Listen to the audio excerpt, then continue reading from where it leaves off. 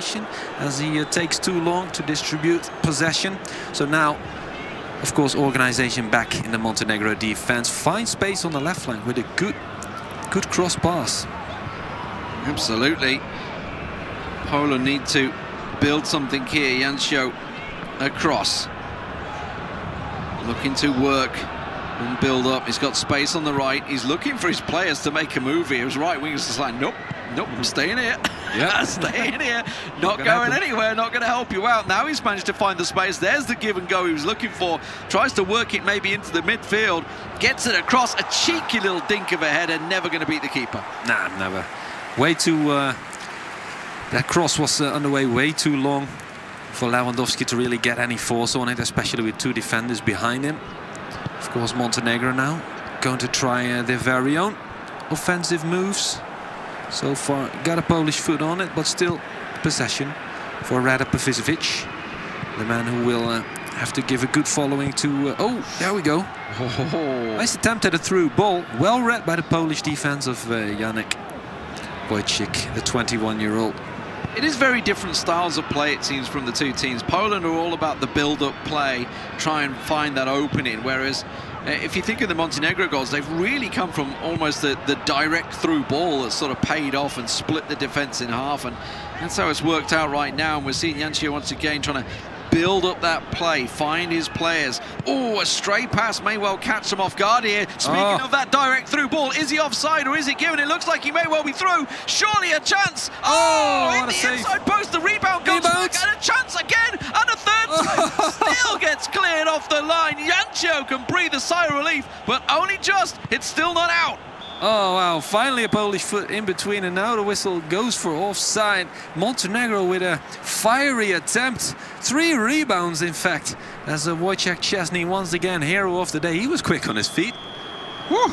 Especially for a man in his 30s. They take a breather, ladies and gentlemen. A real chance at a winner there, going begging for Rade of Montenegro. And Poland, a couple of changes here. I just saw Lewandowski coming off, I think. Oh, really? He hasn't been able to show what he's got. A tame effort with a backwards header, but that's basically all. Although he did get the assist right on Fudbalski with a good pass, drawing in the defenders, like you said. Poland now once again trying. Jancio PL. He's not happy with the draw. He wants to finish it right here, but there's not much space. Can't even whip in a cross. Well defended by Montenegro, but ball goes over the sideline for a throw-in. The Poles still have possession. Not going to be able to do much with that as we get a pause, it seems. Couple of changes. See what they're waiting for. Couple of options. There we go. Back underway. So we'll see what they've adjusted during that. It is going to be a corner given. Did that come back off the Montenegro player? I think it did. Yeah, for sure. Corner Poland. And let's see if they can whip something in. Like you said, Lewandowski isn't there anymore. He's a good header of the ball, usually. Jancio PL trying to create a chance. He gets the rebound, he gets the loose ball, collects it, but doesn't get through. Montenegro defense, who don't get away from under the pressure anymore, it seems. Poland really have had the upper hand in the last 10 in-game minutes, I'd say. Chance here. If we do go extra time, well, it will go to a third match, and we'll see whether that works out. Jancio looking to try and turn it and finish it right here. Chance to lay it back, looking for that big shot. The power came through, but the defender quickly read it well, and in the end, a booted clearance comes out. Montenegro will hold square, 2 apiece for Montenegro and Poland. Close goal. That first match was slightly on the hand of Montenegro. I'd say this match was slightly more towards Poland. It's going to be a golden goal situation. So we're going to see extra time with golden goal. I feel like this match was slightly on the hand of Poland, whereas the first match was more towards Montenegro. So would you say that Poland right now have the upper hand to go through, Lee? I don't know if I'd say that. I feel like Montenegro maybe have had the chances. I'd love to see what the statistics say.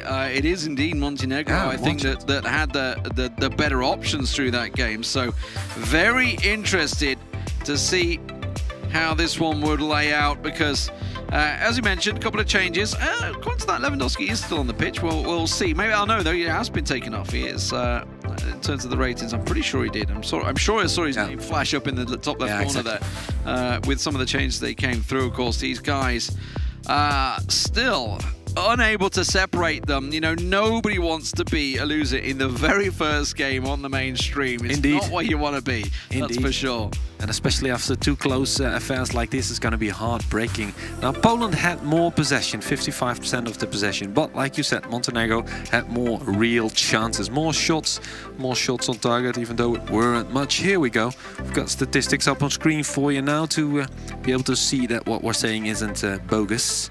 7 shots from Montenegro, only 4 from Poland. Despite all of that possession, it was hard to find a gap in that back line for Montenegro, right? Absolutely. I mean, they were really looking for sort of the direct ball, if anything. Obviously, the goal came from the corner as well, let's not forget. So it was a simple tap-in the end from the corner, but they were always looking for those big through balls, trying to separate the defenses. Whereas if you think of the Polish build-up and you can see the possession sort of backs it up, they were looking for that build-up play. They were looking for that slow, steady approach, working it into the box and working those angles. And that's where the goal came from. Obviously, it was everybody sucked into Lewandowski, as well they should do. But it bought all the space on that left wing for a simple tap-in. Indeed, Fudbalski, the sole scorer for Poland. Don't quite know who scored the goal for Montenegro, but obviously doesn't matter. It was Jovic, of course, yeah, former Real Madrid man. But of course, it's all about the guys behind the controller. It's Radi 90 or Rada Pavicevic, the man from Podgorica. Can he do it? Can he go above and beyond the Call of Duty and beat Janek Wojcik? I believe, and I may be wrong, or maybe production will set me wrong, but I believe it is the other players that step back in. I think it's Artie once again versus the only one. I believe it is those two that comes in. I don't know. Maybe it's the second player that stay on. We'll find out in a moment. We just saw a couple of cheers on screen, and I want to point one out. It was Straight Ahead 77 on Twitter. That's the nickname for Patrick Fiver, who I talked about, the player from Austria. Who managed to come very close to qualifying with that second place playoffs. He was in a group with Turkey, Italy, Ukraine and Belgium, so of course it wasn't easy at all. Didn't manage to be here in the top 16 in the end, but he was top 20 of Europe. How big is that, Lee? To be top 20 with your nation from the 55 countries that started this competition. I know. I mean, we talked about it. Like there is no easy group. Obviously, we can talk about groups of death, and maybe people will look at Group C and Group D and think, you know, they're the toughest groups. But honestly, there's no easy group. You know, these two teams, you can't separate them. Well, you've also got Serbia and Russia in this group. So it's Serbia and Turkey, sorry, within this group, who are absolutely magnificent. So it really is very hard to decide. You know, the competition just keeps on growing and growing and growing. Obviously, this is the second year of UEFA Euro 2021. You know, across the PES world, the competition is leveling up, based on the fact that obviously all the clubs are getting behind it. Everybody's got these supported players now. Look at Alex on our desk here. You know, we know he's almost a retired pundit these days, but he still kind of plays for Bayern Munich. So you know, he's pretty well represented, obviously. He's a vice world champion, actually. Exactly. Yes. That's League 2019, if I'm mistaken. No, it's 2018 that he was the vice world champion, just behind. He'll be out here to correct you if you get it wrong. Trust me. Good to know, good to know. I can just yapper about what I want. Yeah. Nah, it was 2018, just behind Attorito, Ettore Giannuzzi, the Italian. Yep. We all know him. Twice world champion and a couple of times vice world champion. Of course, Ousmane Kabil from France, reigning world champion and also triple champion. That's why they were the favourites last year, and you know, the favourite tag can be a curse sometimes. Oh, indeed, going through. You've got a target on your back, right? Absolutely, everybody wants to beat you, and that's what happened last year. Obviously, you know, it's very rare that favourites actually do go through and win a tournament. Based on the pressure that's all their footage is out there for the world to see as well. All of them playing in eFootball Pro, with the exception of Italy, by the way. They've chosen to go with guys that could really focus on this event. Maybe that's the reason they came so far last year. Yeah, absolutely. But let's get it back on your screens. This being the first match highlights. I believe is this the first one? Second match. No, this was it's the second match. You're right. And it was actually early pressure from Poland. Poland were all over in the first half, but the first goal came from the Montenegro corner. Yeah. You saw here that was a real big chance. That came back off the post. Could have rebounded anywhere. Could have easily been a simple tap-in the end. So real pressure from Montenegro paying off, and that was the corner, obviously forced out wide for that corner. Indeed. And here we go, good combination from Montenegro. They've created a lot of chances, like you said. I was leaning towards Poland, but maybe that's because that was the last thing I saw. The last 15 minutes of the game where Poland was really dominating possession and trying to find space, and Montenegro just hanging back. But look at that, well played. Very good goal indeed in the 36th minute. Good cross in there, Poland not able to clear it pretty well. Falls kindly there off of a body of a teammate, but still, well taken. Yeah, it's the header down, the pass, as you say, deflects, and then, well, it's a simple tap in then. The keeper was done off the deflection. Yeah. He was already done and down. But Poland, you love this goal. I love it. Like, look at the players just swarm to Lewandowski, and it just buys all the space he needed on the left wing. And absolutely, as you say, that, you know, manually tried to move the keeper to the left, saw it coming, just simply couldn't get in position quick enough. Indeed. Yeah, it's hard to control a goalkeeper like that because you're watching it in mirror view, so to speak, so you have to press right for him to go left. And then the first step, you can see it towards the middle. He goes the other way, Yeah, exactly. And then he goes with the correction to the short corner, but then it's already too late. Fudbalski with a great goal. Montenegro with a big chance here. Claims for offside. It wasn't, though. And look at that. We're going to get a couple of rebounds here. Number one. There we go. Good back heel. Another shot. Another shot. Szczesny 3 times. Can you believe it? Could have all been over for Poland. You don't need to remote control your keeper when you got Szczesny in the sticks, that's for sure. Fantastic stuff from him. So this is where we stand, 2 apiece between Montenegro and Poland. They're just trying to set the game up once again to get that third match ready to go, to see who the golden goal decider will be. And honestly, I couldn't decide. I mean, if you look at the possession stats for both games, it's been pretty even between these two teams. So I really don't know which way this is going to go. I do love the fact that we have a second monitor here, that we can see all the practice games that have been going on. We get to see all the players sort of practicing, and some big score lines coming in. You know, obviously it's great to see the Germans, and it is not only they're not always just practicing, for example, their own team against each other. They're practicing against the team they're about to be facing, just to see how it measures up. And that's something that Alex was talking about. Like the stats, the height of the players, everything that in there is really hard to get in there. It's hard to watch and not to play, but the PES community is a family, and I'm now here supporting the other talents. That's what I love to see. I love to see it, getting behind the players. And absolutely, you know, it's, as you say, 55 teams, there's only 20 could be here. So, you know, not everyone can be here in the eEURO 2021. Insanely hard. Absolute top countries missing from this competition, but we've got plenty of top countries left, 16 of them, and all of them are looking for that one big trophy, of course. 100,000 euros to be divided, 40,000 euros for the winner. And like you said, most of them have traveled to the campus of their national squad, the National Football Association. In fact, I know the Israeli players managed to travel all the way to Germany in order to optimize their connection. They're there in basically sort of an esports hotel. As someone that lives in Germany, I could think of somewhere else to go other than Germany to optimize your connection. All right, German internet not always known to be the most finest in the world. Holland, for example, is somewhere you could have gone to. You're definitely going to have a better connection in the Netherlands. But they are very central in Europe, so it might have a good ping towards all the corners. I guess if you're in Frankfurt, it's probably fine, right? That's probably the likely location. Obviously, big international airport, etc. Sort of that sort of location. But yes, Oral Daniel actually, do not go to Berlin, is all I'm saying. Oral Daniel actually sent me over a few pictures. They look good where they're staying. Sort of an esports hotel. But of course, we have to focus as the music intensifies once again. Jancho PL on the kickoff up against Montenegro one more time. Red 90 once more into the fray, and we're about to see who gets that golden goal decider. You can see Artie sat alongside, supporting him, trying to egg him on, give him all the help that he can here. It's such a crucial game, there's no doubt about it. Jancho trying to build up here, as he has done in that first matchup, as his teammate did. in the first game, the early one, Zico. And now looking for, well, what was almost a deadly through ball, but quickly read by Rada.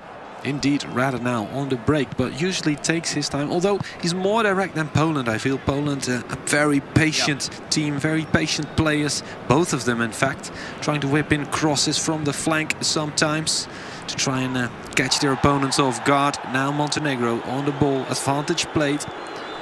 Seemed like a foul, maybe, although it was with the shoulder, right? And there we go, Poland in between, and then the foul still gets goals.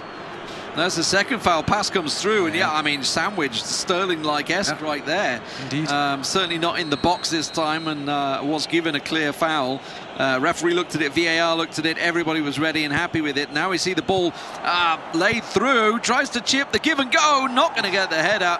And in the end, now it's a real chance for a counter here. Can Poland build on this? Absolutely, yeah. Frankowski on the ball. Looks for Lenati on that left flank. And Fudbalski is there up front, but he's not going to be able to reach him. Passing lines cut off by Montenegro very, very well. That's Rada for you. He reads the game like an absolute champ. Despite not having that much experience on the highest of levels, just playing for the past 2 years, like we said. So he's really come up as a top talent of the game, I'd say, in an insanely short amount of time. Absolutely fantastic stuff. Now, free kick for Poland. Let's see if he can build on this. We've got players forward around the box, looking to play. Maybe go short, just a tap and run here. No, he's going to try and lift it in. He's looking for his man, and it almost fell kindly off the defender. That's gone for a corner, I think. Yeah. Yes, it has, and we already saw a goal from the corner for Montenegro here. Ball lifted straight in, cleared by the first man. You got to do better than that. There's nothing more I hate than seeing a corner cleared by the first man. Indeed. Put more height on it, bring it towards the far post. Then you have two options. Head it towards goal if the keeper's not there, or head it back towards a teammate into the fray. But Montenegro on the break. They're about to create a chance here on the left flank. Gets the give and go. There we go. No room for a shot. And it's going to be cleared away by Krishwick. And there we go. Zielinski on the ball. The man who's played most of his career in Serie A. Good player. But of course, like you said, Lewandowski. What's the chance? Oh, has to be! Oh, so close. The stanchion in the end goes wide. And again, it's that through ball. Just finds its man, threaded through. This time it works out wonderfully. Just a bit more curl and that was in. Exactly, yeah. The curve on the ball, just not enough. The keeper was close to it, but wouldn't have been able to stop that if it was in the inside of the post, I feel. Poland now with air to breathe, room to breathe, as Montenegro hangs back and lets them come to try and create space. Jancho PL. There we go. Good combinations. He's going to look for those star guys up front. Fudbalski, scorer of the goal, right there in view. And he finds him.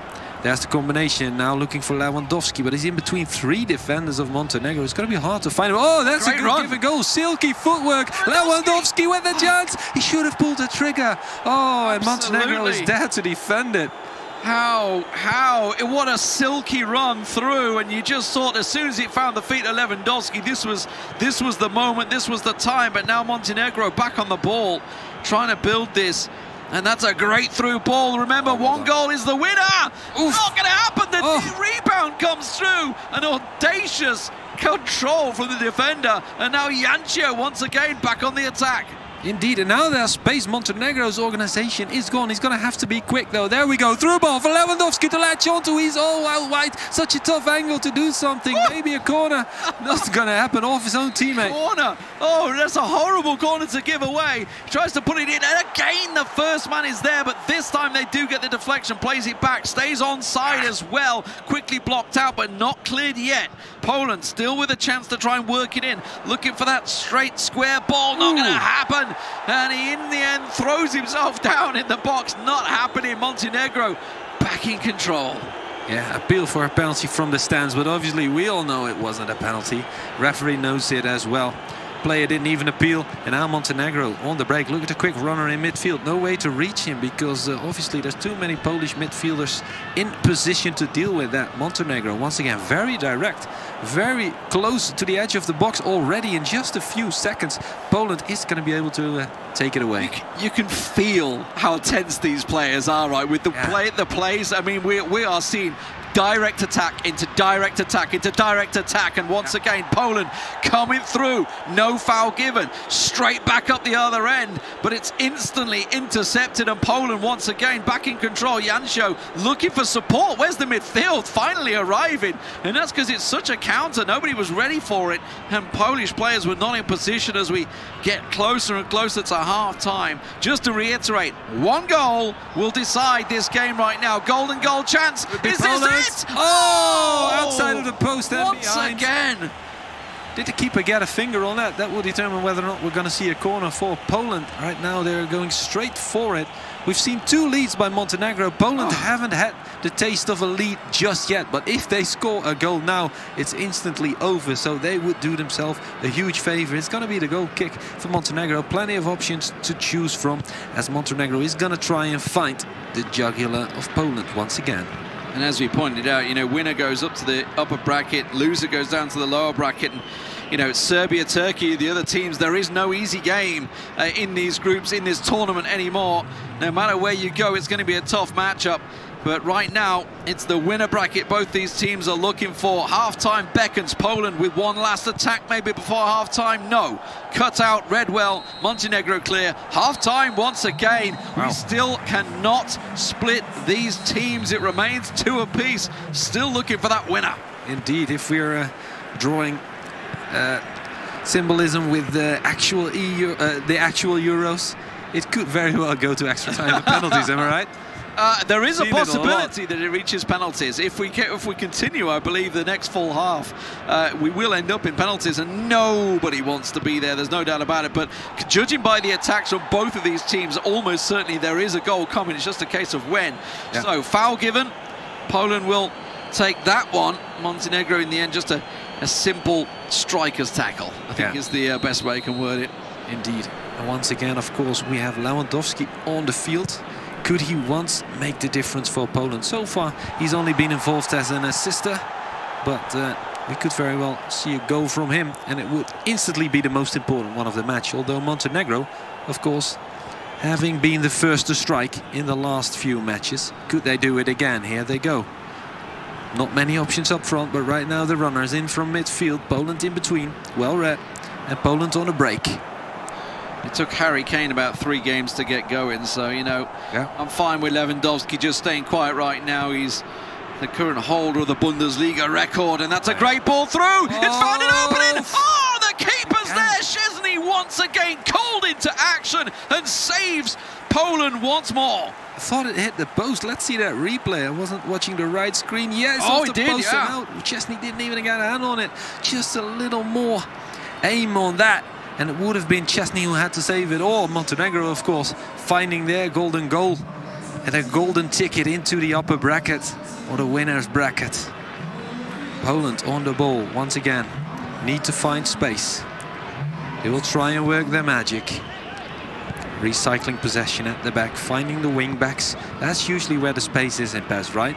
You've got these midfielders and offensive line quite compact in the middle of the field.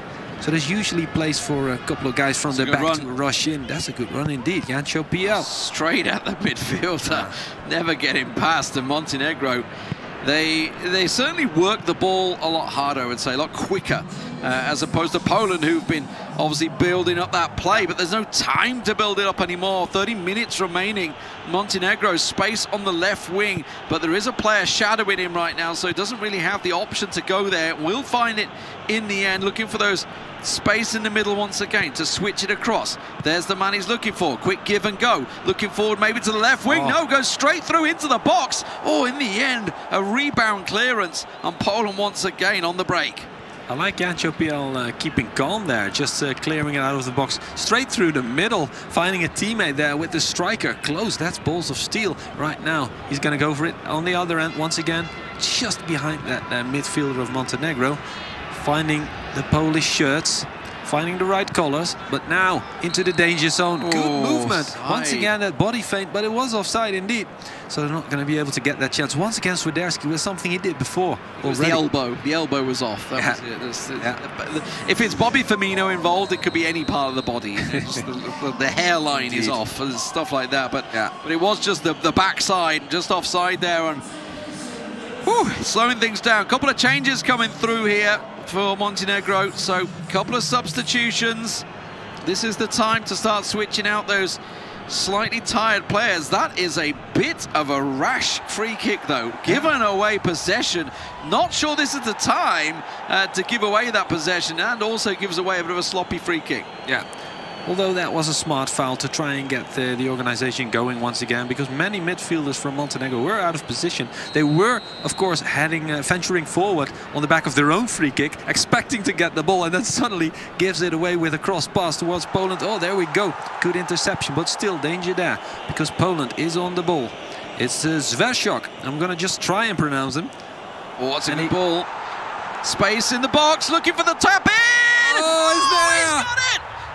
Will take it. Yangshu gets the goal that they've been looking for, and in the end it was a simple through ball that made it work, and a bit of silky footwork in the box. Indeed, finally for the first time Poland takes the lead, and it's the most important time of all. They've tasted a disadvantage of 1 goal twice against Montenegro. They found their mental strength. By sheer will, they took the game by the scruff of the neck in this extra time. Find their golden goal. There it is. Fantastic stuff. It sure took us a long time to get there. There's no doubt about it.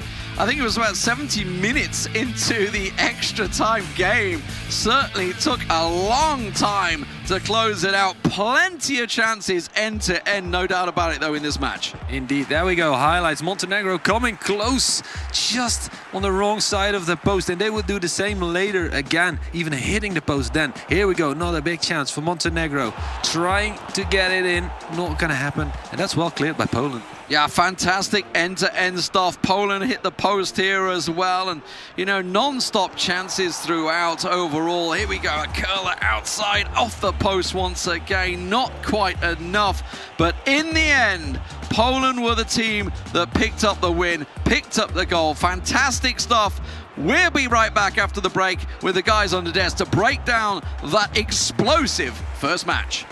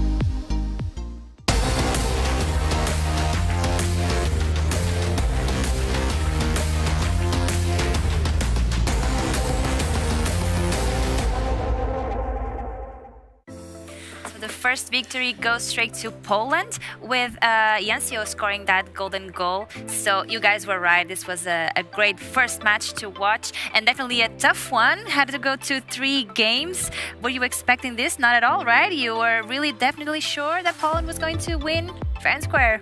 Yeah, I think we thought it was going to be high scoring, and it was probably the opposite. It was a very, very tight game, and I think you don't want to lose the first game, so I think that's why we saw a bit of tactics come into it. It was very defensive at parts, but a ton of chances. I mean, it was like at times they didn't want to win. There was so many posts being hit, but crazy games. Yeah, I mean, it was a crazy game, and you know, as Alex will probably go into, nobody wants to lose the first game, but Poland actually did pull through. So yeah, I mean, it was a great result for them. I mean, if one of the players of Montenegro, I will be really frustrated now. Many misses in front of the keeper, a lot of posts. It is true that even the only one Zico had chances in the first game, even to take the lead for Poland at the end. But in general, Montenegro looks like much better, more consistent in general in both games, even in the extra game. Yeah, definitely. And at the end, you know, that's football. Jancio, one chance, and he got it. I mean. I'm pretty nice. I mean, that's positive for Poland. That's a good help for the rest of the day. And I mean, they are looking for the winner game afterwards. But really impressive at the end. Yeah, I think Montenegro will be kicking themselves, as you said, because they did have the better chances. I mean, they were so even on possession. First game, everything, exactly. 3-4, for Montenegro, and then on the second game a little bit less, but still the shots were mostly from Montenegro. Yeah, definitely. And if I'm one of them, I mean, I will be really relaxed in terms of I'm doing pretty well. Yeah, definitely. I mean, I just scored the goals, the chances, and that's all. I mean, the feelings are really nice. Just the goals. I mean, that's poor for the beginning, but it's still a long day. They had another chance afterwards. And Barry, you think? I see them as a team to qualify. I think so. Yeah, I definitely think they impressed me today. I mean, we were probably, you know, praising up the only one Zico as nearly an automatic win, but Montenegro were fantastic in the first game. Arti was amazing. So I think they'll have a say. Yeah, I definitely think they will. Our system is maybe we will see tomorrow another Poland-Montenegro. Let's see. You never know. But today, Poland is in the winner match afterwards. Yeah, of this match, definitely. And what about these matchups that we saw? You were talking about their strengths. You knew that the only one, Zico, against Arti would be a great match to watch. It was a draw. And then the second one, were you expecting that much of a turnout for those two? I mean, in the second one especially, we didn't saw a special thing between them. So, I mean, they were really tight in terms of intensity, looking for the spaces. In the first one, we saw a really solid Arti, I think, with an impressive performance. Tactically, I think it worked really nice. The defense goes back really fast. I mean, he has systematically found to build up their chances, and it was really impressive. I think he did a really awesome chances. But then Zico, I mean, he's one of the best players as well. It's like he wasn't feeling really nice, but he found spaces, he found the chances, and he scored an amazing goal. Brilliant goal. Barry, how was that for? Yeah, no, I mean, brilliant. That's the sign of a good player. I mean, things weren't going his way, but he still came away with a good result for his teammate to go into. They did get I thought they got lucky. Like, they got a couple of the breaks that were going, but you need that in PES and in football. So, I mean, we're going to see probably a lot more twists and turns today as well. So, it's a good one to start us off with. Definitely. Alex, walk us through that play that you selected for us to see. I select in the last game, the deciding match between Raid and Jancio. One of the chances that missed, right, which was really crazy. They failed a lot of consecutive chances, and this one maybe looks simple, but I will analyze some points for people at home that will really like it. As like we are seeing the chances, it's creating the build-up with some passes, going up with L1 passes, and then right there, just before, we found how maybe it was really slow changing the course of the defender. In PES, you have to take back the defender, and we saw where here it was at the same line. You have to try to take back the defender to this position, to be in front of the striker when he receives it. And then afterward, the control looks simple, open goal. But at the end, I want to see that. That's really important on PES. The defender, contact, he was touching him, probably saved it, and that forced not to have a simple shot, which makes the difference. Yeah. Sometimes that moment, maybe the Montenegro have a bit more calm, wait the contact, and knowing he was going to win it, and then afterwards shot will be a goal. But you know, the nerves. Or was it too rushed? The nerves, the deciding. I think Yeah, it's about timing. He waited a bit more. That's completely a goal, in my opinion. Yeah, it's easy. It is easy for us to say it. I mean, especially for me, that he should have scored. But I think the defender did very well. The pressure as well. Well, yeah. And you know, you do probably have to put those away. But they were just hitting the post for fun today. I think, you know, trying to rack up who could hit the post the most. So yeah, but still, we ended up with 2 draws and having to go to a golden goal on the very first match. So that tells a lot from both of these two teams. Very evenly matched. Let's see how the bracket is showing right now with these teams. So Poland is going to face Serbia right now, and then Montenegro against Turkey. What do you guys have to say about this, Alex? I mean, well, with respect to Marta, I mean, Serbia, one of the favorites. I think the most difficult team to face in this group, right? Yep. I mean, Kepa and Roxa, they are looking for take the championship this year. I mean, it will be awesome to see against Poland their performance. I think pretty nice. I mean, for the other side, Turkey, I think they has a lot to say in this tournament. Mukahid is a great player, and against Montenegro, we will see another great game. Shame that one of these two countries will leave the tournament. Let's see, Barry. I mean, yeah, I think Montenegro will favour themselves against Turkey based on that performance. Serbia were probably heavy favourites against Turkey, but now you're kind of looking at that. Poland are probably thinking, okay, if we lose to Serbia, we still get another crack at Montenegro. We've already beaten them. We didn't play our best. We can kind of beat them again. Do they want to face them again? I mean, with 2 draws and having to go golden goal, I mean, that's kind of. I would want them if I was Montenegro. Yeah, I would say, yeah, we can take these boys, you know. But Poland definitely didn't. I don't think they played to their strengths or played as well as they could have, especially. I mean, Montenegro didn't let them to play easily as less. No, I mean, now it's difficult, but they won. You know, it's like they're still having 2 lives today. Yeah, that's it. So that's a huge advantage. So I think I don't want to be in the position of or Turkey and or Montenegro right now. It's really tough. But well, that's competition like. So that's it. It is, and this is a match that we'll get to see the winner side later on this day. But now let's go to the next game that we are facing right now. So Croatia against Portugal will be the next match of the day, and we already know some of the players that are going to win.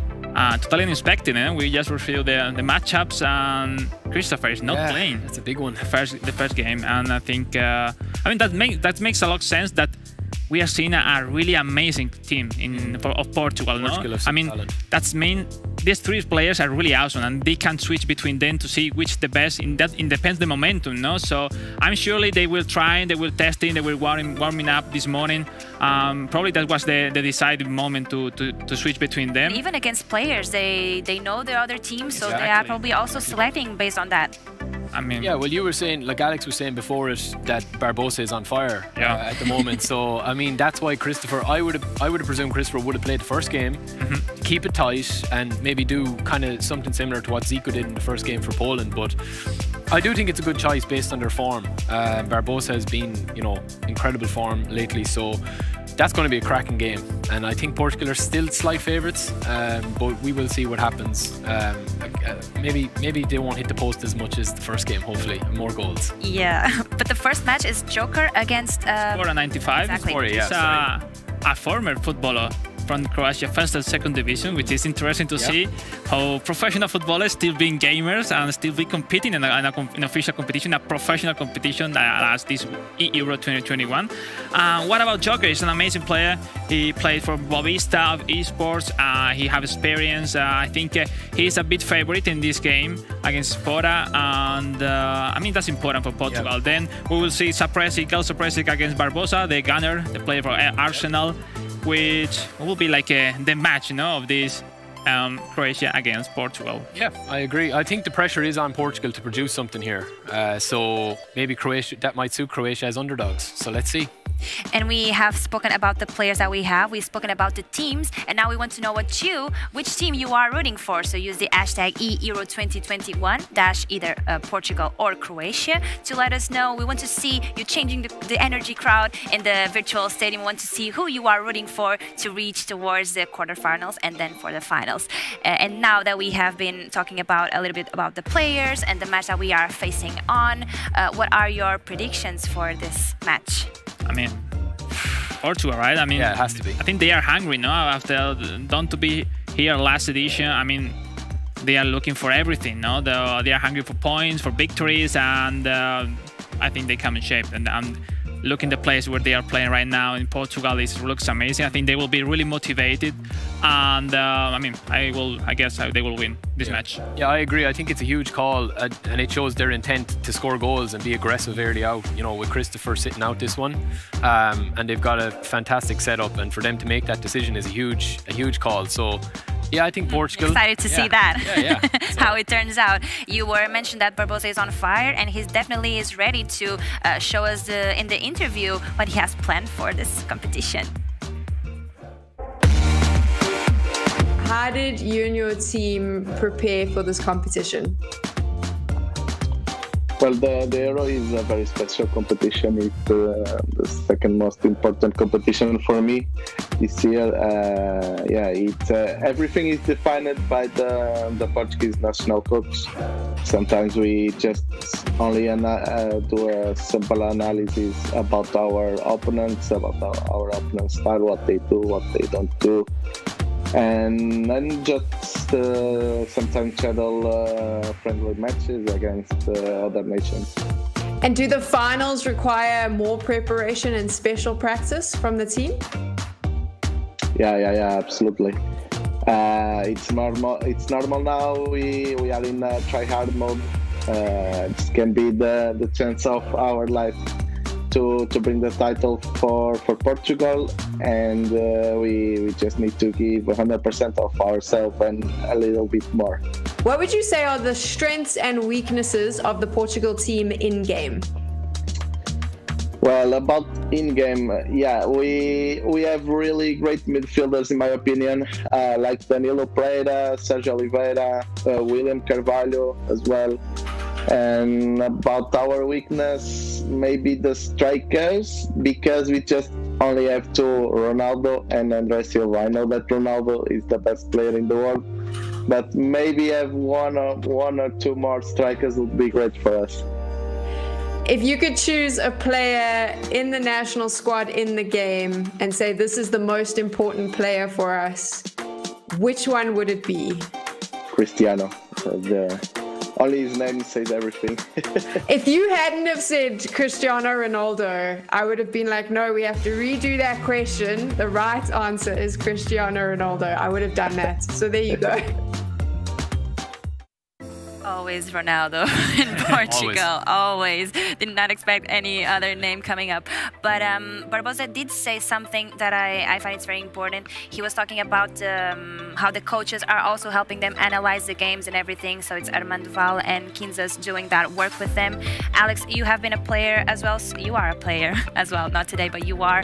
So you know the importance of the staff also behind the team. Yes. And now we are playing every day. I think we are having more facilities behind us now as a players, like psychologists, coaches, analysts. When you use them, it's a really good help. And sometimes we notice and we think now it's enough just playing, but the analyst part, the tactics, how to deal with the opponent, how to react to some situations is really important. And Portugal have Gio Lopez behind them as a coach, and that's really important. All together, they will analyze all the stuff. Will be amazing. Now the Portugal side, everyone is focused on Cristiano Ronaldo. I think if they really find spices within, they will break the games finally. But there is some other players in the stat balance. Not to forget people at home that we are using the stat balance mode, which the overall rating of the teams are equal. So, but it's still players like Bruno Fernandes, Ruben Diaz, players which I really like in this mode, and I think they can take the next level of the game. Yeah, I agree. It's similar to the earlier game. Croatia have to stop Ronaldo really, and if you stop that, then you need to bring in the other players. Like your João Felixes, your Brunos, and maybe off the bench as well. With the stat balancing though, Croatia do have a really good chance. Modric, a couple of them guys. It's going to be tight, but yeah, it is going to be a very hard, difficult game, I think, for Croatia. Yeah, totally. They have to show why they are here. And they are a good team, and they will face really nice Portugal, in my opinion. But does it weight more like the players that you have in game or the actual players outside playing the game? At the end, if you ask to me as a player, you have to play with everything you have. There's no excuses. But it is true that there is some difference in terms of stats, of if the player is really fast, or if he's really strong, or have an accuracy of 99%. So, and that's Cristiano Ronaldo. It's true, but I mean, there's no excuses. I mean, you have to play with everything, and as a player, Croatia will have many chances, as Barry said. Portugal as well. Then the substitution will be crucial in this game. The stamina, it used to be goes down really fast, and you have to make the subs yes or yes. So I think from 60 minutes till the end, you will have another chance to score 1-2 goals to finally take the lead or take the victory, which is. Yeah, I agree. It is, you know, these guys at this level, like they're all top class players, you know, they're a lot, like professional players. So there's a small, you know, there's only a small gap between them, if there is a gap at all. So it is a lot to do with what the players they have to control on the pitch. And when you do have Cristiano, I mean, he is going to do something for you, magic. And I think that could be a huge advantage for Portugal if they get over this initial hurdle of Croatia, get a bit of confidence, which is huge on this stage, as you will know. I think that's going to be a good start for Portugal. And something we haven't mentioned so far, so teams are allowed to have 4 players in their team, but right now Portugal has 3 and Croatia has 2. Would you say having more players makes more difference, or playing with 2 more and you being aware of their strengths more does the trick? Yeah, I would think that, like, I would think the big omission is Christopher, and I think they've made that decision. They've had that choice, and you know, to have the option to be able to say, nah, Christopher's going to sit this one out. I mean, he'd probably make most other teams, you know. So it's a huge advantage, I think, to have extra players. And it might tell that if you don't like your matchup, you know, you can switch it around and stuff. And Alex will tell you that as well. You can match up how you want, you know. Very well. So now that we know that the game is ready, we will welcome another team of casters, this time Wonderboy and Wes. Take it away. Thank you so much, Marta. Yes, it's fantastic to be here. Although in a virtual capacity, we still get to experience the action with all of you watching around the world. Wonderboy here alongside my good friend Stuart Wesley. Wes, we've had the pleasure of covering the qualifying rounds all the way from phase 2 throughout the national team selections. And now we're here at the finals, Croatia versus Portugal. First of all, how are you doing? And second of all, what a matchup we have here. Well, I've just about recovered from Montenegro versus from Poland. You know, I was on the edge of my seat, but we've got what I think is probably the sleeper game of today's kind of schedule. Croatia versus Portugal. Both teams top their group coming through the qualification stage. I'm expecting fireworks here.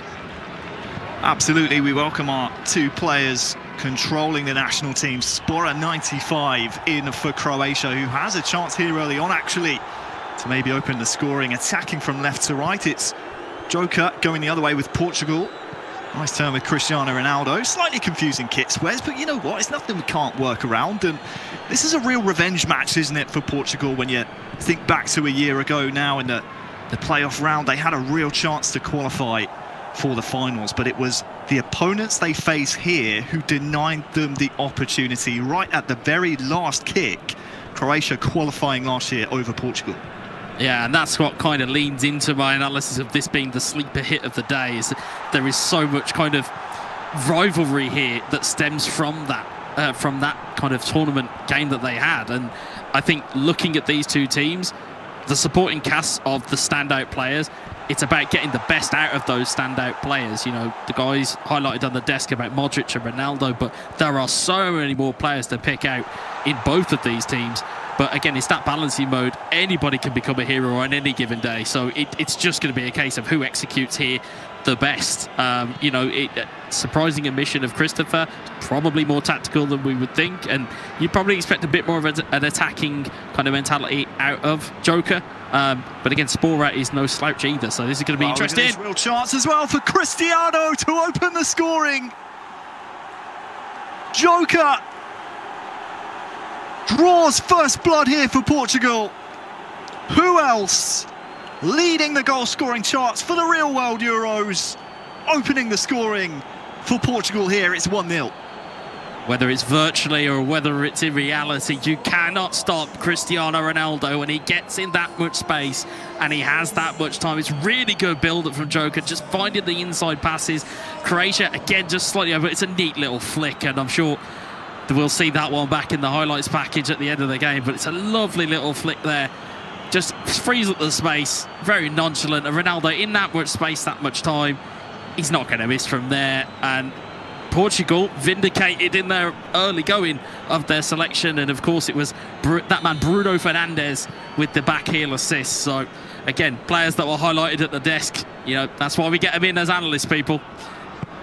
Fernandes to Ronaldo, probably one of those combinations we're going to see throughout the tournament for Portugal. Looks like they've won themselves a free kick here as well, so relieves the pressure from the kickoff. But a great start for Joker, isn't it? Especially when you consider, again, we can't mention it enough, Portugal, their notable omission from last year's competition. Such a strong start from them is going to do them the world of confidence here. Yeah, I mean, they lost, what, one game in their entire qualification phase. They, you know, forced the reigning champions Italy into the, you know, the playoff groups. And again, they are right on song here as Ronaldo's in again. This Ronaldo takes the strike on. And it's gone wide of the target. Joker starting this match really, really lively.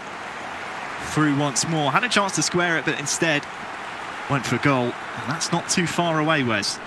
Yeah, it's a rare collector's item in the world of e-football, PES, in esports. Manual shooting, which is something I absolutely love, is that you have the full ability to get as much power behind it, and you can really aim for the corners. It was just slightly off from Joker. But again, there's a chance you're going to need to take. Well, Joker had to be aware of that one. It's going to be a corner here to Croatia. Bora with a chance to deliver it in. Can't beat the first man, though. Vlasic on the ball now. Bora needs to steady himself here. Perisic. There's a chance maybe to back heel it. Joker again defending well, but Bora's won the ball back, and it's into Petkovic. There's the equaliser. The Croatian fans in the stadium appreciated that one. Equaliser for Spora, showing why Croatia won the qualifying group ahead of Turkey. And talk me through this one, Wes, because a slice of fortune, but sometimes that's what you need. Yeah, there's a little bit looks to get it back on the edge of the box. Wasn't quite cleared cleanly enough, but the ball finds its way through to Petkovic, who is the guy who we have always seen through last year's tournament, through last year's qualification, through this year's qualification, be such a go-to player for this Croatia side. Find themselves level. Spora will be delighted, and we go again. We're back to level. I mean, this game looks like it's going to serve up goals in abundance. Free kick to Portugal.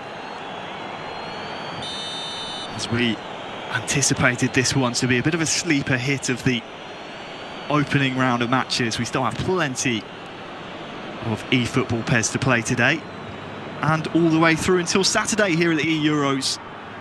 Thank you for joining us. Joker now potentially strike back, but half an hour gone in game. Both players really showing that they're going to go for this one. Here's Vlasic. On to the goal scorer Petkovic, but it's cut out by Joker, and well, Portugal looking very threatening on the counter-attack. Who can they find? Gonzalo is, well, wrestled down on the ball. Defended well, though, by Croatia.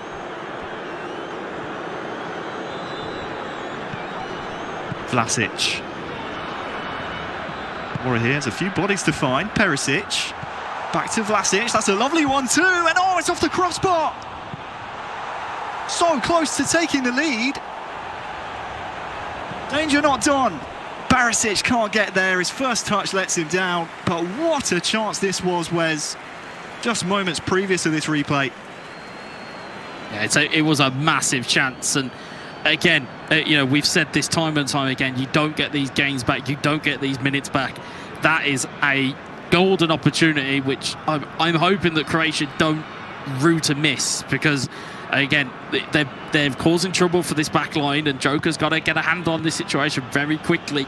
But it seems like a more open game than if we would have saw, you know, Christopher, you know, we talked about the defensiveness and the tactical switches and things like that.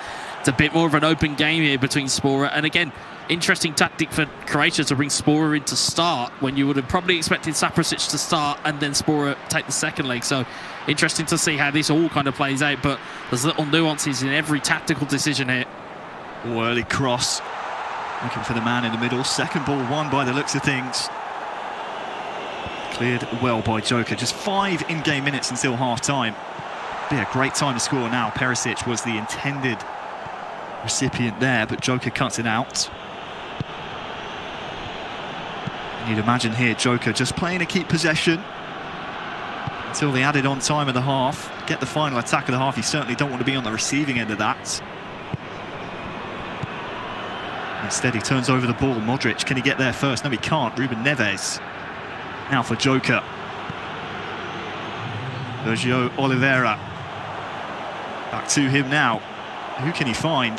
Tries to find Ronaldo. That one will be cleared, and at half-time, Wes, it's 1 apiece.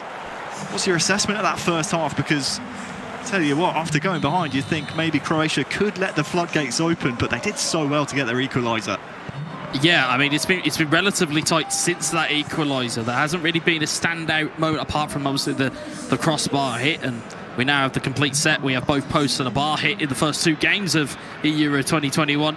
But again, I think it's quite a fair result as it stands. It's just a case of who's going to execute going forward here. Is it going to be Croatia? Can their stamina last out here? Because again, as much as we talk about start balancing, you've got to be able to manage your team effectively with the stamina that's there. As you can see at the bottom of your screens, you'll be able to see how tired some of these players will get, and it just depends on how much intensity you put on it. Oh, Joker almost getting all the way through. He'll retain possession here, and he's been dragged down in the box. Will he get the ball? Yes, he will, and there is the second goal for Cristiano Ronaldo. It was chaos, it was frenzy in the box.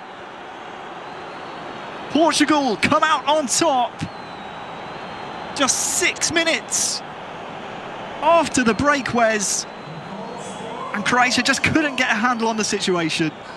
Yeah, I mean, we say that there's luck there. That should have been a penalty, regardless of however which way you want to call it. That's a rugby tackle from Croatia there.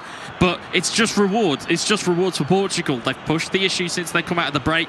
Guedes gets brought down, and again, wasn't given inexplicably, but Ronaldo didn't care. He saw the ball was still live. Croatia just freeze, and Ronaldo's in for his second. And again, how do you stop him? If you're any other team looking on, how do you stop Cristiano Ronaldo? That's going to be the question for a lot of these teams. If Portugal get out of the group, and if Portugal go on and put a bit of a run together, it's how do you stop him playing? Here's Orsic, can't keep the ball in. Orsic, by the way, brought on instead of Perisic. He was taken off at half-time, and you said it's all about who's going to be fresh, who's going to be the weapons. Perisic, one of those main men for Croatia on the virtual pitch and the real-world pitch as well. He's taken off, but look at this from Joker. He's trying to make it 3. Off the stanchion in the end, is it? Really good chance for Portugal once more. Yeah, and on another day, that goes in. I mean, it's a pretty good opportunity. It's just not got the right direction. But as you were alluding to there, you know, if you look at the substitute bench of Croatia, have they got the same type of firepower that Portugal have? Probably not. You're probably looking at maybe Orsic to come off the bench and to try and mix something up. Maybe Brozovic to come in and kind of, you know, solidify that centre midfield spot. And as we talked about him, here is Orsic. On this near side, up to Vlasic on the edge. Here's Luka Modric, taken down. And this is going to be in a really appetising position for Spora 95. Ruben Neves will be lucky to escape this one without a yellow card, I think. Now the question is, do you play this short? Do you go for goal? Steps up, goes for goal, and finds it!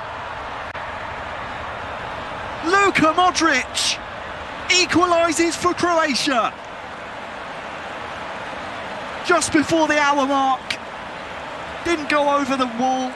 He went straight for power, straight for goal, and it's 2-2. The man who ages like a fine wine, Luka Modric, with an absolute thunderbolt.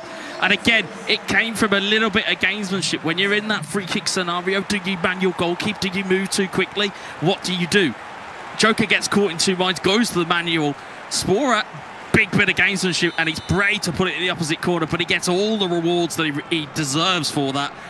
And now we're back to level again, and now it's going to be a case of who can react to this last half an hour, what changes can be made, who's going to blink first here. Well, there's the hour mark. 4 goals already, 2 apiece. We thought this might be a goal fest. When you look back to last year in the playoff groups, Croatia winning 5-4 and then the two nations drawing 3 apiece. There were plenty of goals that time around. Joker now losing possession. If you're just joining us, we do play 2 games. It will be an aggregate score. If they're drawn after those 2 games, we go to an extra game. Golden goal situation. And if you're drawn after extra time, it's all the way to penalties.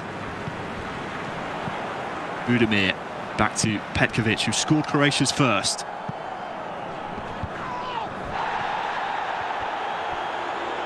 We're approaching the final 20 minutes now of this first game, and that's a bit sloppy actually from Spora. Here's Joker with Cristiano Ronaldo on a hat-trick, of course.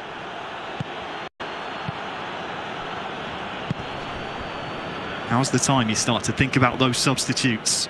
Who's going to be a hero off the bench? Guedes. Lucky pass back to Neves, but he'll find Nelson Semedo.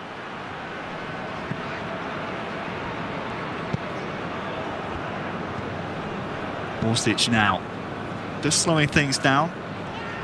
Just before that free kick, of course, Kovacic brought onto the pitch for Croatia.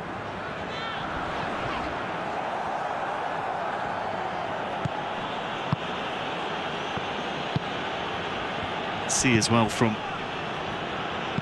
the overlay on the bottom of your screens on the right hand side, Croatia going defensive. They've actually moved that bar up now to a more balanced attack, and look at this, Orsic has lots of time and space. Can he find a teammate in the middle?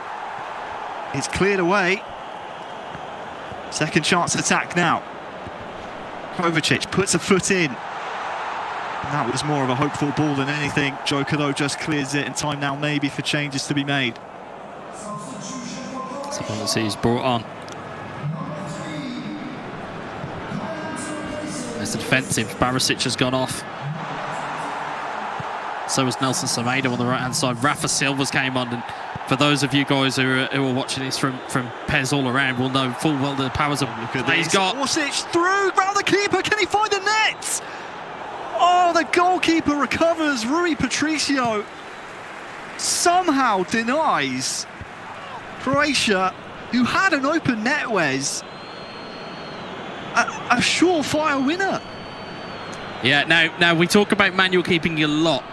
There's a dive button that you can press, which I think is what Joker has actually pulled off there in almost a panic, because I don't think he's realised that Croatia have got in there and has got away with one massively here. Croatia will be very disappointed that they didn't put that in the net. It's a golden opportunity that's fallen by the wayside, and now Portugal are in a bit of prime real estate here, but it's cleared away, and Spora will look to try and lead this down the left-hand side with Orsic.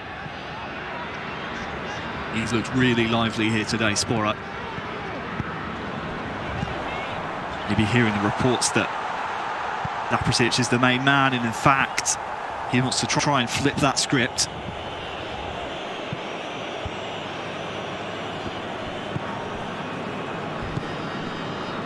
Final 5 in-game minutes now. Joker up to Guedes. The referee's seen something he doesn't like, so this one will be a Portuguese free kick. And then Rafa Silva again involved.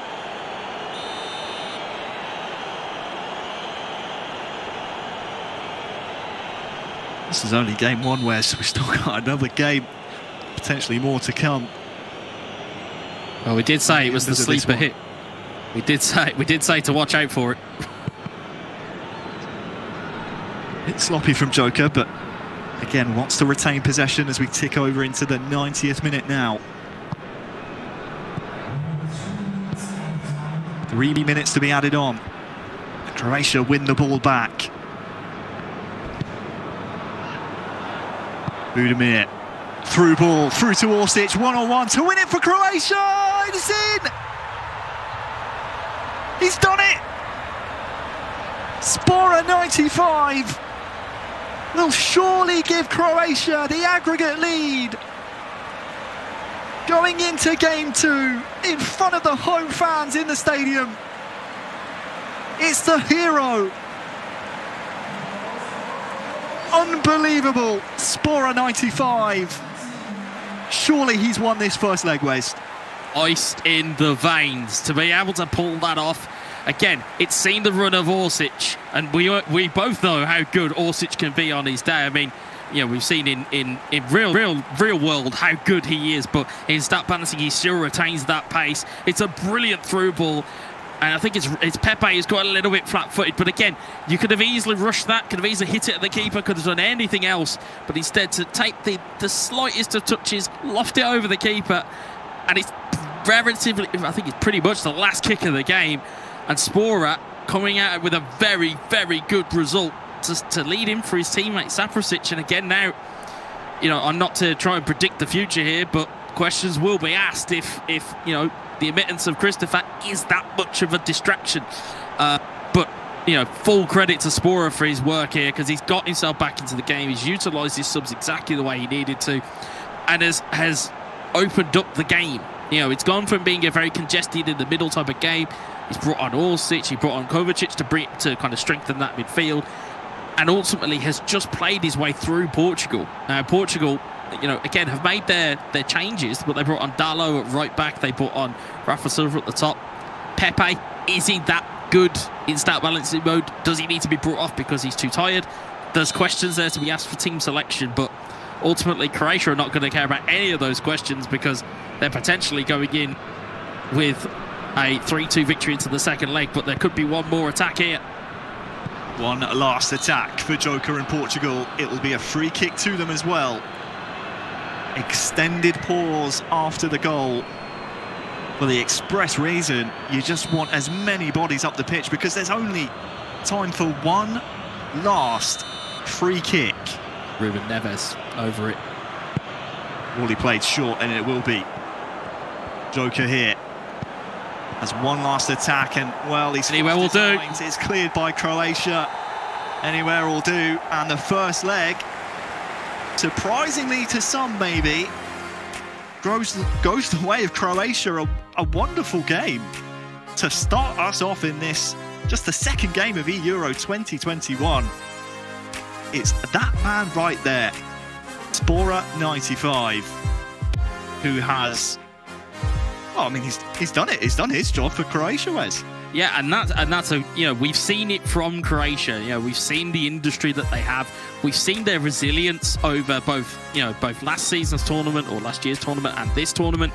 In terms of the qualifying stage, we've seen their powers of recovery. They don't go away, and that is a great trait to have if you are, you know, an esport player, especially for the likes of Croatia, who, granted, on paper might not necessarily have the greatest of teams, but they certainly know how to use the players that they have, and that is the beauty of stat balancing, is that if you are, you know, drilling, as Alex said, and things like that, if you're able to kind of drill and play it like that, then you're able to then kind of put that team together, utilize those kind of those weapons that you have, and ultimately you're finding how these teams play. Because some people might go, oh, well, everybody just plays 4-3-3, everybody just plays through the middle.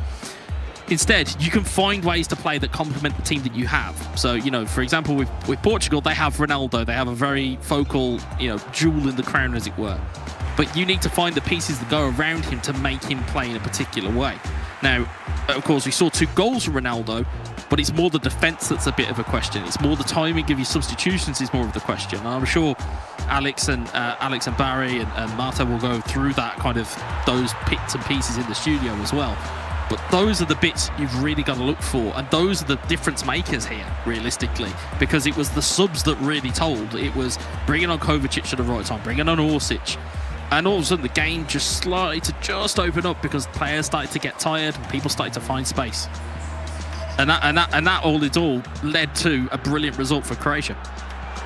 That's the beauty of this type of competition, isn't it, Wes, as we just watch over some of the action from our first game, Croatia winning 3-2. It's not only that, as you said, we have 16 different nations being represented here at eEURO 2021, but also, if you're following eFootball PES Esports, you know eFootball Pro, you know all these competitions that are 3 versus 3. This is 1 versus 1. This is almost the jewel in the crown outside of the eFootball Open. this is probably the biggest competition 1 versus 1 on the calendar this year. So all those players such as Barbosa, who we're going to see in this second game for Portugal, who've been practicing and drilling 3 versus 3 co-op gameplay all year long, they're not necessarily going to be at their sharpest because most of their efforts have been with Arsenal or their respective eFootball Pro clubs in the 3 versus 3 part of the game. Yeah, and it's a totally different game with 3 versus 3. You know, if you're the ball carrier, you've then got to somehow, you know, you've got runners off you, and then you've got players that are moving independently and they can make runs. They can tell you you're making runs. Whereas when it's 1v1, you're relying on the AI, you're relying on manually triggering the runs, you're relying on all these other different moving parts, and it is a vastly different type of game when it is 1v1. And I think, you know, we just saw there the clip of the free kick there. It's the streetwiseness of Spora that I'm really impressed with. It's having that, okay, I know how this kind of goes. I know you're going to know to move your goalkeeper, so I'm going to punk you out and go for it. And you know, the worst thing that happens is the goalkeeper parries it, saves it, goes out for a corner. At its best, it rockets into the top right-hand corner, and it's one of the, you know, it's an early contender for goal of the day. You know, there isn't that much, you know, room for it. And as we saw, a beautifully deft finish from Orsic.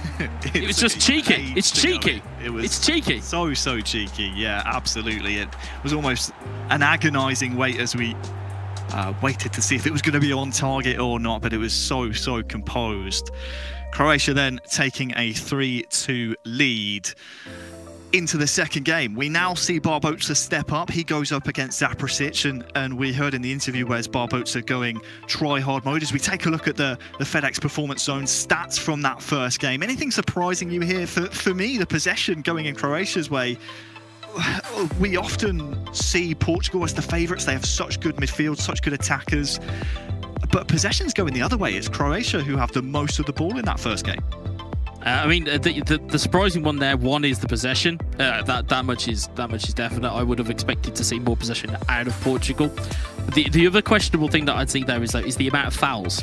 If you know that your opponent has the ball and you are trying to break a rhythm that they have, because in pairs you can settle into a rhythm, you can get your flow going, you can start pulling off passes left and right. You need to start maybe sticking a tackle in, getting a foul, break that cycle of them going, well, I can just play around here and I can just do what I want. And that was the interesting bit, is Croatia, they ended up with 5 fouls, but it's broken up the play where it needed to break up. It allows your team to reset, it allows the team to get the shape, and it allows them to really settle back into their own rhythm. So again, I think that's the kind of that streetwiseness that we're talking about. It's that ability to know where the danger is and to stop it from happening. Yeah, often when you see lots of fouls on the stats, you'll kind of expect there to be lots of offsides, but weren't that many, if any at all, in that game. Don't forget, of course, you can support your nations here at the tournament using hashtag eEURO 2021-your country. So, of course, we have Portugal and Croatia going head-to-head. And, my voice is the voice of Pez. Not too sure about that. I appreciate it. Straight ahead. Thank you so much. Hope you're enjoying the show wherever you're watching us. Did you know we're on TikTok, Wes? Are we? Yeah, we're on TikTok. I'm only seeing any fancy dances out of me, but welcome to all our TikTok viewers. I hopped in the stream earlier on and saw lots of "It's coming home" comments, so fan of that, of course. But we have to focus on this next matchup. 3-2 lead Croatia take into the second game. What's the mindset of Barbosa here? We heard in the interview he said, we're going try-hard mode now. Do you look at this as a 3-2 aggregate lead to Croatia, or do you just think to yourself, there's only 1 goal difference here? There's only 1 goal in it. I can overturn this. Well, the thing with it is that a 1 goal difference, or a 1 goal, kind of, swing, as it were, yes, it gives them the third game. But ultimately, as we saw from the third game between Montenegro and Poland, it puts so much pressure on that third game, especially with it being golden goal. I wouldn't want to be put in that scenario. So for Barbosa, he's going to have to come flying out the traps. The only problem he does have is that he has Gael Saprasic waiting for him. And as we've seen before, the skills that Gael Saprasic possesses, his ability with this Croatia team, it's going to be very, very difficult. But again, if there is anybody who is free scoring and has ability on this game to find the back of the net, we've seen it time and time again with Barbosa. So this one is, you know, I hate to use a sporting cliche, it is too close to call. I'm very interested in exactly how it's going to pan out. I would like to see a third game of this because the first game was so enjoyable, and hopefully the second game is just as enjoyable as well. I'd like to see a third one out of this, but it's too close. It's so close, and I'd say arguably the two best players that are out of these pairings are now going to match up. Tell you who won't be enjoying this viewing, or maybe they will be, are the two other nations in this group. Of course, we still have plenty of pairs to play today. We have Spain versus Germany coming up. We have France versus Italy. Huge matches, so please don't go anywhere. But the other two nations in this group, Romania and Russia, do you think they'll be happy that Croatia are taking a lead into this second game and potentially might even go on to win it? Or do you think maybe they'll be a bit disappointed that they might have to play Portugal in that losers match in this group? Well, I think if results stay as they are, I think it's going to turn that Romania-Russia game into a must not lose. And again, that puts its own pressure on it, because you look at it then and go, well, we didn't expect Portugal to be in this position. We're going to now need to up our game. Now, the thing that I would say probably maybe when we looked at the rundown of the groups where we were talking about, oh, well, Romania and Russia and things, and as much as I appreciate Barry and Alex on the desk, Romania, we must not forget, were semi-finalists last year. Yeah. They had a almost Cinderella-like run, and they won a lot of hearts and minds, especially for me being a neutral because England never got here. They were kind of my go-to team. They were my team of going, do you know what, actually, they play that brand of football, they're exciting, they don't give up, they have a never say die attitude. That's going to be the key to that game, is can they execute there to stop themselves falling into this trap? And more importantly, we could still see a turnaround from Portugal here. So it's all up for grabs. It really is. We definitely could see that when you look back at Portugal's performance, the way they bounced back after not making the finals last year, being drawn in a group with the reigning champions Italy, qualifying ahead of them. Certainly possible for them to overturn just the one goal deficit here against Croatia. As we take a look at the virtual Wembley Stadium, it will be our scene for this second game. Thank you for joining us here at eEURO 2021. I've had a few people ask me about why it's called eEURO 2021. Well, it's because we were able to play eEURO last year. Our boats are trying to start early on, so it would be a bit silly to call it eEURO 2020 because we've already had that, whereas obviously the real world Euros didn't take place last year. New players on the virtual pitch behind the sticks. It's Gels Zaprasic in for Croatia, and it's Barbosa of Arsenal playing now for Portugal, with it all to do. Croatia attacking from right to left, and look at this. Budamir's through for Zaprasic. It's a wonderful ball. He's essentially through one-on-one here. Goes for goal. In the end, just took it too close to the goal. The defenders closed really well, went for the near post. The keeper had it covered. Yeah, the manual goalkeeping had it covered. He moved too close, and he had such a you know, when you see that back, and I'm sure Alex may or may not pick that up in the highlights.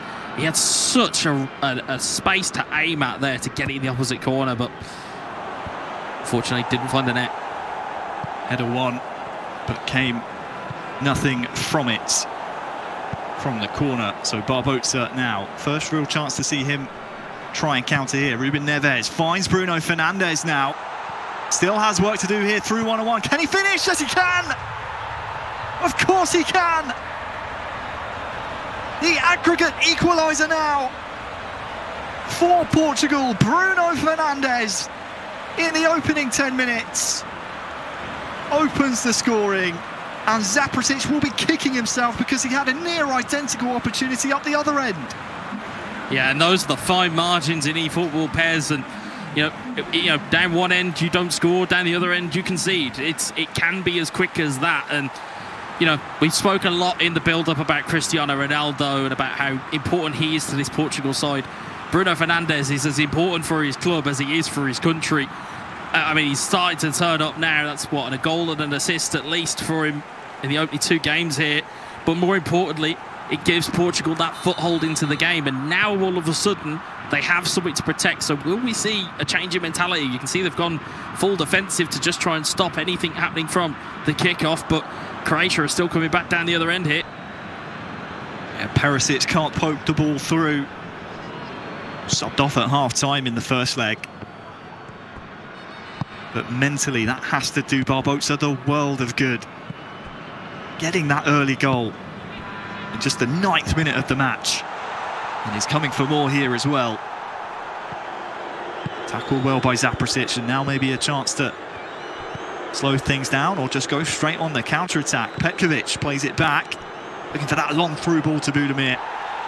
Rui Patricio will get there first. Yeah, you can see that the slight differences in Barbosa's play, playing a slightly deeper line to try and negate that through ball, because he understands that once, you know, Croatia's pacier players getting in behind, it's going to cause problems. But at the moment, you can see here as the play kind of develops, you can see that line just starting to drop, and it gets further and further back. You can see there it drops all the way back, so that through ball is not always on for Croatia, and that is a subtle difference in the tactical play between two players. You know, you see the advantages of doing it. Silva shepherded away from the box here. Barbosa has men forward here. Oliveira. Andre Silva was the target, but instead it will come out now. Ivan Perisic. Petkovic looked to try and feed Budimir through in behind, but 25 minutes gone. Barbosa now able to settle things down. If you're just joining us, 3-2 win for Croatia in the first leg, and a goal for Barbosa in the opening 10 makes this 3 apiece, as the ball there just a bit sloppy from Barbosa. Yeah, you can see tactically going up the other end as well, the differences that Portugal are employing here. Barbosa playing Ronaldo up the left, he's playing Andre Silva through the middle. So it's almost like he's waiting to have that pass on again to leave his best player the opportunity to shoot. Of course, Ronaldo's stats in-game are very, very good. Oh, such a close opportunity there. Half an hour gone. We'll see if this took a nick on the way through. Fernandez forced out wide here. No, I don't think it did. Real chance there for Portugal. Yeah, Sergio Oliveira had a very, very good season domestically. I think that's why he's earned his goal up to the Portugal side. Very, very good midfielder out of the Portuguese league. Just couldn't quite find the finish though. Of course, we talk a lot about Portugal being the notable omission from last year's tournament. We often forget that Croatia made it all the way through to the quarter-finals, the final 8 nations. One of the surprise packages for sure. And they're showing why here. 3 apiece on aggregate against Portugal. Vlasic now. Petkovic, just the wrong side of the defender there. Budimir just being slightly isolated the last couple of attacks here for Croatia. Zaprasic will need to try and get him back into the game. It's going to need to be a tactical switch here from Croatia. That deep ball just not quite working in the same way. Oh, it's come through to Silva. Good save. Win the ball back, uses his strength well as well. Crossed in. I think it was Cristiano there, trying to get some acrobatics onto the ball, but 5 minutes till the half. A half that you would definitely say Portugal looking the superior nation. Yeah, they certainly seem to have their tactics down and seem to have negated this play of Zaprasic. And although what I would say as a credit to Croatia is, although they've conceded, they've then not gone on and conceded. It's not dominoed, and they're still in this game. Perisic, Budimir, oh, good save. Rui Patricio denies what would have been the go-ahead goal.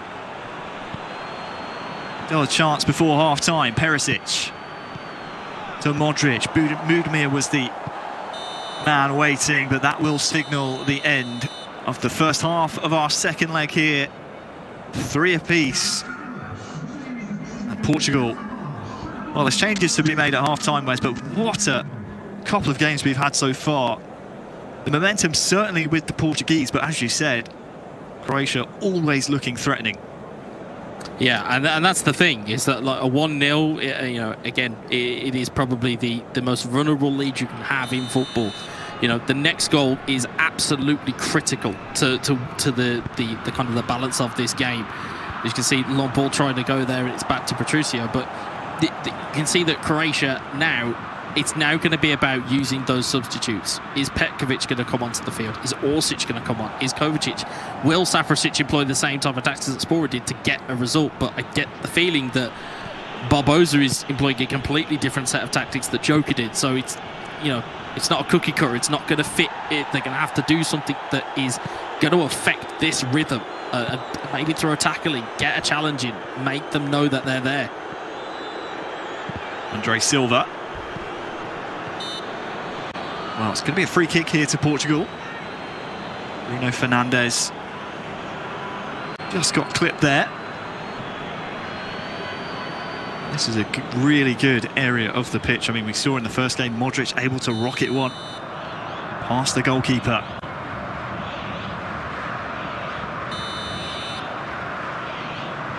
Ruben Neves stands over it. There's a few waiting, but it goes straight for goal. Livakovic stands his ground. And it remains 3-apiece. It'll be interesting to hear what the Portuguese fans think of this performance, of course, not featuring last year. We keep going on about it, but make sure you use your hashtag eEURO 2021-Portugal or any of the 16 nations in this competition. Your tweets, your comments will be featured in the virtual stadium we have in the studio over in Poland. From where we're sitting here in good old Blighty, Wes, it's been a really good game of pairs. 3 goals apiece, and Barbosa here, well, looking to build from midfield, but he loses possession. Yeah, although this game hasn't had the same type of, you know, goal rush as the first game did, doesn't mean it's been any less entertaining. It's been a tactical battle, to say the least. And again, I feel as though Barbosa has found that touch to nullify, which is great for Portugal.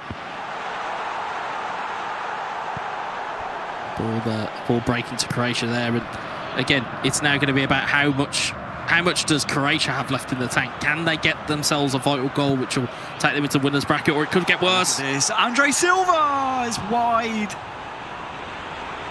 We had the perfect angle on it. Andre Silva did not.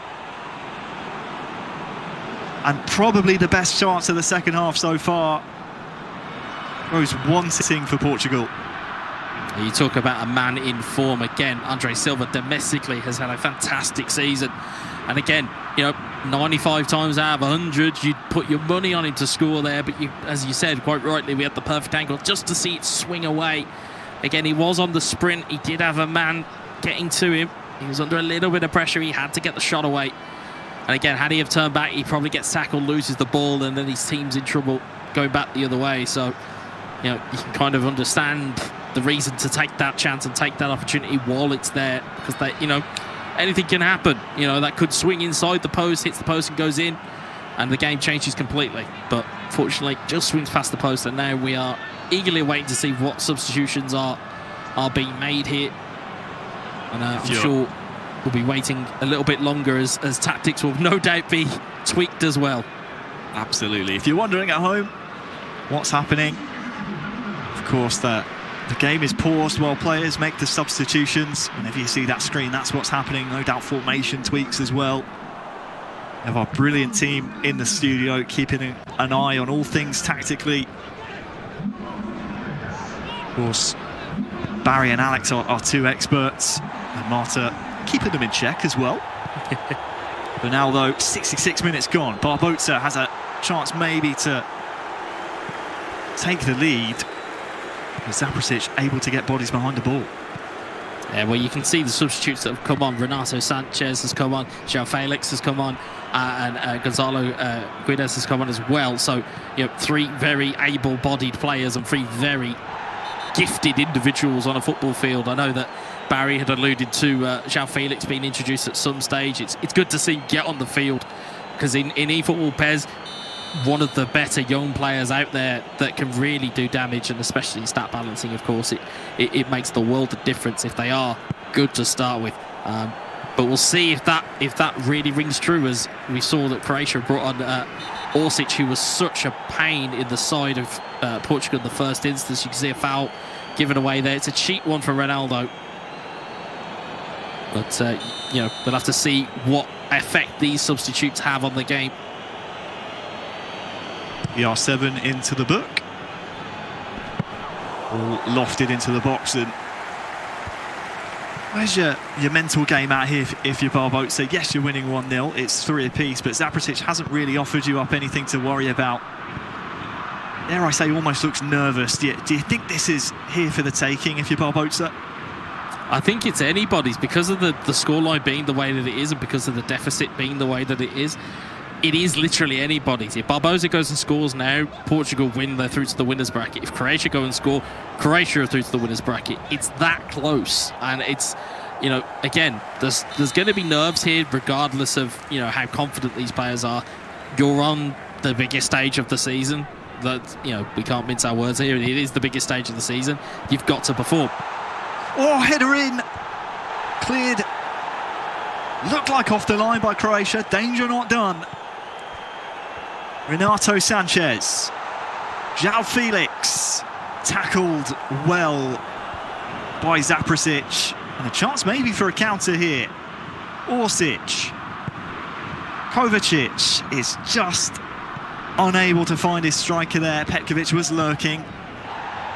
Final 10 in-game minutes, you'd say probably a goal now. Wins it for either nation. 3 apiece on aggregate. If it stays this way, we'll go to a third golden goal game. Sanchez looking for Ronaldo. Luckily for Livakovic, he's able to gather that one up. Yeah, you can see both teams trying that neat little triangle move. You trigger your run to pass and play on. You play into a centre forward to take it physically, try and take a defender out of the game, and then lay the ball off. Both teams tried it there. Portugal got closer than Croatia did, but it's still not good enough. Ronaldo. Guedes. Barbosa starting to build now. Bruno Fernandes. Guedes, will he get there? He will. Back to Fernandes. Will he pull the trigger? He will! And win it for Portugal! 4-3! In the 89th minute, make it the 90th minute! One of the last kicks of the game. And Portugal, they beat their old nemesis, who denied them qualification last year. Will surely now send them to the lower bracket in this group. What a hit by Fernandes. It went through a sea of people, and you can see the build-up just gradually getting there for Portugal. But again, we talked about it ahead of the game. If you want one guy in the box seat needing goals to score, it's Barbosa. He has goals within him left and right. You give him a player the actual quality of Bruno Fernandes, and he's found 2 goals here that are absolutely brilliant for Portugal and will send them to the winners bracket if they can hold on here. If there's anything that I've learned in my time of watching football, is that if there is time still on the clock, it is not over. So until that whistle goes, it is not over. But Portugal in the box seat, in the driver's seat, ready to get into the winners bracket. Croatia got to find something now, got to throw bodies forward, got to get themselves into this. Well, what a performance by Pedro Barbosa.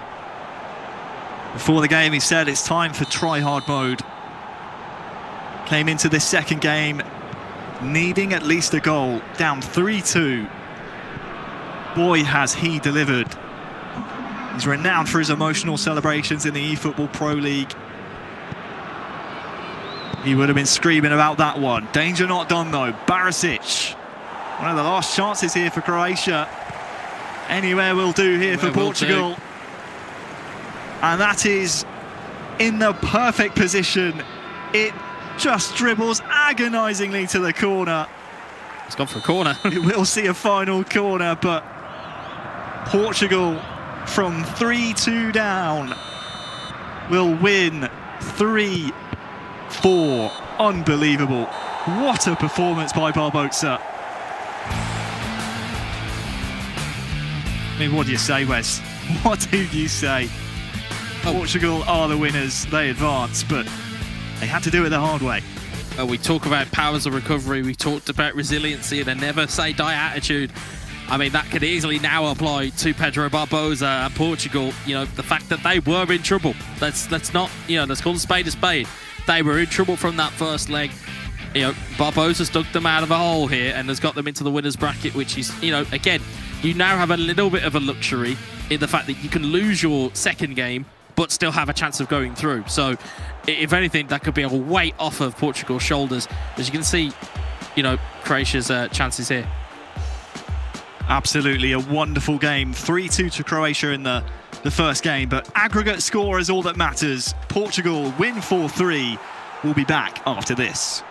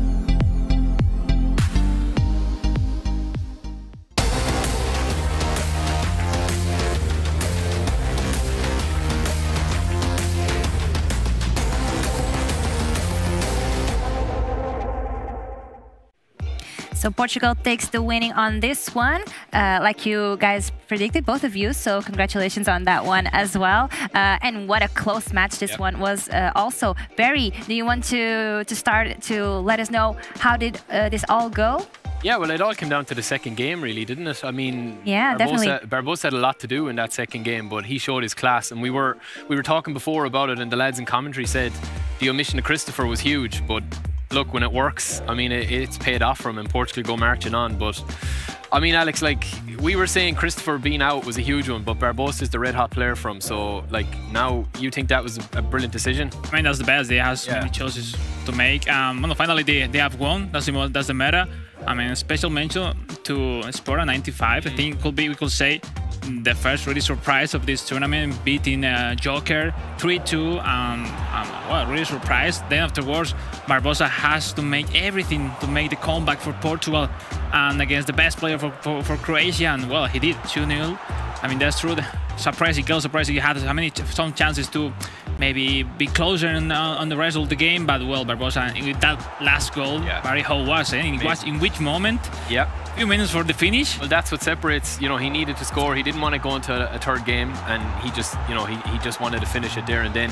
And Barbosa was very on top. I think Spora in the first game had done all the hard work, but I think the second leg, Barbosa did show, you know, that he is one of the best players. He's a warrior. He's a totally warrior. He's pushing until the end every game. Yep. That's he said awesome. he was going to go try hard mode, so he did. But that's why you also believe that the choice from Croatia was also done like this? Yeah, I guess so. Yeah, I mean, Spora, like, he couldn't have done much more in the first game, could he? I mean, even winning was amazing. It was really amazing. I mean, we saw Joker maybe with some mini mistakes in the defense, which makes you, I mean, to concede some goals, which is really important. We told that before. You have to concede the minimum mistake possible, and well, we see there at the start, at the end, Barbosa were clearly much better, not surprising, and chances. And got it. But you know, that's tough. At least they won by 1 goal in the 89th minute. It's like everyone is suffering in this tournament. What's happening? It's like no one is winning by 3, 4, 5 goals. I mean, but that's amazing. I think people at home are enjoying the game. These 2 games, I think you guys could agree. I mean, they were more open. They were not really defensive teams, and I think the fans will love that. But you know, it depends the rounds. You were aiming towards the goal. Yeah, exactly. I mean, let's see. I mean, now excited for the upcoming games. Portugal looking to this afternoon to meet in the winners' games of their group, and Croatia goes to the lower bracket and try to survive for the next days. Yeah, but they showed us what they're capable of, so that was going to be definitely a good game to watch as well. So, Alex, you prepped us the winning goal for Portugal team, correct? This time Barry found one, which is really interesting to see, so we will see at home. Join us, yeah, so we can both talk through it, but basically this was the winning goal. So as we play it through here, you're going to see here, like, it's the little things that Barbosa was doing here. We're going to stop it here, just rewind it back a little bit. You can see the little flick here, just to get a bit of space, just to open up the defense. Makes simple, but how important it is. Like, well, it makes the AI defense kind of like stand still for a little second, and then you're going to be passing the ball in. It's patient ball in, drags the defenders out, and then he's thinking, where is he going to put this? Is he going to go run it straight to the keeper? Is he going to far post it? Is he going to go back? And then you get the fake shot here, which again, you know, these guys, the IQ they have to be able to do this, 89 minutes on the clock, just to be able to pull something like that off. And then you can just see that it nestles into the bottom corner as we play it on through. And Bruno, one of the guys we said what to watch out for, obviously Ronaldo did the business in the first game, but Fernandes is a huge player as well. And as Alex said, it's small margins, and this is what separates the games, you know. I mean, that's for Finnish. I think this is really important. The players, when we see them, they really don't think about what they are doing. It's like, it's everything really natural. That's what I was asking. I was going to ask you. You have to be like that. I mean, you have to take the difference. I mean, we saw in this chance, it's 89 minutes. It's like we saw the Croatian player going behind their timing of Barbosa, and every time it's like he can't anticipate what Barbosa were going to do. I mean, at the end, that shot very... Well, that's it. I mean, it's just to take him out of his comfort zone a little bit and keep him guessing. And Barbosa is one of the best at attacking in the game. So that is obviously going to be something that they'll continue on throughout the series. And the next teams will have to be prepared for these kind of last-minute strategies, right? So let's go over to the bracket to see how it looks like right now. So Portugal is going to face Romania next, and then Croatia against Russia. How would it go for Croatia against Russia, Barry? Yeah, I mean that's going to be. We probably didn't give enough respect to Romania at the start of the game, and I know Wes and Harry were saying, you know, that they got to the semi-finals last year, if I'm not mistaken. So we probably kind of crept under the radar, even with us here analysing them. I think they're going to give Portugal a big game, but Croatia and Russia again. Did we see enough of Croatia to kind of, you know, have they enough for Russia? I know Russia have a very good squad with the stat balancing, but I mean, Croatia are strong. Exactly. I mean, the stat balance Russia was really nice. I mean, I think they just lost in golden goal against Romania. Romania, don't remember that last year they were semi-finalists of this tournament, and they just won in the golden goal, a goal of Urma, the player of Schalke 04. I mean, everybody's suffering against everybody. It is true right now. Romania against have Portugal. to decide on a golden goal, right? Yeah, exactly. It's true. And the most common teams, I mean, the favorites, they are in the final of this group, Romania against Portugal. But come on, it's like, if you lose in that position, then you have to face back Russia or Croatia, and you will suffer a lot. So it's like, it's really important to go today as a champion of the group, then be relaxed tomorrow, be chilling and analyzing your games, the opponents, and then ready for the Saturday. So. Yeah, exactly, but still a lot of games to watch today. Let's go for the schedule to see what comes next. So right now it's going to be Spain against Germany. We already heard Alex celebrating on this one. Needs to stay unbiased. I've been telling him all the time, but. Yeah, and then we can see in the second half there will be already the winning groups games starting to happen. But for now, we still have to close Group C and Group D with Spain and Germany and France against Italy. What can we expect, boys? Every game looks amazing. I mean, and it's not just because Spain plays; it's against Germany, and then we have France against Italy. That's huge. And then the winners champs of each group is like Barry. Yeah, and now till the end of the day, we will enjoy it as kids, you know. I think so. Yeah, I mean, this is everything you could want. Every game like a final. Every game's like a final, because these guys know that if they lose their first game, you know, they're into the lower bracket. Anything can happen. You know, we saw Portugal had a scare there. Croatia were probably slightly, you know, like not as favoured as Portugal, but anything can happen. And I think that Spain and Germany is going to be, I think it's going to be a cracker. It'll be very interesting to see the matchups, and Alex will be able to give good insight into the matchups there between the guys. But squad-wise, I would probably say Germany might have a slight advantage on the pitch with the players. So it's probably going to come down to, again, those small margins, because these guys are all, they're so good, you know, they're so good. They could be really similar teams in game, in terms of they don't really have a superstar in attack, but then they have, everyone is really good in their team, the keepers, the defender, the midfield. So I think we could see a really tactical game between them, where, you know, the nerves, not to make mistakes, try to throw out the ball in the defense, not to lose it early in the back, and will be crucial. I don't know, I mean, first game of everybody, you feel like they are some favorites, but you don't know really how will be their performance today. So we have to see them first. Alex is super excited, and if you guys are also excited, then at home you can support your teams by using the hashtag eEURO2021 -Spain or -Germany. For Alex, definitely -Spain right now. We can see it in his eyes and voice. But you were focusing then on this next match. So let's talk about matchups for this first game. We have El Matador against Jose, correct? Exactly. What can you expect from this first match? Well, Jose is probably going to take this challenge on. El Matador has huge experience. I mean, he's been around the block a long time. So I think Jose will look to get out early. I mean, Alex knows these guys better than anyone, obviously being teammates. So, I mean, like, Jose will probably target this and say, yeah, okay, let me have a good, solid performance here. And let's see if I can give, you know, his teammate Miguel Mestre a really good chance of getting through. But El Matador is no joke either. I think this is going to be a cracker. I mean, all of them are really hungry. I mean, the 4 players that are in this matchup, they will be really hungry to win. I mean, the expectative on these countries are win the championship. So, I mean, the team who lose today will be really frustrated at the beginning of the tournament, and I see Jose really comfortable on their game style. Matador as well. I mean, they are really tactical players as well, very technical in some part of the game. I mean, less goals, more strategy. I mean, I see today like Spain have some chances between 60 and 90 minutes with the subs. Germany during the game will be consistent during the whole game, But let's see. We saw from the first games 3-4 post. That post goes in, everything changed. So I mean, players are also nervous. We have to also count with that, not only their expertise but also the nerves and intensity on the field. I mean, from the players, well, starting against Germany or Germany starting against Spain, I think from very beginning you have to start at maximum. There is no chances to fail something or not to be really focused on your goals. So I mean, that's better for the player to really spread and show their best from the very beginning. I agree. I mean, at this level, it is, that is what separates the players, is who can produce it, and these guys have great experience, but when you're playing for your country, it's a different story, I think. Yeah, and we have, let's see if Miguel Mestre has the same passion that you are showing right here. He's up for the interview. How did you and your team prepare for the competition?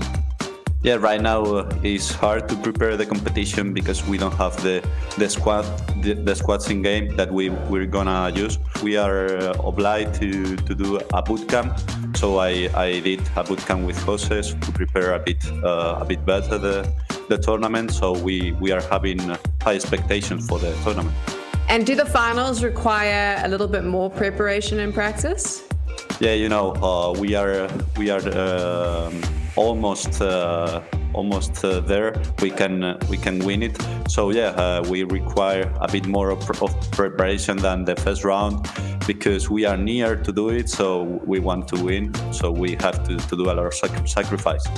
So you mentioned sacrifices there. What sort of sacrifices does it take to be a professional PES player? Yeah, you know that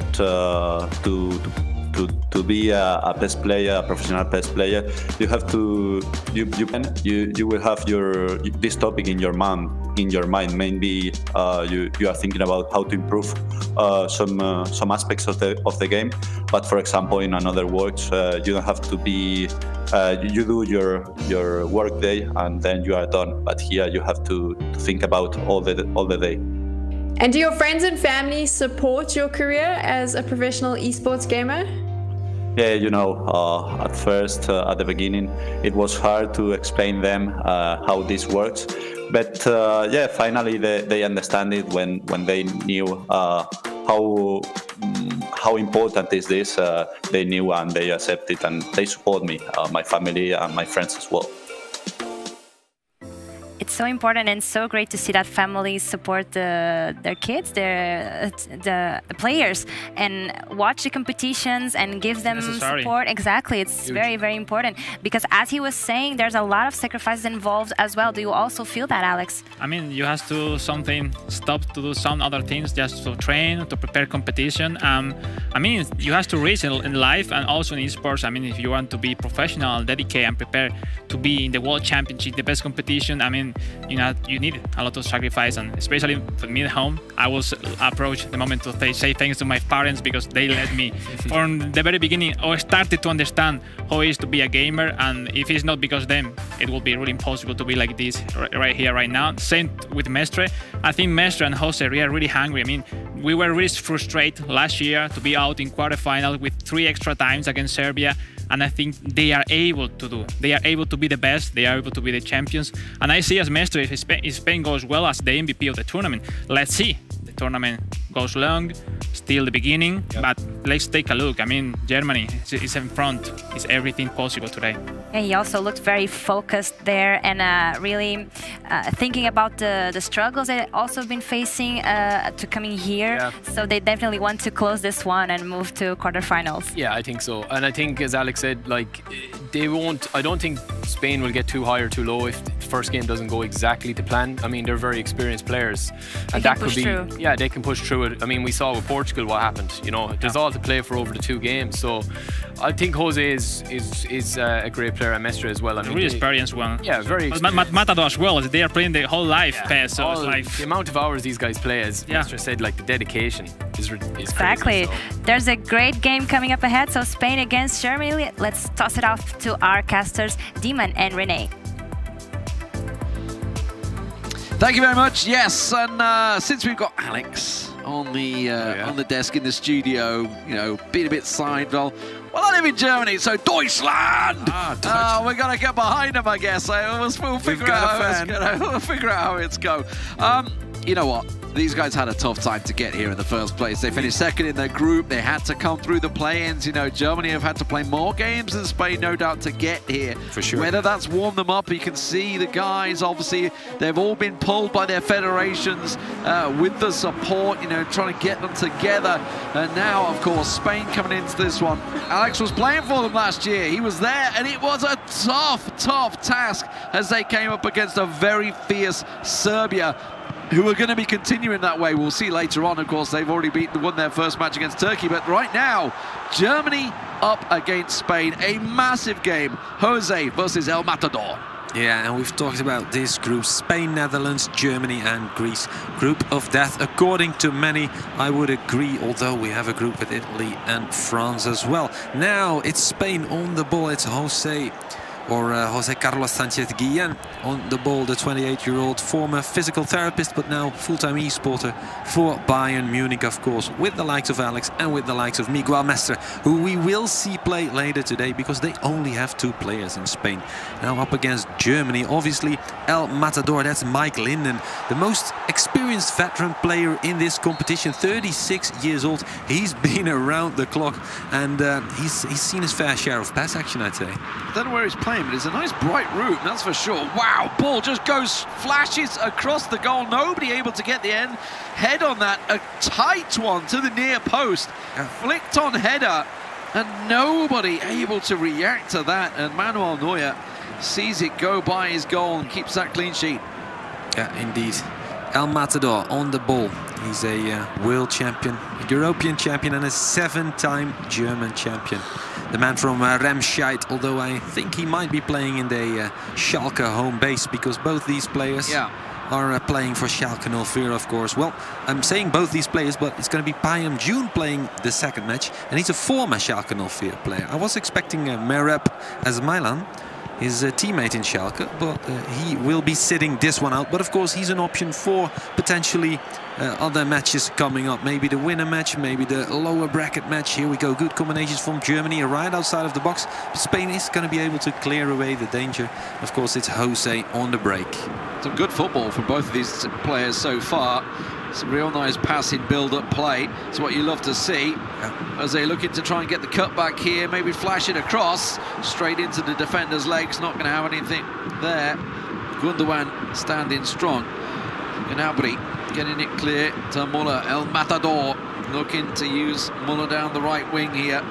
Does have Timo Werner, and it's interesting, obviously, they're talking about, obviously, the strikers, both, obviously, Morata, Timo Werner, certainly players that, while fantastic strikers, are not the superstars that you'd like, you know, your Lewandowskis up front that they would hope Karim for. Benzema, Cristiano Ronaldo, those types of strikers. Yeah, it's El Matador on the ball. Ironically enough, it's the German player with the Spanish nickname, the Bullfighter. Right now, we're going to see Spain with, well, not really a chance, but good effort to try and latch onto that ball, but then not a good touch. And the Germans are on the break. In fact, they are quite quick with Mike Linden on the ball. Circulating possession in midfield, trying to find a gap. There it is, found his right winger, plays it in. Oh, good defending by Spain. Read that well. And now they're on an adventure. Looking like a bit of a 4-2-3-1 from Germany. Certainly, as I would expect. Trying to use that man up front. That's a good through ball, just cut out nicely. Humped upfield to Timo Werner, not the tallest player, so certainly won't be able to get his head on that one, but Muller will find him eventually as a little give and go comes across. He's got player support on the right. He's going to go back to Gundogan, and Emre Can also being used by the German team. Now a chance. Oh, it's just a real trickle straight to the defender. The second cutback does work out, but the defender is there, and it's played upfield to Moreno. Yeah, good match so far. Neither player pulling their punches, really going at it, really coming out strong in the opening phases, really putting their opponent to the sword, well, trying at least. Jose now, this time does take his time, finally finds a good combination, the 1-2, the give and go. Here we go, finds space on the left flank, once again attempts the through ball to try and reach Velo. It's not going to happen. And there we go, a little German mistake, who finally does get the ball cleared with his keeper. In fact, maybe no, won't stay in possession. It's Jose who takes over with his Pau Torres, who starts in defense. You can tell the level of football these guys play is both very similar styles, both trying to play the same style, just a little pass into the striker in the box and find himself that opening. None of this big through balls that we saw earlier on. Some of them may well work out, but right now... Very aggressive, both of them, very direct. Yeah. I like it. Oh, Rudiger almost losing the ball there. Gundogan in the end will bumble it clear, but it's still far from clear at the moment. And you can see frustrations at the moment as Jose looking to build this one up now on the attack. Little give and go, great little work from the left wing here. Try and cut it back. There's the supply that he's looking for, but again the defender is there, and El Matador will clear his lines. Indeed, the German on the ball finds space in midfield. In fact, there's a couple of options. He tries to go direct again, straight through Timo Werner, but won't reach him. In fact, here's the through ball for Spain. There's a chance. Alvaro Morata. He did it against Italy this week in the actual Euros. Can't do it just yet in the eEUROs, but we might very well see him pop up on the scoreboard later. But for this half, it's going to remain 0-0, even though both had good chances. You know, I'm really interested with the stats, because I don't think there was a single shot. No, well, a lot of crunched shots. There was a lot of close in the box, but I don't think anyone actually got the shot away. No, it's true. Very interesting, obviously, while it's been a close-run tournament. But obviously, we expect this when the international teams meet, you know, very tight matches. And now Spain once again on the build-up, looking to turn. Oh, he's completely lost his marker. Real chance here, looking for the man in the box. Tries to turn. Oh, can't go and get the flick away. Just a little toe on it from the German defender. Maybe enough. Still not clear. Chance here! Top corner! That is an absolute worldie! Buried by Jose. First shot, first goal, like you said. They've had a lot of dangerous opportunities, but never got to pull the trigger. This time it does happen, and the captain of Real Sociedad, Miguel Oyarzabal, doesn't make a mistake. Beautiful goal, and of course, yeah, David De Gea in this digital goal. Very appreciative of that effort. Obviously, great goal by Jose, and look at the man from Remscheid, Mike Linden. He's focused, he's calm, but still, he knows he's in trouble right now. Oh, smashed it. That came in off the underside of the crossbar, and I think it hit the post. It had that much spin on it. Yeah. Let's have another look at that. Absolutely, yeah, smashes in. What a rifle. Absolutely buried that one. Oyarzabal, I should say. Not Oyarzabal, not the golfer. He's good as well. I mean, he's good, but he's good. I'm not too sure in football. Okay, Gundogan off, Leon Goretzka on. So Müller pulling on the Munich man. Now Matador looking to get straight back in this one, looking for the quick answer. May well get it. Almost got lucky. The defender's foot just managed to get the clearance in there. Quickly won back though by the German. Yeah, indeed. And he's going to try again. Very aggressive.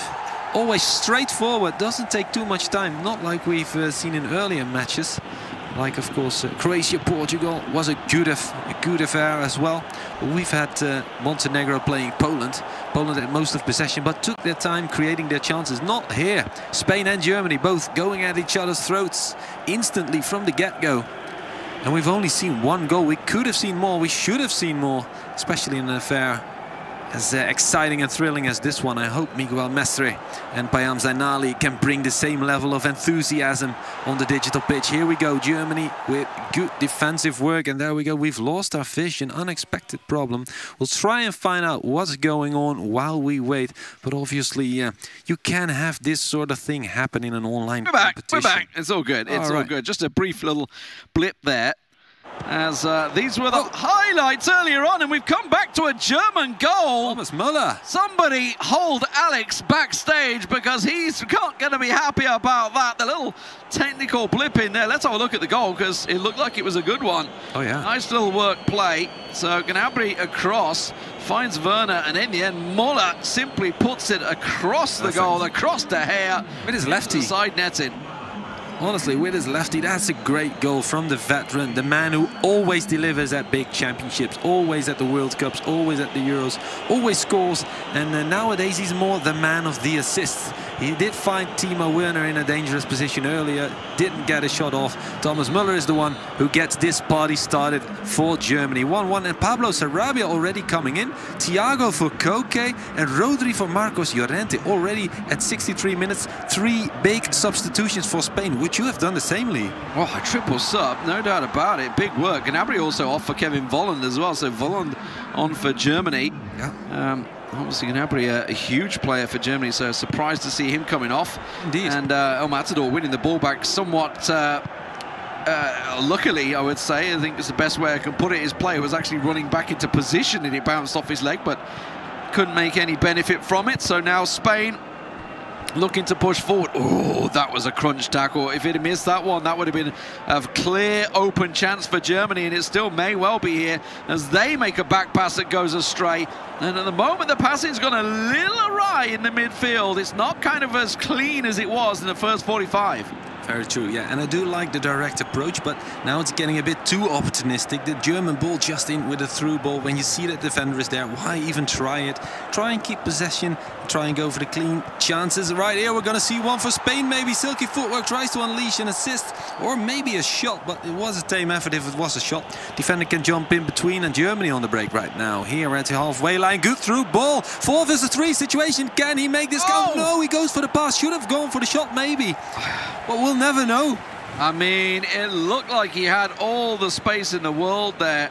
The ball in the end, wow, okay, that's a high German line to catch him offside, almost at the halfway line there. So really getting behind the ball here, El Matador sending his players forward. And we'll see whether it's going to pay off for him in there. 1-0 down to 1-1 now. And the German seems to have the way of it at the moment. Momentum certainly swinging his way. That ball not going to go his way though. Jose cuts that one out and immediately Matador back on it. A real chance, finds an opening, tries to get the little ball through the give and go, and he actually one pass too many to get past the defender. Could have gone for a shot instead. Tries to make a highlight reel with so many touches uninterrupted. It would have been great if it worked, but he should have pulled the trigger at some point. Just the exact same as happened last time when he went for the pass with Müller, with the defender in between. It was a 4 versus 3 situation back then. Should have made that work. Should have just taken an extra step. Wait for the guy to become available.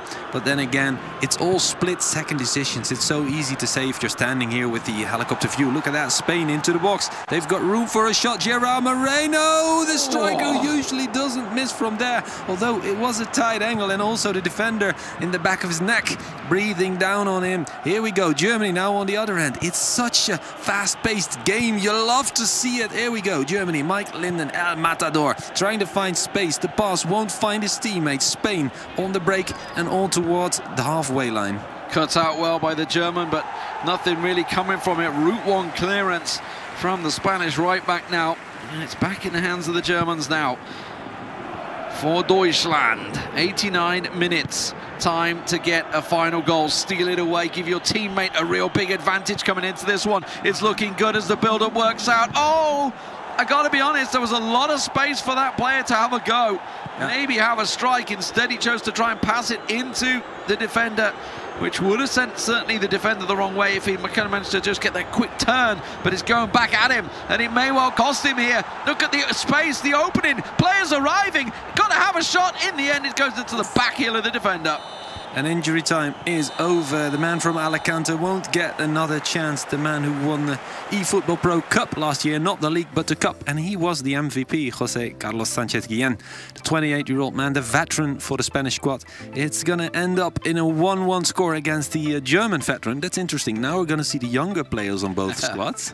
But this match, do you feel like we've got a deserved draw, or should either of these players have taken it? Well, I mean, the first half was definitely a cagey affair. It's what we expected from these two teams, and it's what we expect to see throughout the tournament, honestly. You know, you won't generally get these big early goals, and you can see that the chance came early, just flicked across the goal, but in the end, nobody on the end of it. And really, there was a lack of shots. I mean, look, you can see when it's the 49th minute, the first 45 was very, very quiet. Indeed. Sure, they had the chances they built up, but nobody actually got the shot away until this one. Yeah. Beauty. Absolutely rifles it home. Mikel Oyarzabal. El Rifle, we could call him, although that was Walter Pandiani's nickname, of course, so we might be sued. I mean, it's going back a few years. I don't think anyone remember it these days. Probably. I'm trying to educate the younglings watching. Nobody remembers the hand of God these days after the Sterling effort yesterday. But these things happen in life. Beautiful goal. Moves on, and well, the Germans actually moved on as well because they got the reaction that we were looking for, and it was a smasher from Thomas Müller. El Matador evening things up with a really nice strike, and in the end that was where the score settled, 1 apiece between the two, Jose and El Matador. Yeah, I think we're gonna see one more big chance maybe where he should have done more, but good goal, great stuff, good equalizer. In the end I can live with this result, even though Spain had a bit more chances, a bit more actual shots off, like this one. We're about to see it. That's the big chance I was referring to, and tight angle, so you can't say that should have been a goal, but maybe try and find a teammate there in the box. Spain-Germany 1-1. On towards bigger and better things. It's going to be Miguel Mestre, the 22-year-old man, also from Bayern, teammate of Jose. Oh, look at that. Come on, Spain, yes. A lot of Spanish fans, or would it be Alex Alguacil behind the stage? Jose with a banger, I agree with that. It was a fantastic goal, no doubt about it. The Matador of Getz, absolutely. Of Getz. In a response, jawohl, indeed. Anoman 96. Schland! Let us hear what you think. Let us hear. Did you like this match? And who you think is going to win the next one? I think that the Spaniards will go for their team. Stats says it all though, doesn't it? Just one shot, one goal for the Germans. 50% possession either way. That about makes sense. And in the end, Jose did get 5 shots away. Definitely all of them coming in that second half. Some real chances, but not quite taking enough from it. Just the one corner as well in that game, which you think of obviously earlier on, we had quite a few corners in the earlier matches. But it's not all over here. Even though it doesn't end this way, because we have 2 more players to come. And as you said, the young boys now stepping into the fray. Absolutely. Payam Zainali coming out for Germany. Payam June 69 is how we know him. The man from Essen, Alten Essen North to be exact. He's got Irani roots, was born in Urmia, works for a big German telecom provider, and he was champion in PES 19, vice champion in PES 15 and 16 in Germany. So this man has got what it takes. But he's going to go up against, like I said, the teammate of Jose is Miguel Mestre, the man born in Gandia, nowadays a resident of Valencia, and of course under contract with Bayern Munich, coached by King Esports. And he also won that eFootball Pro Cup last year together with Jose. He studied history and communication, but won't be having to use it as he's a full-time esporter right now, if his career keeps going as well as it is. So he might have used that study for naught, as esports is right now taking his main focus. Well, we managed to get a few words with the players. Let's see what they have to say. Which team would you like to face in the final? The team who will lose to us, I think. For sure, France or Poland. It's a pretty easy choice. The reason why is because Kamps, my teammate, is the coach of the France team, and Mikolaj is the player of Poland. So either one of those two I would want to face in the final. I think I would like to face France or Netherlands, and that's because my teammates from Manchester United play for France and Netherlands. So I find that'll be a good rivalry between us, and it'll be a great show for fans and people watching on on the social platforms, and it'll be something for us obviously good to brag about. For example, if I win, I would always have the edge on them and just say that I'm better and stuff like this. I think I will pick Italy. They are great players, and they are also great friends of us. I think Italy, because they beat us last year and we want to take our revenge. If I have to say one nation, of course, it would be Spain, because I really appreciate one of the players of Spain, his way of play, and this player is Mestre. I think my personal revenge, I would like to face Serbia because we lost against them in the quarterfinals last year, and I lost the decisive match. So I would like to face them on the final. But also I would like to face France because they have the best players, Ousmane Kabyle, the third times world champion. So I would like to face them as well. That would be definitely France, because both of my players really want to face France. Obviously having two professional players again, and having Ousmane Kabyle, who is the 3-time world champion, so it's a big game to face France in the final. I think French. They are a really good team. They're really strong. It will be a really interesting final. I would like to face with them. I think Serbia, because they eliminated Romania in the last edition, and I think it would be nice to have a rematch, but in the final with them. I would like to play against the Netherlands and try to win finally them. Can be a strange answer, but Greece, just to have the revenge of 2004. Great to see so many rivalries, so many people wanting revenge matches. But we got a long way to go before we get to them. At the moment, Spain are facing Germany and they are tied 1 apiece. Jose scoring first, but El Matador strikes back for Germany. And it always feels weird saying El Matador for Germany, right? The Spanish name for Germany. But now it's the part of the second players. Now, they're not going to want to leave this one out on the field. I'm starting to get repercussions right now of Montenegro versus Poland. You know, the 1-1 first game, 1-1 second game, going into that golden goal. Nobody wants to be there. Exactly, yeah. And in the end, it was Poland getting it, while Montenegro was the one taking the lead twice in both early games. But then, when it mattered most, it was Poland who came up with the goods earlier. And here we go, crowd cheering for their favorite teams. Dash Spain or dash Germany, let us know with the hashtag eEURO 2021, and then of course the dash behind it. Let us know who is your favorite team and who's gonna win this. Predictions on Twitter, Instagram and Facebook. Give it all to us, because honestly it's up in the air right now, isn't it, Lee? Yeah, and we just heard from Miguel Mestre. He was in that video talking about obviously the loss that they had to Serbia. You know, that he was the one, the player that lost. So that's always going to be in the back of his mind, especially coming into this tournament. The first game for him he's in hungry this tournament. Already for revenge later. You know, in this he's tournament. hungry for revenge, but they've got to get past Germany. You can't look too far down the line.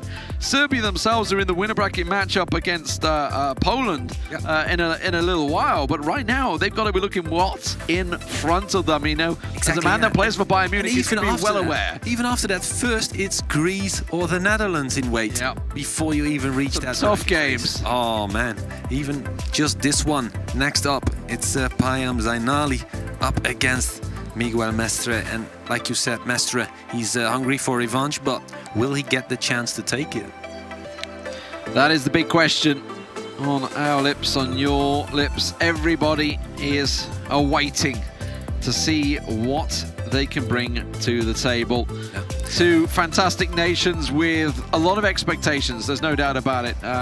Both these teams will be expecting, you know, great footballing nations, expecting them to deliver here in the virtual world. Indeed, yeah. Most of these guys on all these countries are my friends, but of course I'm slightly rooting for the guys from this city, Amsterdam. The guys Eldridge O'Neill and Jos Sonneveld, my boys. But they've got a target on their back. I heard them proclaimed as a favorite opponent 3 times, but here we go. It's the kickoff, and it's Payam June 69 or Payam Zainali, the German with Iranian roots, to kick things off. The man from Erbia with some good touches, and he manages to keep in possession, because of course we again see Spain coming out like a bull from a cage.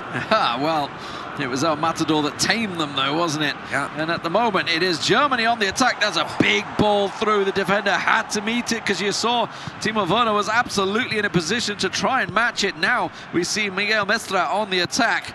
trying to turn things around. He's got a real chance here. Tries to give the give and go, but wow, bundled into by the defenders. That is going to be a free kick on a real tough spot. Havertz in the end just coming in from behind.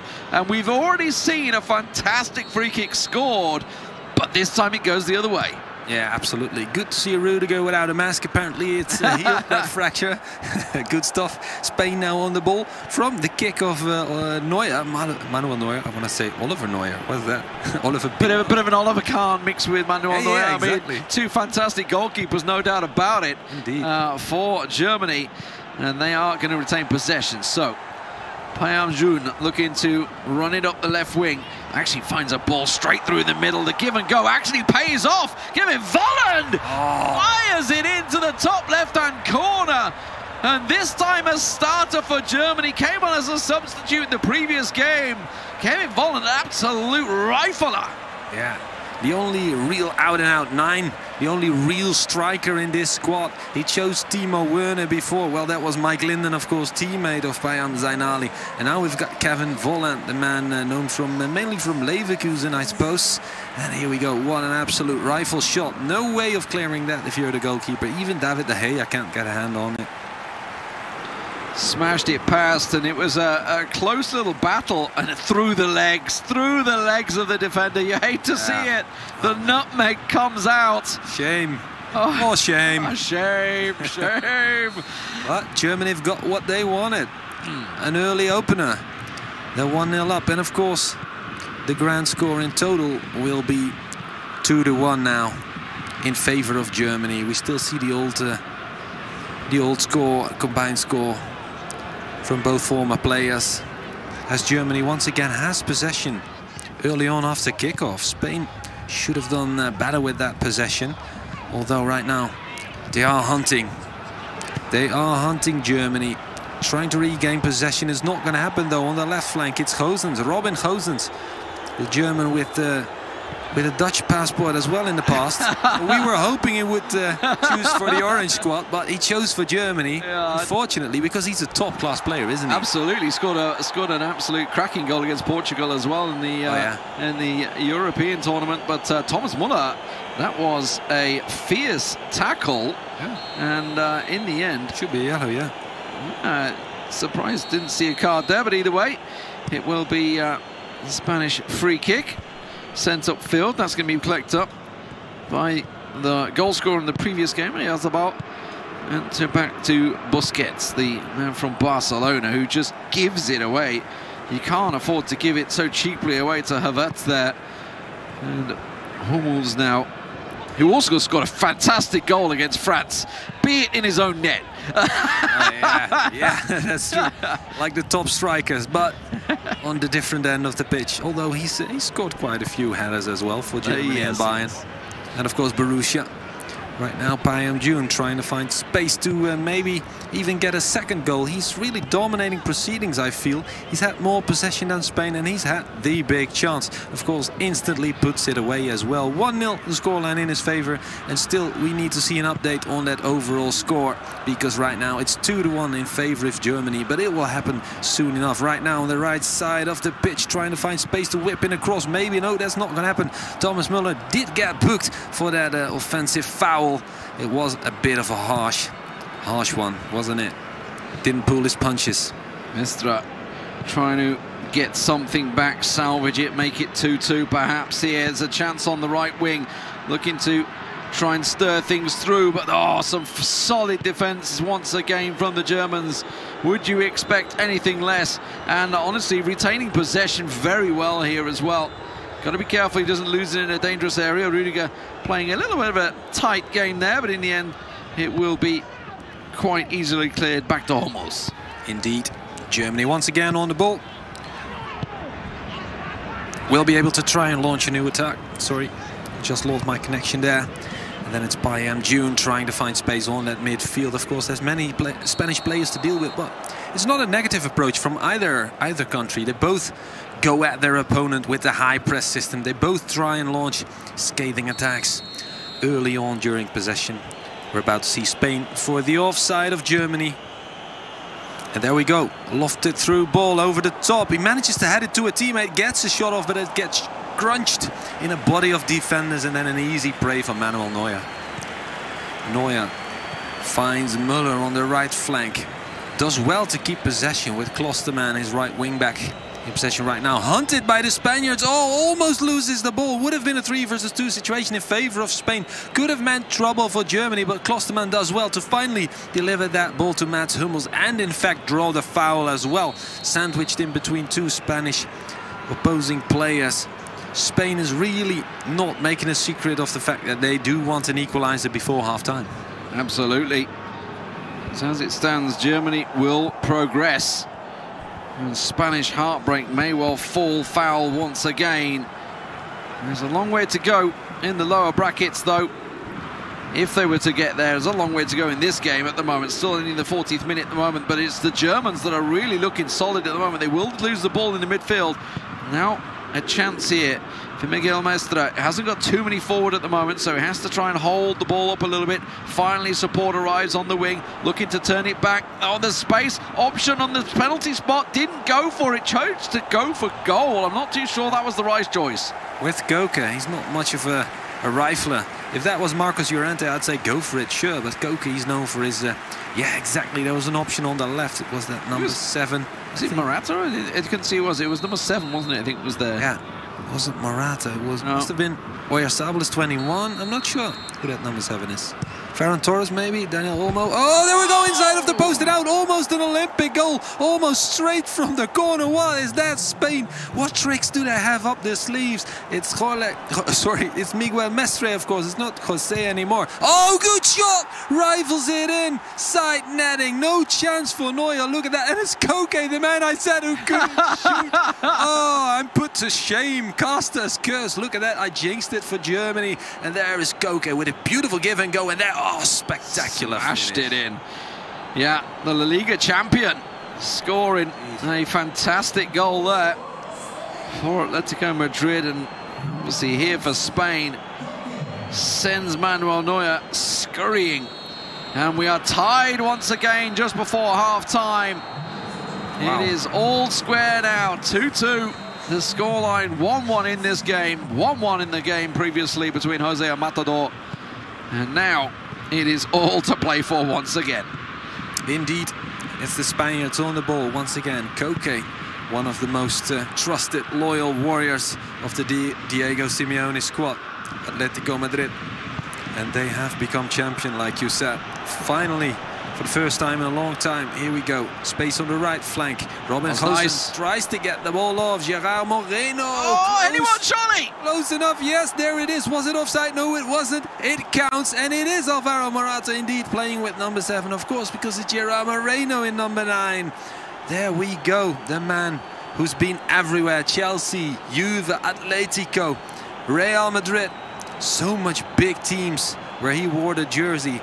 Starting to be an impressive career, I'd say. Absolutely, and an impressive career for Spain recently, and now here in the virtual world. And like you said, you're right to check, was he offside? Because I gotta be honest, it kind of looked it. I was trying to see where the defenders were on the line, because he was practically on it. It's got to be him right there. That saved him. The man coming in for the challenge. Yeah, the man coming in for the challenge. That's what saved him. So it is given. Spain now lead 3-2 on aggregate. And now Germany once again find themselves behind with something to prove. Plenty of time to play for. Wow, a Route 1 almost paying off. That's good stuff. Germany straight from the get-go won't let any grass grow over that. And they're almost a silly mistake, but Spain will get away with it. Koke once again on the ball with his lefty. Good cross pass to find his left back Diego Llorente. Trying to find his friend Marcos Llorente maybe on the left flank. Mikel Oyarzabal there. Morata as well. Good combination. Here's room for a cross, but it's Spain, so they might very well go for the tiki-taka. In fact, he reaches the back line, loses his marker and tries to whip in a low cross. Not going to happen, but still in possession. Look at that. Oyarzabal, captain of Sociedad, not going to be able to be put off the ball unless you use 2 defenders. That's exactly what Germany does to put that to rest. And in fact, straight on the other end, 3 versus 4 situation. Be quick great about ball. it. Good through ball, 1v1. Oh, you saw him teeing up the shot. You saw that power bar straight in ready. But instead, the Spanish defender got his boot to it. And Miguel Mestre can breathe a sigh of relief now as he has ridden the pressure and now is looking to explode. Back in, looking for the shot. Oh, I think just one too many tap passes. He was looking for the quick 1-2. May well still get it here. Joao Moreno just looking for his man, puts it out the side. In the end, the pass back will come and Neuer clears. It's beautiful football, isn't it? Doesn't get a shot off, but so close twice. And like you said, should have gone for it, especially with Morata in a good position on the edge of the box. Tries to give and go, tries the through ball to his runner teammate from midfield. Not going to happen. And Germany breathe a sigh of relief, because right now it could have been 3-1 in this match, which would have meant a 4-2 overall score. And so hard to get back from. There's still plenty of time to make it possible, but this scoreline is a lot more hopeful for Germany, although Spain is coming again. Good body feint. Koke on the right, man of the match so far. Whips in a cross over the bar. Good header. And we're going to see a corner kick. Apparently it was the defender with the last touch. Fantastic stuff so far. Miguel Mestre now leading this match and leading the leg. And this would send them through to the winner bracket. Germany up against it. 20 minutes to go in this match as the Spaniards look to work it. Some absolute football magic. Oh, Neuer denies them just about, because that would have been spectacular. Indeed, absolute wizardry from the Spanish forward. Look at that, twice the same Elastico-like move, and then it's the shot with Morata. Slapped wide by Neuer. We're gonna see another corner kick right here. It's Mestre with Adama Traoré. He's gonna switch, surely. He wants the speedy winger in the box. There we go, high cross towards the far post. Not close enough to Joao Moreno, too much on it. It's gonna be a German throw-in from a, well, not such a nice position on the field, but there's not much Spanish pressure right now. And of course, there doesn't need to be. They have that lead, they have that 2-1 scoreline in this match. There we go. A couple of substitutions came in. Timo Werner now chasing the loose ball. Not gonna happen. Spain on the ball. And of course, no need to instantly kick that out. Let Werner come and chase you to create space. Yeah, try and deny as much time as you can. And why not? We certainly know the Germans would do it if they could, but at the moment the give and go doesn't work out, and now is a real counter-attacking chance here for Spain to try and run it down the wing. He's found lots of space. That give and go working well. Traoré looking to get the ball back. He doesn't need to. He might go himself. Tries to cut inside. The defenders are scrambling over it. It's absolute calamity at the back, and Rudiger in the end is the man that will clear it. It's absolute chaos in the box there, energy, but the Spaniards didn't manage to pull the trigger, so the Germans are still very much alive. We've got 10 minutes to go in regular time, some injury time as well, but Adama Traoré is causing all sorts of troubles down that right flank channel. It's going to be Neuer to get a hand on it. In fact, bringing in a teammate to maybe launch a counter-attack. They've got many men in midfield. They've got a couple of options up front, especially the speedy Werner. Could cause troubles for Spain. Will be heartbreak for the Spaniards, coming so close, already counting their blessings. 7 minutes from time, and leading is Miguel Mestre so far, the man who wants to take revenge on Serbia, who is making the difference so far. But here he comes again. Went for the risky back pass. I'm not sure. I mean, you looked like he was going to try and run the clock down. That's what he was aiming for. But in the end, he's put himself in what was a bit of a tricky situation there. And there's a foul given right on the edge of the box for Germany. And this is what is a crucial chance now. 86 minutes. What can he do? Leroy Sané at the moment set as the chance striker. In the end, bundles straight into the wall. Cleared chance. And Germany still not done. Still got to put it back, but there's a lot of players in that box right now. Can he find himself a space? Oh, it nearly fell kindly for him, but now Mestre should surely clear it. Indeed, there's not much room. A lot of Germans coming in, chasing the back. And of course, right now, it's not cleared away properly. It's Germany on the ball. He's got a lot of options up front, but too much weight on the pass, and it's going to be Spain to clear it away once again. And again, instantly, 2 German forwards breathing down his neck. There's the lofted through ball. It's on the right flank. It's going to go out for a throw-in for Germany, but the danger has cleared for now for Spain. Injury time is gone, and there it is. It's the win for Spain. It is Miguel Mestre who brings the difference in this matchup, and what a game it was. It started off so well. Kevin Volland firing in at the start, but it just wasn't to be. Miguel Mestre for Spain turning the fortunes around. 1-1 in the first game for Jose and El Matador. And in the end, Miguel Mestre delivering where he failed to against Serbia last year, going out in that quarterfinals. He's got some ghosts to put to bed, but is a long way to go before he gets there. There's no doubt about it. Fantastic game between the two, though. Very lively. The first goal here from Kevin Volland absolutely smashed it in to start with. Yeah, that was a good start for Germany. Within the first 10 minutes, they've got their opening goal. Somehow, it would later all go pear-shaped, but this was well worked. Look at that. Perfect start. Rifle finish. No chance for the keeper.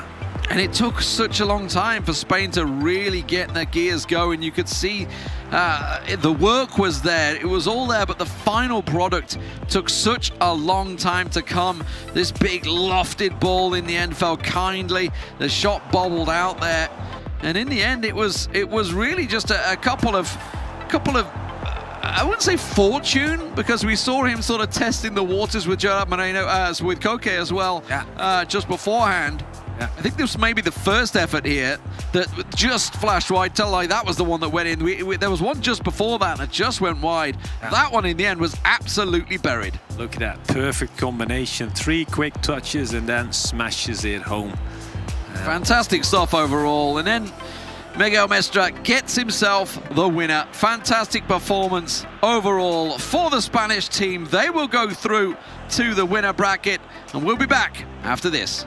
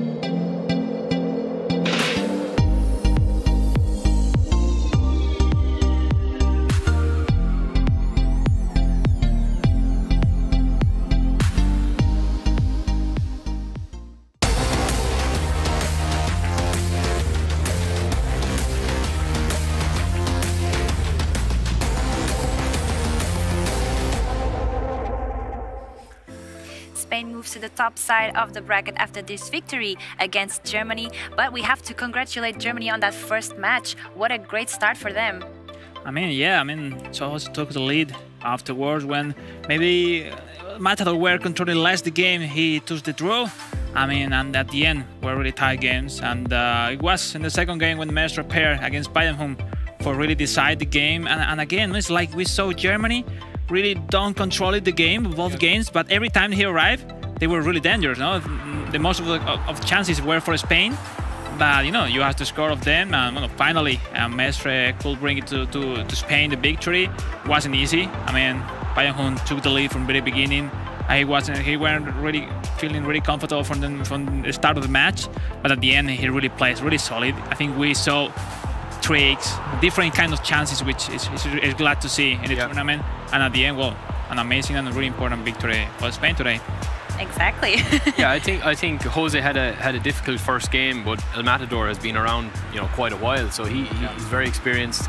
I think Jose was kind of more about keeping possession, obviously playing to his strengths, and he got a cracking goal there, as we're seeing on the replay. It was an amazing goal. It was a brilliant goal, and I think he just kind of sat back a bit there, and I think we saw in the second game, Mestre just went for it really when he had to, and it was such a different variety of chances that were coming. But yeah, two very good games, I think.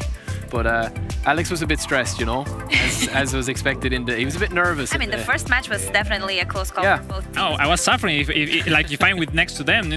I feel like if I'm a Spanish player right now, all eyes are on you. He was playing every pass, and the feeling, and it happens. No, sometimes of part of the game you are disconnected because you are not consecutively going through your passes with your chances, the build-up, struggling a bit. You know the players, so you know what you're even expecting from them, and then they're just not doing it, and you're like, what are you doing? It's been tough for everyone, but this is really positive. It looks in the chances. Spain are really massive in terms of shots, shot on target. And definitely came through on this one. But Germany were very very impressive, as well. So they'll cause trouble going on into the lower bracket, but they're still thereabouts. I think Spain will just be happy to get this result is massive for them, I think, going forward. So yeah, it's a great game. It's positive. That's first victory, and then we will see Germany. Against who will play tomorrow. Is totally impressed with what happened in the other game between Greece and Netherlands. But right now, obviously, if I'm a Spanish player, I have to be really happy. And if I'm a German one, they has another chance. There's possibility to go in. So I hope they will push hard. They are good players, but in front we'll have another strong country. So let's see. So these matches worked pretty well for Spain.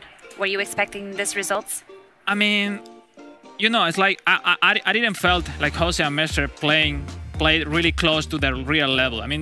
It happens also with other players. We felt like Astrid back from Poland, for example, even the Portuguese player.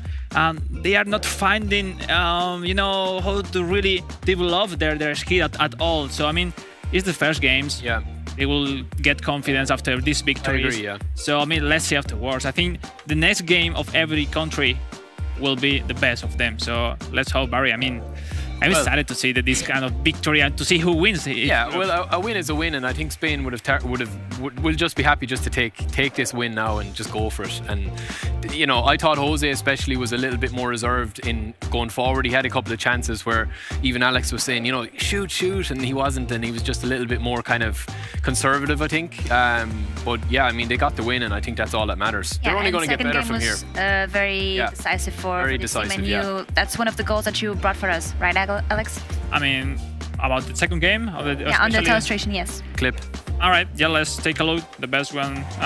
We took the draw of Spain, of Mestre, right? Yeah, it was Mestre's equalizing goal, I think. Exactly. It was a completely chance situation because Mestre were not doing much enough during that moment. It was a corner kick, and then he had the chance on the post were close to score. And I want to say it's really important to really finish the corner kick because the second chances like this one are really clinical.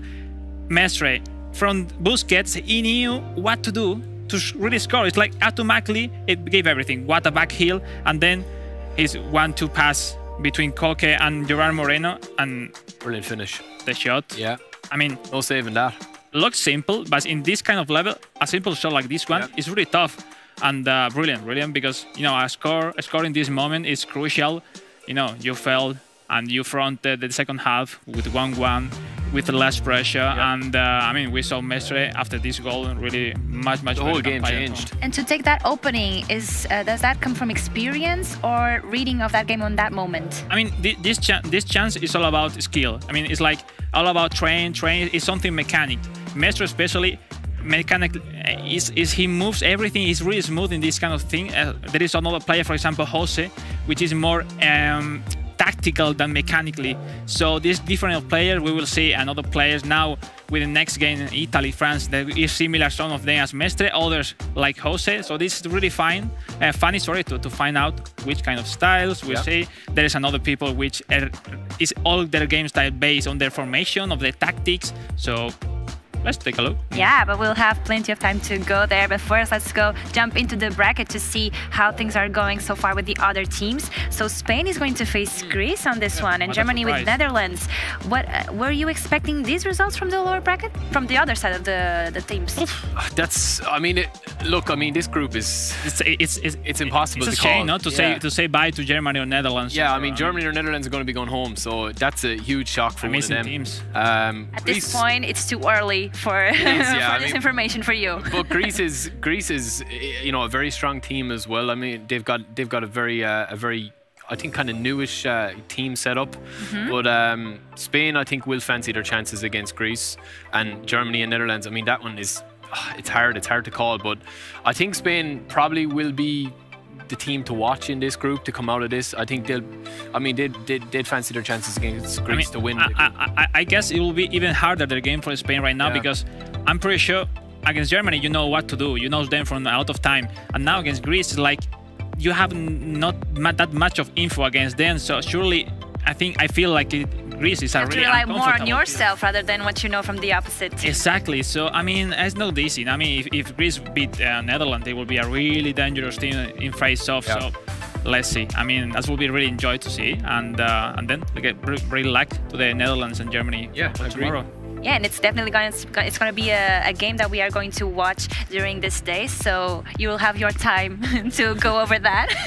But first, we still have one more game to close up Group D, and that will be France against Italy. So against the last year's champion, right? It's like semi-final of last year. It will be even if they both qualify today, it could be a final this Saturday. I mean, we are seeing Osmakavile, 3-time world champion. We'll see Naples, which is one of the killer player of the tournament. Nicaldan, that will be is a player, but he could be like a coach. He understands everything tactically, so amazing. And then Lotfig, which is a really young player, but he's still playing from he was a kid. And they both, with Osmakavile, they are professional for AS Monaco.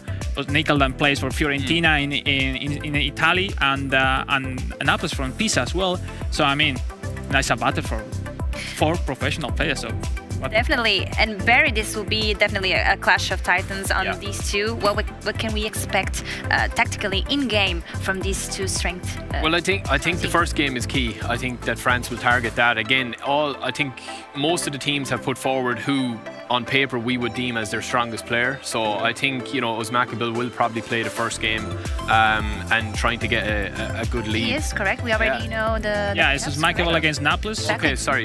So I mean, Osmakavile is going to be trying to take that on, and maybe Italy have tried to counteract that by. I mean, the thing is, like, Naples is really fast. Yeah. You know, it's like you can't control him. It's like it's kind of player like Mestre. It's like you could defend him 99 times, but the 100 times he will score. But in front is Osmakavile, 3-time world champ. He could be losing 3-0 in the halftime, and you have to be scared of him. So it's a worry. You cannot look the other way ever. You Exactly. have to be really focused the whole time. And as Barry said, first game is crucial. I mean, for Lotfi to start with advantage, or for Nicaldan, is a really defensive player to start with 1 goal up or thing like that is crucial. Not to how to prepare the game. So I mean, Barry, you know, prepare for amazing games in front of us. I mean, yeah, I mean, France as well, like in game, their squad. I mean, that's what it comes down to as well. We're going to see, you know, a huge advantage with France, and you know, Latvia and Osmakavile will know how to utilize France. Yeah, because it's important to tell people at home that the players depends on the real squads for the real Euro squads. I mean, Italy, for example, lost some key players, Saniolo, of many others that really worked really nice on this game style, on this pace. Well, and France is a really complete team, physically strong, really fast. It's amazing every part of the pitch. So, I mean, I'm not saying Italy can't. Italy have a lot of good team, a lot of good players. So let's start, let's enjoy. I will take some popcorn so we go. Yeah, while these two are still deciding which team they are rooting for or hoping to win this match, you at home, you can tell us who you are rooting for, who you are supporting. Use the hashtag eEURO2021 either France or Italy, and let us know who you are rooting for, who you want to see in the grand finals. Is it going to be France? Is it going to be Italy? Let's find out, and then you guys will have to give me a prediction. All right, enough. So now that you have told me everything about the players, everything that we might hope for in these matches, have you decided which one will take the best out of this competition, of this match? I mean, let's take a look especially to Olivier Giroud from Michael. Like I've been hearing him on Twitter like he's his favorite player, and then I've seen him in the previous round of for qualify for this tournament, and he used to be really nice. Like he used to love to go in by the sides and then finish with small crosses, and yeah, and I understand why he loves him, you know. So I mean, let's take a look. That's important. Who takes the lead? The momentum. I mean, Naples will have their chances. He will have like 20-30 minutes where he will be better than Usman Cabal, but Usman Cabal is really consistent player. So France or Italy? That's the I guess golden goal, and in golden goal will win France. Golden goal, okay. Bold one. I'm gonna go for Italy, just to be different and just to say, I mean, it's possible, yeah. It's kind of, they are the reigning champs. I mean, they're the defending champs, so we do have to give them a lot of respect. But yeah, I think Italy can do it. It depends. The first result is going to tell. Yeah. I think whoever wins the first game, if it's, you know, if somebody does win, it's not a draw. I think that's who's going to win overall. So I'm going to go with an upset on the cards for Italy here, just to be controversial. That sounds fair. But first, before jumping into the game, let's get to know a little bit better our players. Which team has surprised you the most in the tournament so far? For now, I say Ukraine. Absolutely, Ukraine for me. They finished the runners-up playoff group in the first place. For me, it was a really big surprise. I would say Ukraine because they won the playoff group. Ukraine, I can say them. They in playoffs they had really great performance and they surprised me. I think they made really good job. I think I will choose Ukraine. Their performance in the playoff was amazing. I think for me it's Ukraine because I did not know they are so great nation, and I see their game on playoffs and on qualification, and they did very well. France surprised because they are too much quality of these two players every year in every tournament, and that's surprisingly good every year, I think. Yeah, I would say maybe Israel because I think they qualified, winning almost all the matches, so they are doing it pretty well. So I'm glad to see them in the final. So let's see how they work in this knockout stage. I would say Russia, because they managed to qualify from the playoffs. Don't get me wrong, Russia have a great roster, both really good players. It's just that I was very surprised they managed to qualify after that really tough playoff group. I think it's Greece. They reached the final stage from the first place and showing excellent play, so I think it's them. Poland for sure. Last season they were out in the group stage, and this season with the addition of Nikolai they reached the knockout stage, and they were first in the group ahead of Germany, so that's a big surprise. In our group, Montenegro, I've seen they didn't really do that good over the years in PESA. You know, I looked at the backgrounds and I wanted to see the players they had, but there was nothing that special, to be honest, about them. But I've seen this season that the level has risen quite a lot, and yeah, I think there's a team to watch out on, because they can for sure do some damage even to the bigger teams. A lot of names coming out for as a surprise. Greece, Israel, but definitely Ukraine. I heard it mostly there. So that's a team that's been surprising these players along this competition. What do you guys think about this team? I mean, they are really grow a lot, especially their main player, Sergio Bibica. I mean, I met him online, and you felt like he have grown a lot for like a player from last 2 years. I mean, I met him playing online division normally the last few years, and now he's playing here for his country in the eEURO finals, and that's pretty awesome. I mean, like for everybody at home, like feel that all of you with training, with passion, you could be here playing this in this stage, so that's pretty awesome. I mean, and you see everybody talking really good things about the Ukraine team. Barry, I mean, let's see how are their performance. Yeah, I mean, from people talking, yeah, they said they've been very impressive. I mean, they did win I think they came runners-up in the group stage, and then they won the actual Group B playoffs, I think. So that was very impressive as well. They in front of Italy. In front of Italy, yeah. Like, so, I mean, that's, you know, they're, again, all the teams at this level, I mean, sometimes we kind of overlook some of the teams, but yeah, they're a huge team as well, I think, in this tournament now. So that's a team to watch. Yeah, exactly. Fun to watch in this competition. All right, I think our boys are already ready, our casters. So let's hear it for Weza and Wonderboy. Thanks so much to our studio team over there in Poland. Me and Weza here in the virtual stadium. Weza, what a game we have here. It's a rematch of last year's semi-final. We're still only in the groups, but it's a mammoth affair. It's France taking on Italy. I mean, what can we say about this one? It's such a massive game so early on.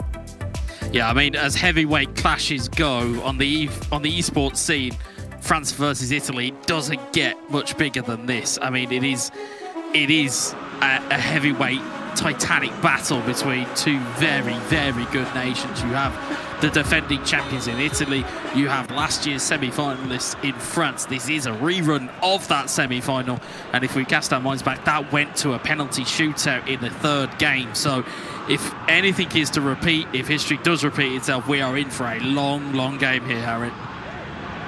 I wouldn't have it any other way. From left to right, we have France. Uzmakabil, three-time world champion, controlling them. They will fancy their chances this year.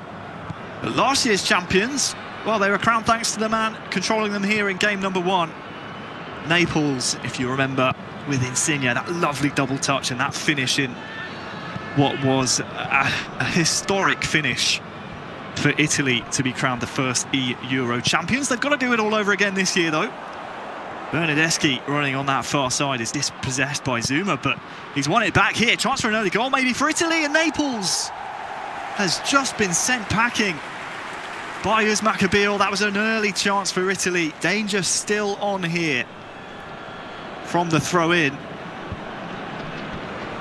Locatelli looking for Chiesa. Naples just taking his time here. Just waiting, lovely bit of skill there, and well, the referee's pulled it back actually for a free kick taken quickly. Was that the right option? Uzmakabil wins the ball back, and maybe a chance now to relieve some of the pressure. Musa Sissoko to the feet of Mbappe. Lemar looking for Griezmann, but one back by Italy now, opening 15. Trading blows, and well, Rabiot's won the ball back here for France. Look who's open in the middle, it's Mbappe. Naples does enough, but France open the scoring. Who else but Mbappe? One of the most dangerous men on the virtual pitch. Opens his tally here in the eEUROs. Kylian Mbappe makes it 1-0. Yeah, it's a miscontrol from Leandro Bonucci. Again, it's a driven pass in there trying to find a player, but again, just a poor control for the defender. And you can see he's trying to get back on him, but Mbappe, again, one of the coolest finishers around. Just really, really good finish. And again, yeah, Uzmakabil's not going to care about exactly how that ball gets the goal. So long as it gets there, he's not going to care a jot. And Italy now are, again, up against it. Well, Marta, Alex and Barry all seem to have the same opinion, that it depends whether or not Lotfi in the second game against Nicholdan will have a lead to defend. So far, so good here for the French national team. Can Naples respond?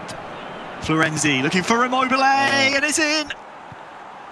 Instant response Not 20 minutes gone, and Ciro Immobile has scored here for Italy to make it 1-1.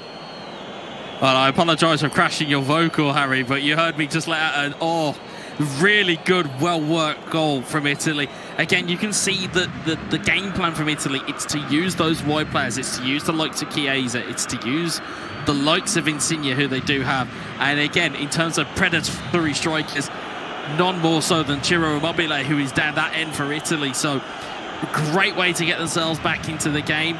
It's just going to be a case of how they react now. Look at this, Thuram! 2-1! This is going to be an absolute slugfest. It took just 2 minutes to reinstate the lead.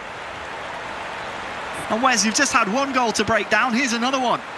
Well, you saw the run, the run from Mbappe. It's where Uzma has played off that pass, where the AI has then tracked Mbappe's run. It's pushed everybody back, which has allowed France to get the space to create it for Thuram to get his goal here. And again, it's an instant reply.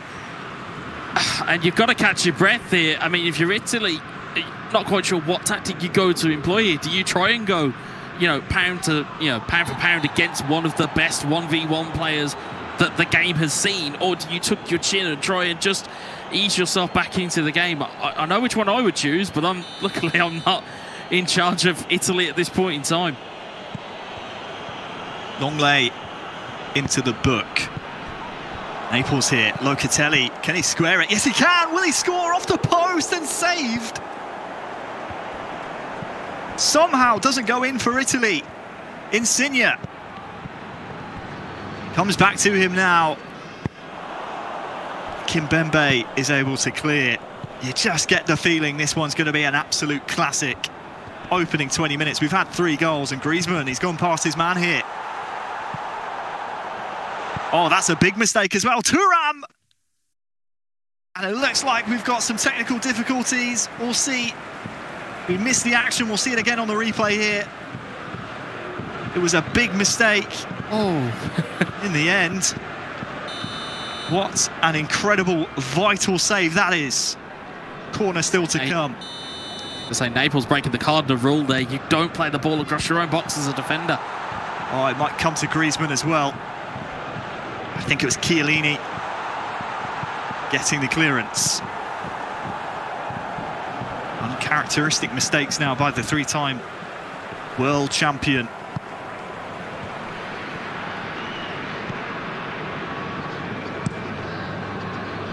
Half an hour gone in game. And well, that one's a gift to France. I was going to say maybe time now to just slow the game down. Remember the occasion if you're Naples. You've been here, you've done this before. Scored the goal against Serbia last year to crown your national team the champions. I don't think have a free kick here, Wes. I don't think he's been in this type of situation though. This is group stage. This is one of the toughest teams in the tournament to play against. You know, as seedings go, you don't really want to be matched up here against France. And again, the other teams that are in the group, you've got Israel and Co that are in there, so it's going to be difficult. But you've got to somehow find a way. Side. Dealt with well by his Maccabeal. Response since the goal was a little shaky from Naples, but he's starting to build now. There's 10 minutes to go till half-time. Thuram, who fired in the second goal for France, first time. His pass no good to Sissoko. Now maybe a chance to break. Bernardeschi.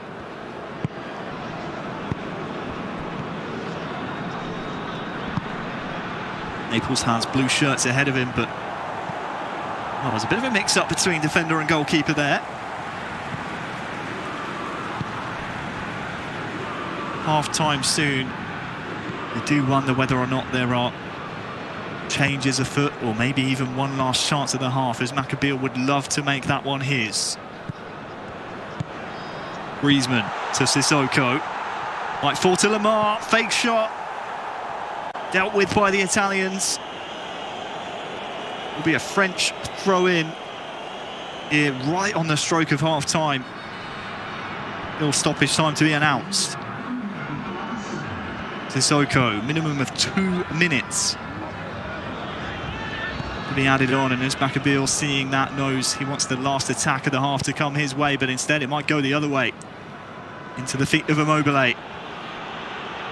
Lofted through pass out to that far side. Bernardeschi. Who can he find? Well, only the feet of a French defender. And the referee's seen enough, Wes. What a first half. 3 goals. France have the advantage. Yeah, all the action popped up and came in very short timing, and it seems to have just died down a little bit, but you know, Italy have got themselves steadied a bit here. France again looking, if anything I could say from us, Maccabeal, looking slightly nervous now that he has the lead again. But again, this Italy team can and have found a way numerous times before, and again you can see they're just trying to work that ball inside, but a player like Uzma will be smart and will be switched on to this. So it's going to be, again, we talk about it all the time, it's about who's going to execute here, who's going to, you know, again, just this next goal could be very vital here. Neymar and Mbappe threatening to combine, but Naples' defence since the goal has been fairly decent, and to be fair, fairly straightforward. Rafael Varane now. Griezmann turns nicely. Mbappe, has he stayed onside? The linesman says yes. Saved by the goalkeeper. Lovely fake pass inside there. Bernardeschi turns his man. Will Immobile bundle his way through? What if Zuma has anything to say about it?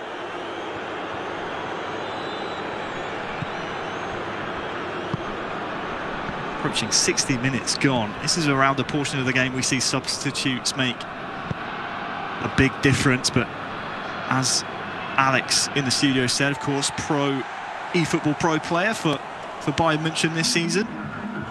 All these national teams are beholden to the squads that made it to the Euros, so no key players for Italy like Zaniolo, I believe, who have been such an important part of Italy's championship winning season last year at eEURO 2020. For now though, is Maccabeal looking for his third, and defended well by Naples.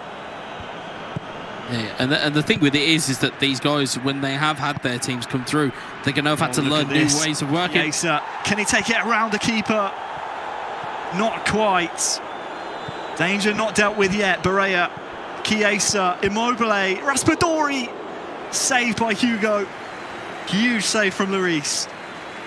Yeah, and that's what we're saying about the players who have now come in.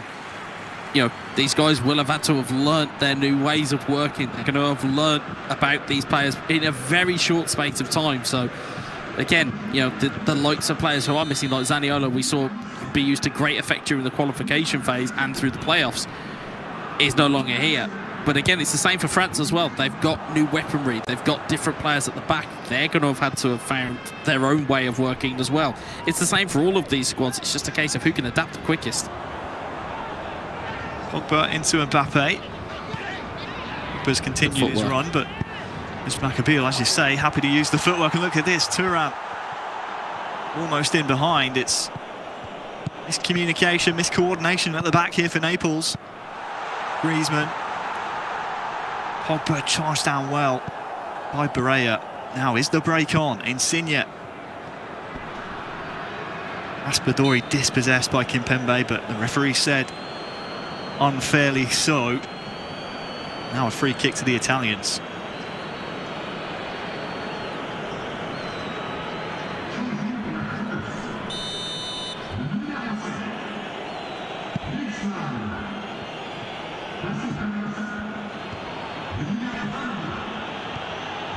So Griezmann off. Ben Yedder has been introduced now for France. Player who, as Maccabeal will know very well during his time at AS Monaco. Here he is now. Thuram on this near side, lots of space. Cross comes in, looking for Coman. Really dangerous ball. Chiellini had to be alert to it, but in the end, Just had a little too much height on it. Final 15 in-game minutes for Italy here in this first leg to try and get themselves an equaliser. Chiesa. We will get the 50-50. Back heel looking once more to Chiesa, but as we tick over into the final 10 in-game minutes, have to be very wary of the counter-attack here from Uzmakabil. Two around, looking for Koeman in behind. One of the most dangerous back passes you'll see this year. Manages to get away with it though. Early cross, looking for Koeman. He's looked lively. Yeah, you can see where Rusma's kind of found a little bit of a weakness in this Italian defence. Is go aerial, try and get those feet a little bit off balance, and trying to just get that ball just over the back end. As you can see there, drill the ball into the box and it's come back out wide. But you can see where Uzma's mind is ticking over here, trying to get a third goal. He's trying to rest on his laurels. Of course, still just the first leg. It's an aggregate score that you take into the second leg as the national teams swap the players holding the controllers over. I believe we'll be seeing Lotfi in the second game go up against Nikoldan. Question is, what kind of aggregate score will we have? Thuram wins the ball, releases a rifle! A rifle that might just sink the hearts of the Italians here. 88th minute, his second goal of the day, beats Donnarumma. France 3, Italy 1. I tell you what, Alex spoke at odds or at length about Olivier Giroud ahead of kickoff. I think we may have just found a new talisman for Uzmakabil. I think it might just be Marcus Thuram. He gets the ball inside, flicks it up to himself. The ball is bouncing, he sticks his foot through it and finds the post. And on, you know, we talk about luck. On one day that hits the post and goes wide. On another day, it hits the post, it finds the back of the net, and it's 3-1 now to France. Again, a commanding lead going into the second game. And again, probably a situation that France probably didn't think they would find themselves in. But again, it's good to see from Uzmakabil. Naples has got to try and find something in this last attack or this last passage of play. But Lotfi will be delighted. And again, that tactical brain of Nikoldan has got to go to work in this second game now. Absolutely has. Just 2 minutes to be added on here in the first game. Still the second to come, so don't go anywhere. But you're right, Nikoldan taking control of Italy for the second game still to come. Renowned as a possession style player, he's going to have to let the shackles off, because it's going to be France 3, Italy 1. After a tremendous performance by that man right there, lording over the virtual stadium, the three-time world champion, Uzmakabil. What a performance. Yeah, and for me, I know I've mentioned this on prior broadcasts, he's my greatest of all time. He is that guy. And I think what was the most impressive for me watching that game was not the fact that he went in front. It was the fact that he still wanted to attack. He still wanted the third goal. He didn't go, oh, do you know what, I'm just going to play conservative, I'm just going to play possession, which is all well and good. But as a neutral, as a fan, you want to see players go at players. And that is exactly what he did there. It was 4 shots, I think it was 4 on target. I'm sure we'll see the stats coming up soon. But we saw that level, and we saw that ability to find the back of the net, and that ability to find those players that he needed to find. You know, Italy, though, to their credit, again, was a really well-worked goal. Found Immobile in the box. It was a fired into the top corner. It was a great header in truth, but they, again, didn't quite find their feet after that goal. We saw some defensive frailties with playing it across the box. We found some back passes that were quite risky, as you picked up on, Harry.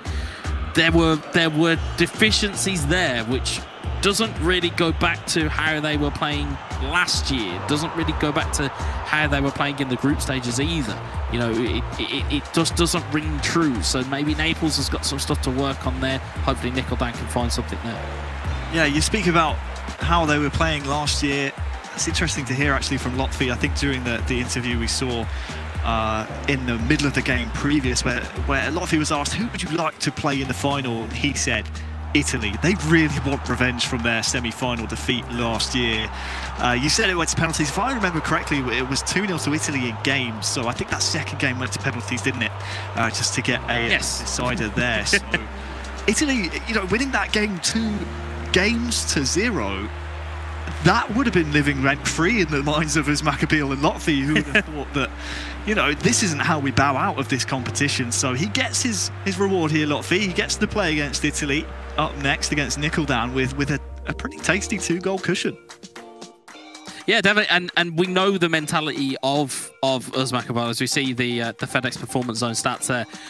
You know, you saw that although Italy had the possession, you saw there, as we said, France doing what you should do. If you see that your opponent has possession, foul them, break up the play, break up the speed, do something to jolt, you know, get them out of their own rhythm, and that's what we kind of found is that for as good as that goal was from Italy, they never really got going after that. It then was an immediate sucker punch from Uzmakabeel, and then it became Uzmakabeel then trying to find that third goal. So I think in terms of how we see those stats, it's probably a fair reflection of the game, and more importantly, 100% shots on target from France.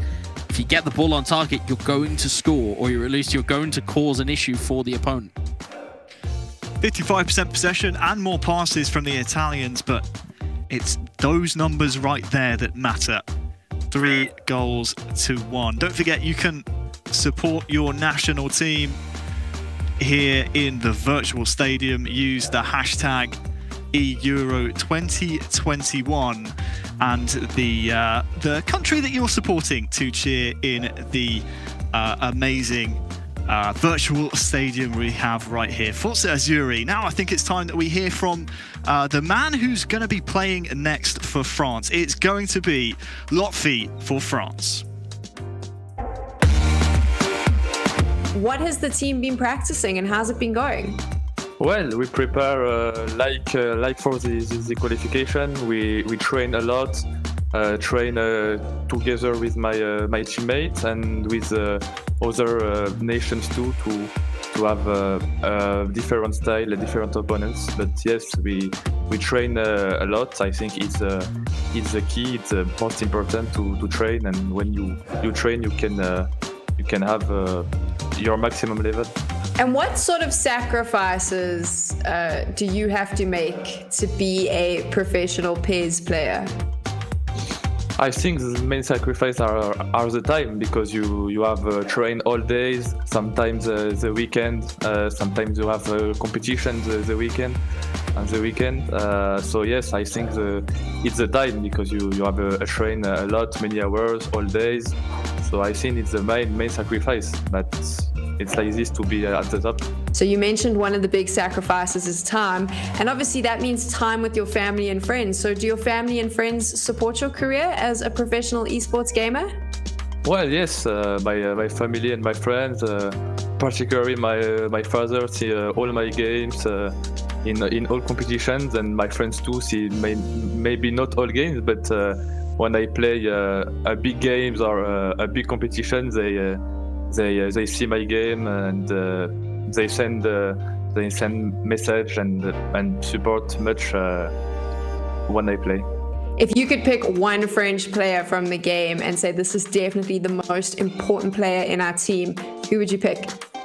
I think it's Mbappé. Mbappé is for me our best player. He can change a match alone. I think other player we can change. We can. It depends on the game, but Mbappé is for me our best player, and yes, he's very decisive, very important for us. Well, great to hear there from Lotfi. He's obviously very, very ready for this competition, Wes. One of the unsung heroes, would you say, of the PES world, especially where esports are concerned. He's a very solid player, both for Monaco, but also for the French national team. Is this one of his opportunities now to really make a statement and tell everyone that, hey, we are here and I am here to win this whole tournament? Yeah, I mean, I use the analogy of it's very much like France's equivalent of Batman and Robin. You know, you have Batman in terms of Uzmakabeel, and he's front and center, he's all emotion, you know, he's very much the fire side of France, whereas Lotfi is very much the coolness. He is the, you know, he is ice personified. He can be as cool as you need him to be. And, you know, he might not be the loudest person in the room, but a lot of people do forget just how good Lotfi is as a 1v1 player. I mean, you know, you talk about his history in esports. He's been there or thereabouts, to use the phrase. He's been there or thereabouts for quite a number of years, and as Alex alluded to, he's been playing from a young age, knows his way around a controller, knows his way around the game, and is one of the top players out there. So I think, yeah, I mean, you know, credit where it's due for Uzmakabel getting in this lead, but, you know, let's see a bit of showmanship from Lotfi. Let's see him try and go out and break down what will be a tactically, you know, adept Nickeldan and Italy. And as for Italy, they've got a lot of work to do here. Well, you saw just there the virtual crowd cheering. You can do so as well using the hashtag eEURO 2021 - the country you're supporting. Let us know, are you supporting France or Italy?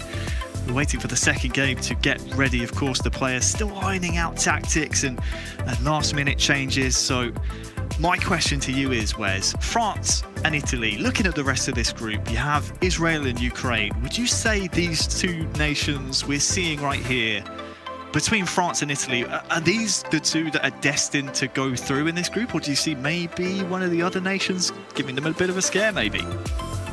I don't think it's destiny at all. I think this is the group where, if Barry, as Barry was alluding to, if we're going to see a shock, I think it's going to come from this group, because we heard the clip about where all the players are talking about who they thought were the surprise packages. All the names that came out, the top two were Ukraine and Israel. So I think if you are France or Italy, you don't want to be going into a loser's bracket to then go and play either Israel or Ukraine, because there could be a high percentage chance you could go home very early. And, if you're France, it could be, you want to get into that winner's bracket to make sure that you give yourself the best possible opportunity. If you're Italy, though, you're defending champions. There's very much a national pressure that comes with that, let alone your own personal pressure. So I don't think it's a foregone conclusion that it's France and Italy that go through. On paper, yes, you'd say that, but on the way that these guys can play, it's anybody's. So much pressure on the Italians, of course. Not only are they in the Euro 2020 final to be played on Sunday against another country, we won't mention them, but also, as you said, winning last year, being the first and only champion so far of the eEUROs. Now the pressure is well and truly on Nickeldan here in this second game against Lotfi. Attacking from left to right will be the Azzurri, famous blue strip with the white shorts. France will be going the other way, and they'll have the 2-goal cushion. As you see, 3-1 they won in game number 1. And the thing with it is with Italy, you don't want to have what I would call passive possession. You don't want to have it where you have possession but you're not really attacking. You need to have the possession, and you need to be proactive with it. You need to push. You need to kind of find those gaps in the French defence, because they'll be there. It's just finding them. If obviously you're France, you kind of just want to kind of sit back, maybe hit them on the break, use the pace of Mbappe. As you can see, Italy trying to make the 3. Mobile threatening. That's interesting points that you raised, Wes, as well as the fact that we're now going to have to see Nickeldan come out of his shell a little bit. When I think about his style of play, likes to control the game, almost Christopher-esque. Christopher, of course, representing Portugal here at the Euros, renowned for their possession style, really tactically sound. Now he's going to have to come and attack Lotfi. He's going to have to find goals from somewhere. Doesn't have a lot of the weapons he likes to use. As we said, Zaniolo, one of the key men missing from the virtual squad. Almost synonymous with Nickeldan's play. Those are going to be the big questions asked of him. Can he find those 2 goals against Lotfi here? Here's Florenzi. Jorginho and Florenzi combining in the midfield, but Lotti will try and steal that one away. Instead, here is the man that Lotfi said is the most valuable asset to the French national team, Mbappe. Nice double touch there from Griezmann, just frees up a little bit of space. Him and Lamar combining. Bonucci able to bring this one away. 20 minutes gone, still 0-0. Yeah, the thing if you're Italy you've got to be careful of is that France will set defensive traps. They will set a trap and make you think a ball is on, as we saw there almost perfectly from Lotfi. It's almost like he could hear me from where I was sitting in the gantry. They will set these defensive traps and make you think that they've got a gap, and they will just close the door almost immediately, and they will put you under pressure. As you can see Pessina trying to find a way through. You can see that there's this manual moving of the defenders from France. They will just make it so that it's a lot more difficult to break through. As you can see, they're just stopping that Italian break, and you can see them just trying to eke out something on the counter here. Here's Sissoko. Thuram's got across his man. Fake shot. Has he done too much? Forces the save. Corner still to come, but exactly as you were saying, Wes, the defensive traps have been laid. The counter-attack with the pace of Griezmann, the pace of Kylian Mbappe could really be the key to victory here for Latvia and France. Of course, it is the Italians who need to find goals. One whipped in, punched away, and it might actually fall to Lamar in the end. Scuffed clearance. That one will be another corner. Swinger coming in then from Lamar. Headed away well. Only as far as Sissoko. Lamar into Thuram, goes for goal! And is that the goal that seals it now for France? It's that man again, it's Thuram, the secret weapon to make it France 4, Italy 1. And now Nicholdan finds himself well and truly in a hole. It's great build-up play there. It's just a neat pass inside. It's taking the opportunity to shoot when you can take the chance. It's that, and that is a separator between some players. Some players will look for, you know, the percentage shot. They'll look for it to be, oh, do you know what? It absolutely has to be a goal before I shoot. These players who shoot instinctively and find those opportunities, you know, they're worth their weight in gold, and Lotfi very much falls into that category. Falls into the category of, do you know what, if there's a half a chance on, I'm just going to take a shot and see what happens, and it gets all the rewards in the world for it. Lotfi threatening to try and find a fifth here. Half an hour gone, France 4, Italy 1. Making amends for last year's semi-final defeats, 2-0. Belotti, Pessina's in behind, but in an offside position. It would have been a big stain on Lotfi and Ismakhabil's records, wouldn't it? Whereas, I mean, after last year, you think about Ismakhabil, how many titles he's won. Obviously, the notable were the 3 World Championships, all the eFootball Pro titles they've won. It's almost the one that got away from Lotfi and Ismakhabil, eEURO 2020 last year. Now's the real chance. I don't think we'll see them take too many risks because they want this title. They feel like they are champions-elect.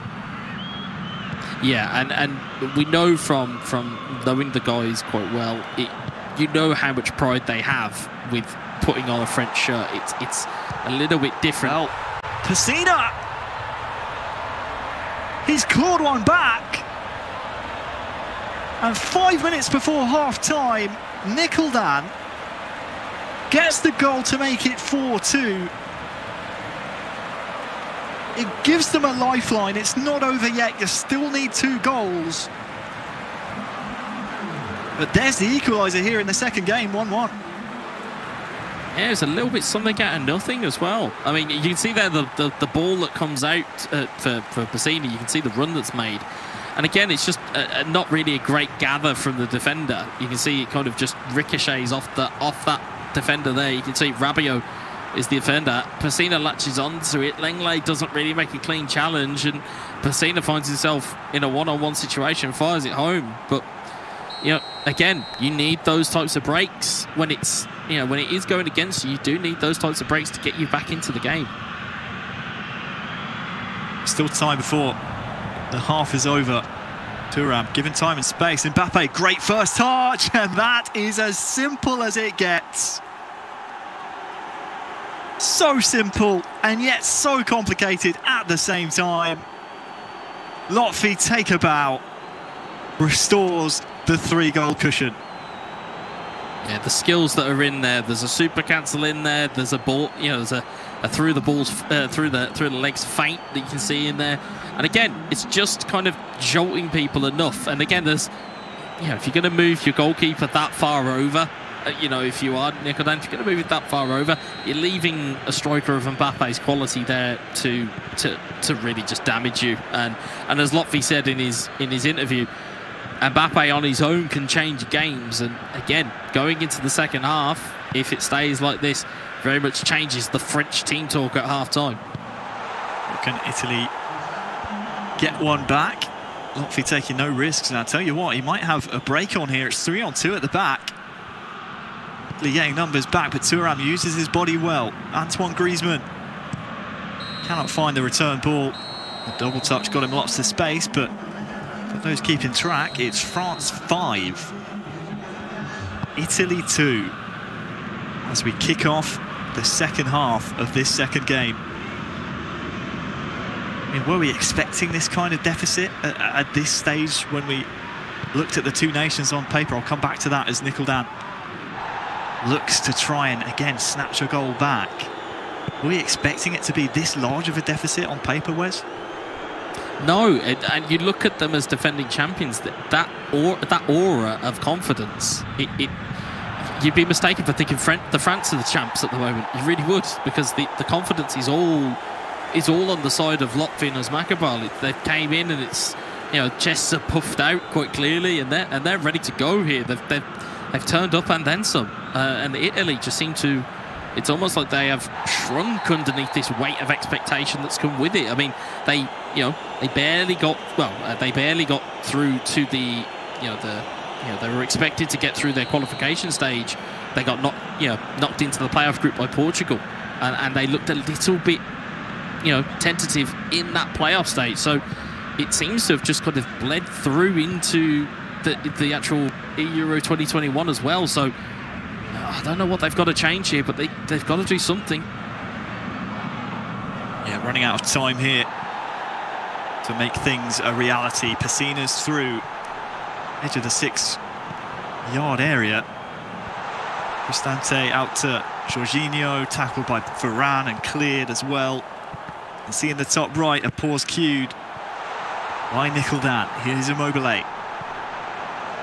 Step overs, twisting one way and the next. Jorginho's touch is a heavy one, not for the first time, and Varane nice and calm under pressure. And well, look at the men forward here for France. Bodies forward. Mbappe and Lamar getting their wires crossed there, but I think Lotfi knows there's spaces to be had here. Happy to keep the ball and frustrate Nicholdan here.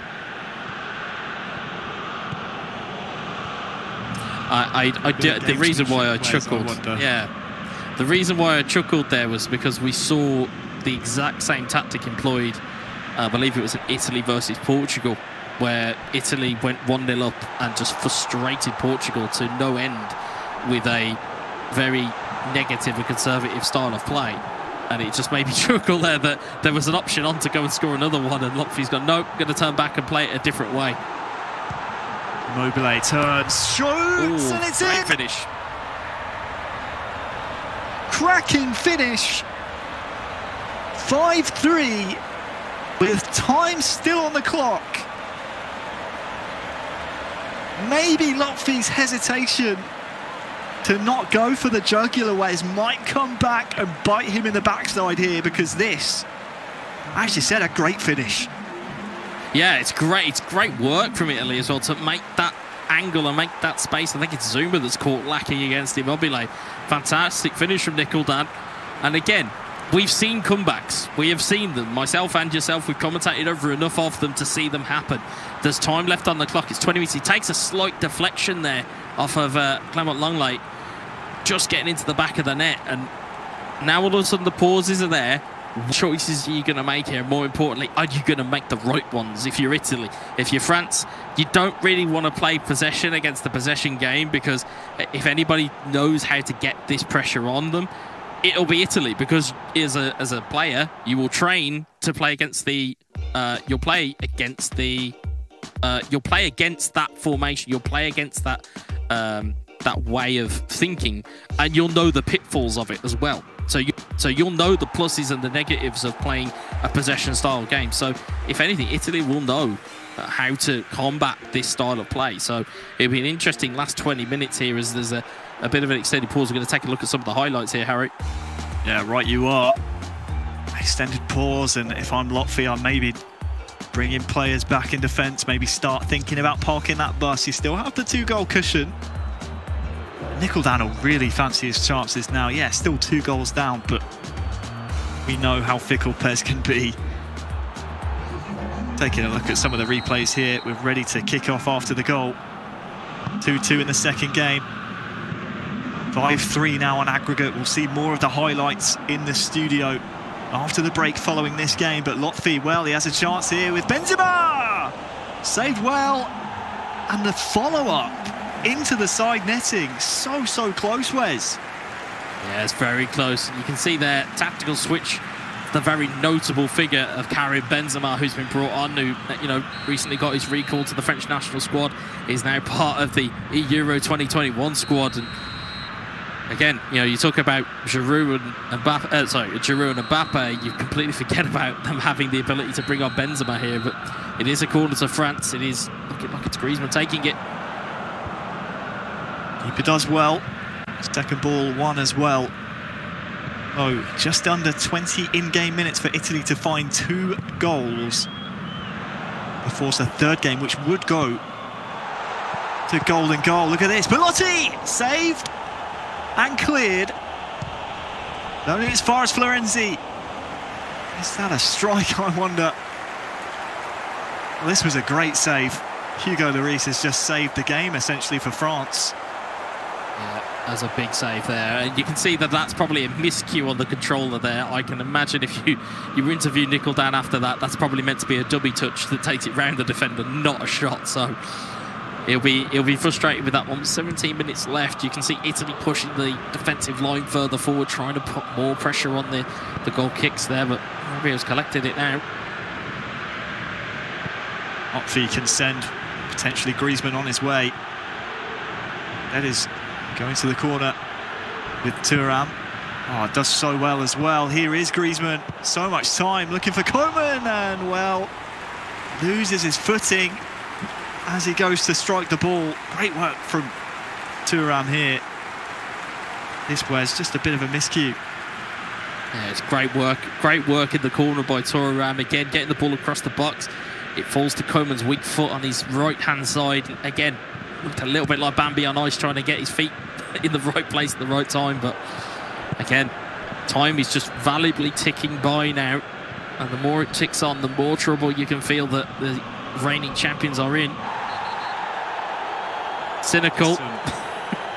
Cynical challenges, but necessary, you would say, from Lotfi. And I believe it's Cam's sat next to him. Barely mentioned him. He's part of the coaching staff, of course, for the French national team this year.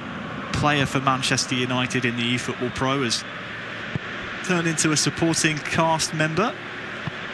So far, so good for France, but Nicholdan wants to try and upset the odds here. Belotti, will he come away with the ball? Gets a strike away, but so many challenges flying in. Hugo Lloris, grateful to have the ball in his hands. Less than 10 minutes to go now, and it's looking less and less likely Italy will find their 2 goals they need.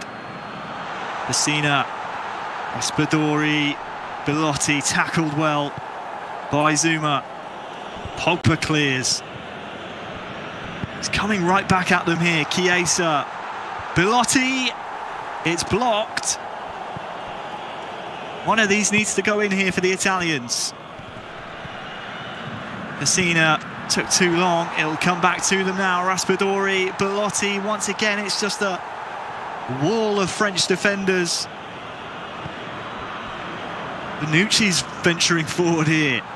Pessina has almost too many options to find. Into the 90th minute now. And Benzema is going to bring this ball away. Only 2 minutes to be added on by my money, Wes. is going to be a famous victory for the French E national team. Yeah, it looks like it, and you can see every French defender absolutely battling with everything they've got, and they have been superb to a man. And there goes the final whistle. Well, 2-2 between Lotfi and Nickeldan in game number 2. All the twos, but it will be France who take victory overall. 5 goals, 2-3. An incredible victory by the French national team. They will advance in the group onto the winners' final now, I believe. They're 1 game away, are they, Wes, from advancing into the knockout stages? Yeah, that's it. Yeah, so we work with a winners with a Swiss bracket. So the winners of each game will go into a winner's spot. Losers will go into a loser's game. If you lose that game of the loser's game, you're out. If you win it, you're into the tiebreaker. Again, same with the winners. If you go through to the winner's game, you lose the winner's game, you'll then go into the tiebreaker. And then, of course, if you win that game, you are straight through and home and hosed into the knockouts. But if you're Italy, you're going to be disappointed that they've not shown the same level, the same application that we saw of them last year. And whether it's a case that a little bit of inertia's maybe crept in where they feel, well, we won the first one, so maybe that might be the case. We'll have to wait and see. Well, a great victory for France. We'll have analysis and more from Marta and the boys in the studio just after this.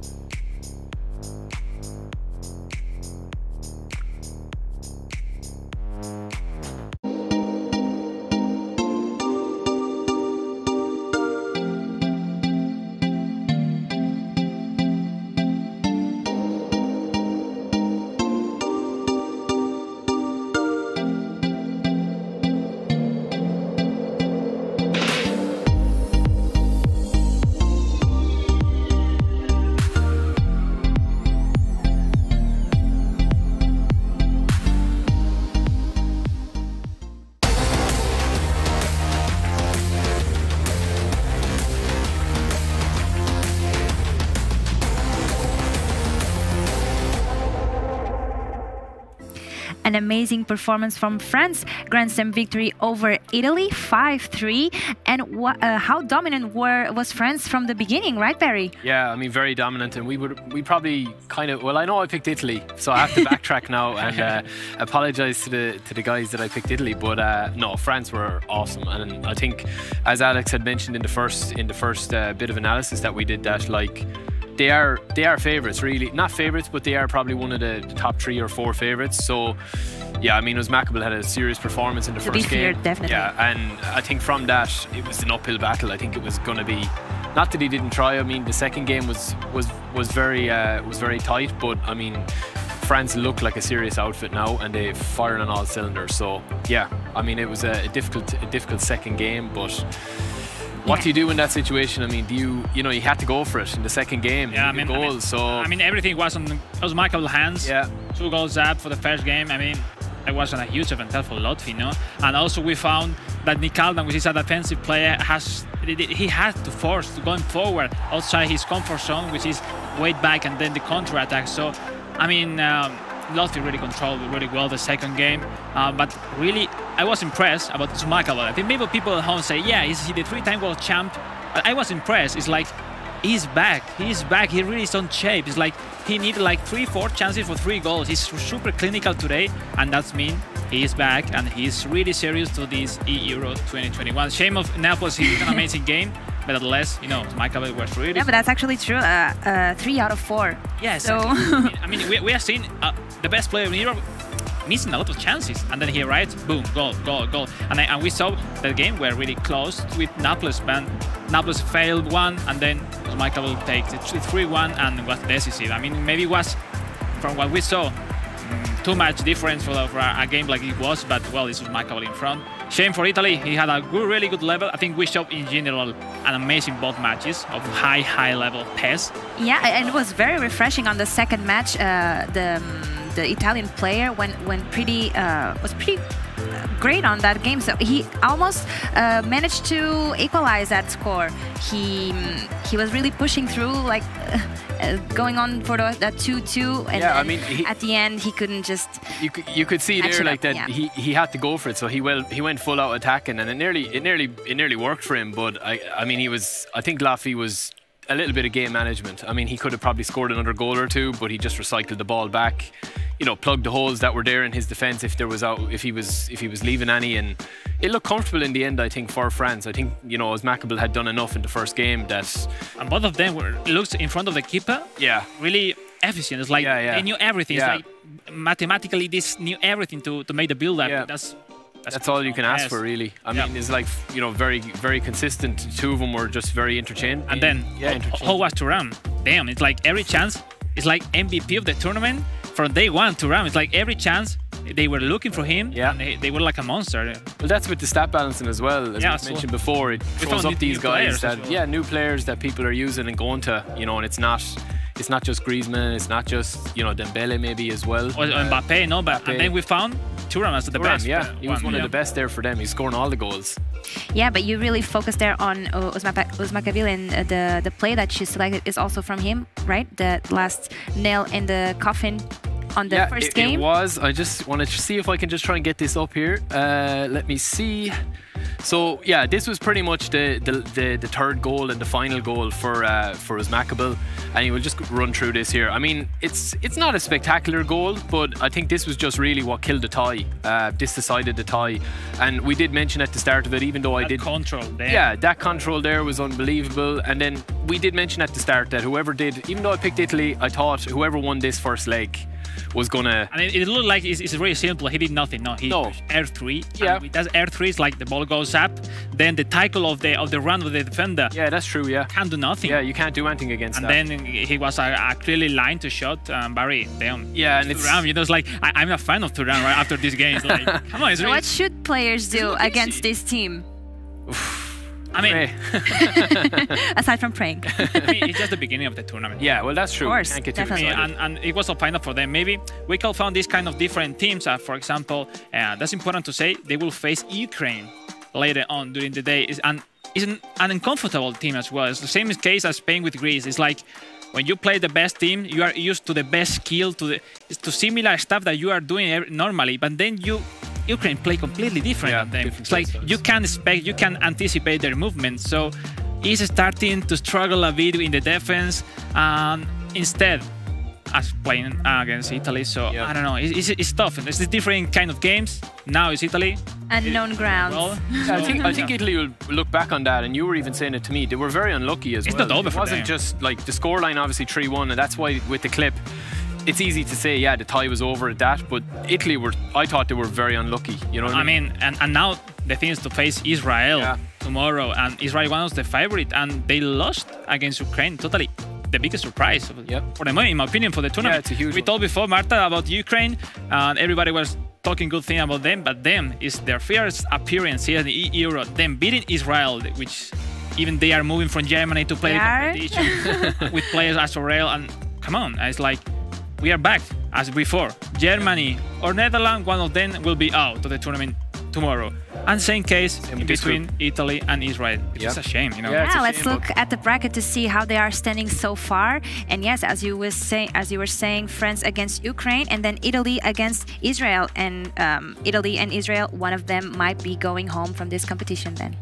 I mean, no, it's like competitions like this, but that's the best thing. It's like that means this is professional, because if you find how we come here and all of our prediction goes well, that means there's not really competitive a tournament, you know, and it is pretty amazing to see Ukraine, Poland winning without maybe giving their best, Greece surprisingly Netherlands, earlier on. That's the beautiful of the tournament. Yeah, well, we said it at the start as well. There are going to be twists and turns in this, you know, such as PES, such as football. I think though, you know, as the tournament goes on, you know, the cream will rise to the top, and a few teams will probably think, okay, it didn't go well for me in the first game. Let's bounce back. Yeah, let's bounce back and come back and have a look and see what we did. I mean, these guys, their IQ of playing PES, they've so many hours played of PES, as Alex will tell you know, so many button presses and so much muscle memory. Then there's wild cards, right? Yeah, exactly. And they have replays, they have time tomorrow for analyze their mistakes, their opponent as well. So in case we see this is a 3 days tournament, which is have something difficult, which you have to prepare just for 1-2 games, but at the same time you can prepare really well your games. I mean, we are get used to play 20 games in a tournament day, and it's impossible to really prepare. You have like a 20 minutes between games, and right now it's totally different. So as we said before, the coach now is the biggest part. We saw will make a difference France, here. Italy as well with one. That's the best. I mean, so. And we can see the schedule coming right away. And these are the 4 games. So we had 4 amazing games in the morning, and now we have 4 more games to decide which of these 8 teams will be going for quarterfinals. Guys, a lot of great names here. Harry. Yeah, and again, your eyes are immediately drawn to that glamour tie, I suppose, of Spain and Greece. You know, Alex has obviously mentioned it before. You know, Spain had a good win, I think. Poland and Serbia, I think Serbia have been, I mean, they're one of the favourites, certainly as well. We haven't really spoken too much about them, obviously, but we will be seeing them in all the action. They were solid against Turkey. Yeah. It's Turkey not easy. No, very, very solid and a good. The only one who won by more than 3 goals. I think all the games were really tight. Like Serbia 7-3. With that mean they come strong. Yeah, Serbia they're so strong. Obviously, they'll want to push on from last year with the Euro 2020 and go one step further and win it all. So. And now we'll be able to watch them on live. So that's going to be great for us, right? Well, a treat. Don't to miss the next games. Portugal, Romania. It's really amazing game. Romania with Urma, Portugal with Barbosa, Joker, and maybe Christopher will go in for next game. Then Greece against Spain. If I'm one of my teammates, I would not like to play against Greece. I prefer maybe the Netherlands. And the last one, France against Ukraine. Yeah. It's totally unexpected. So up in the air as well. Yeah, but we have one first game to go before that one, and that will be Poland against Serbia. We watched Poland play. Now we are going to watch Serbia. But we want to know at home who you are rooting for. Which team is going to pass over to quarterfinals? Is it going to be Poland? Is it going to be Serbia? Let us know. Use the hashtag eEURO 2021-Poland or Serbia. And we want to see those flags coming up on the virtual studio to see, on the virtual field, to see who you are rooting for. And what about here, guys? What can we expect for this match? I mean, Barry, we already know the team. We know who support Barry today. It's like he's a totally Poland fan, and I would like to support, really, to root for Serbia. I mean, I've been in touch with Roxa these days. Like, everybody was training hard 8 years per day, and in his social accounts, he's been with the family in holidays the whole day. It's like, come on, man, you have a tournament next week. No, man, I'm fine. You are more nervous than he is. And then first game, 7-3 against Turkey. It's like, boom, you know. Yeah. I mean, I really like it because I used to be like this. This kind of player that needs to train 10 hours per day to be really on shape. Some other a bit less. But no, Roxa is another kind of wolf. It's like, you know. But maybe he's right. I mean, maybe relaxing and getting your head over for a few days and then coming back and focusing might be better. Exactly. So, yeah, let's see now. I'm excited to see Barry. I mean, now, anyway, yeah, we're going to see if it's paid off against Poland. So give me some predictions. What can we expect for this game? I'm root for the AS Roma players, Roxa and Kepa. I would like to see Austria back. I think they will do an amazing performance right now, but I will say 4-1 for Serbia. And this I think it's going to be maybe around the same, maybe 4-1, 4-2 maybe to Serbia. I think they're very strong. So Serbia is going as a favorite, coming out as a favorite from this analyst desk. That is great to know. Okay, so there's a favorite here on the analyst desk. Let's see what our casters think about this match. Yes, thank you very much. And indeed, I got to echo exactly what the analysts have just said there. Serbia coming to this one as huge, huge favourites. They were finalists last year and deserved finalists at that.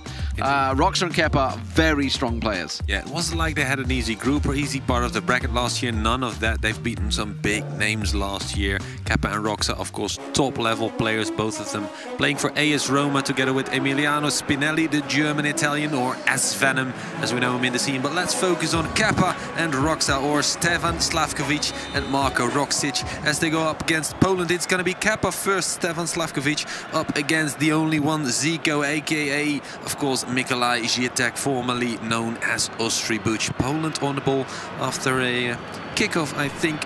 Although Poland is playing in the white kit. I mean, okay, who's fouled who there? Who just fouled each other? It's just a friendly hug, isn't it? 50-50, take it. I thought it was going to be a drop ball for a minute, but no, it will be a Polish foul in the end now. Now, obviously, the only one, Zico, we saw him earlier on, obviously had the draw against Montenegro against Arti earlier on. Kepa himself did get the win in his matchup, and a pretty big scoreline prediction, actually. 4-1 predicted by both analysts there, expecting some strong scores, strong results, and we'll see how it works out, because at the moment it's a Poland attack, and Zico comes forward, gets the shot away, and it just goes wide. Well controlled, and then just drags it wide, but he did everything right there. Look at that, the through ball on the flank, drags it forward for his man to latch onto, whips it up and unleashes a volley. It's just barely besides the post. Keeper would have been unable to keep that out if it was just inside the post. Poland with the first shot, and like we said, Mikolaj Zietek, top-level player for Manchester United, of course, together with the likes of Eldridge O'Neill, Neo Camps, but he's gonna have to do it all by himself right now in the 1-versus-1 type competition. And yeah, who feels better in those types of competitions? It's hard to say. Kepa has made the regional finals for Europe a couple of times. He's made the world finals twice as well in PES League. And of course, the breakthrough season 2 years ago of just a 15-year-old, the only one, Zico, for playing for the UK back then, of course, Scottish citizenship. We tried to keep hold of him. We tried. Oh, yeah. And then Poland came calling. Kepa's come calling. Offside, right? Oh, didn't get the rebound. And no, actually came off the defender. So that's would have been a goal, yeah. Yeah. The only one, Zico, Mikolaj Zietek, still only just turned 18. The 28th of May, he blew out 18 candles, and look at that, he's got a big chance to open the scoring here, and he's gonna not do it. I thought the rebound fell kindly for him, but just behind the striker. Oh, honestly, Poland has had 2 big chances right now, and of course Serbia trying to get on the break. That's once again a once again a 50-50. This time not called back. Serbia with danger here, but the pass is sloppy, and Poland can clear it out. Nothing given this time around. You know, I do wonder. I mean, he's definitely not old enough to remember Zico.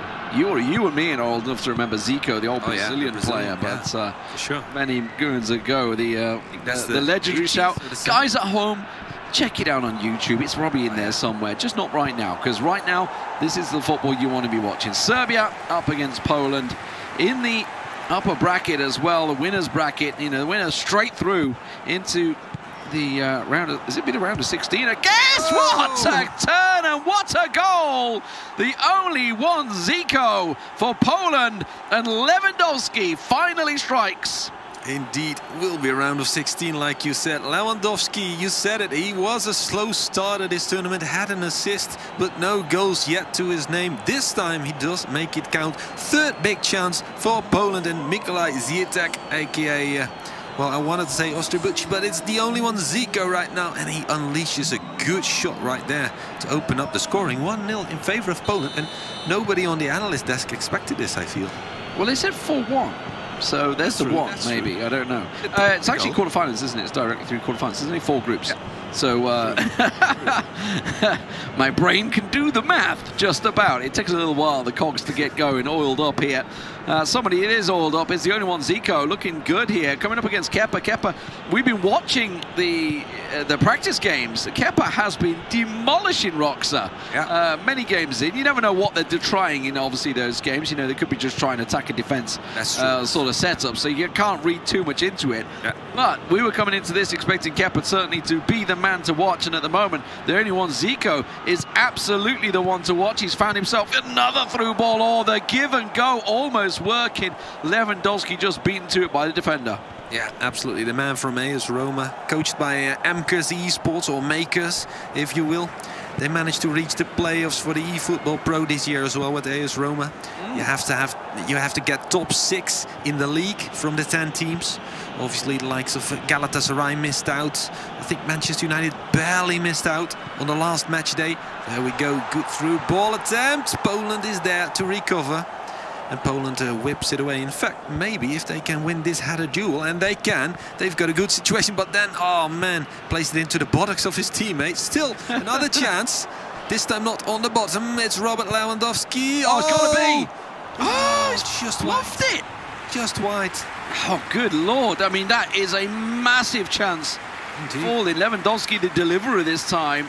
Perfect delivery. Oh, he's just dragged it wide. Yeah. Yeah, the angle was tough for a lefty, but still, you could have taken it with your right foot.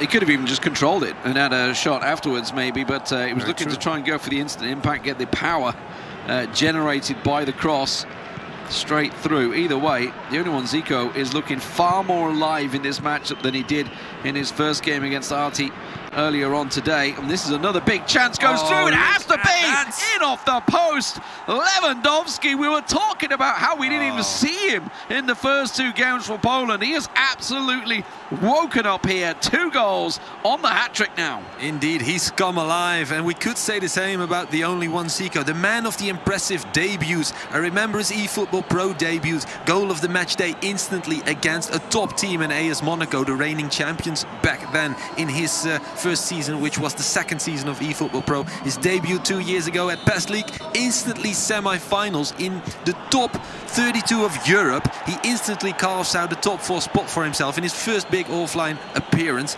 This young man is something special, and right now in the eEUROs, he's putting Serbia to the sword. He's putting Kepa to the sword. The man we expected great things from for Serbia. Of course, it can still very much happen, and in fact, let's not forget, this is the winner's duel, so neither team will go out if they lose, but still, did we expect this from the young man from Poland? No, absolutely not. And I'll tell you somebody else that didn't, Kepa. He was not expecting this. This is something he's going to have to work on here. There's a lot of work to come back to, but at the moment, hasn't really had a sniff at goal. It has been the only one, Zico, off the back of his heel. That's unlucky.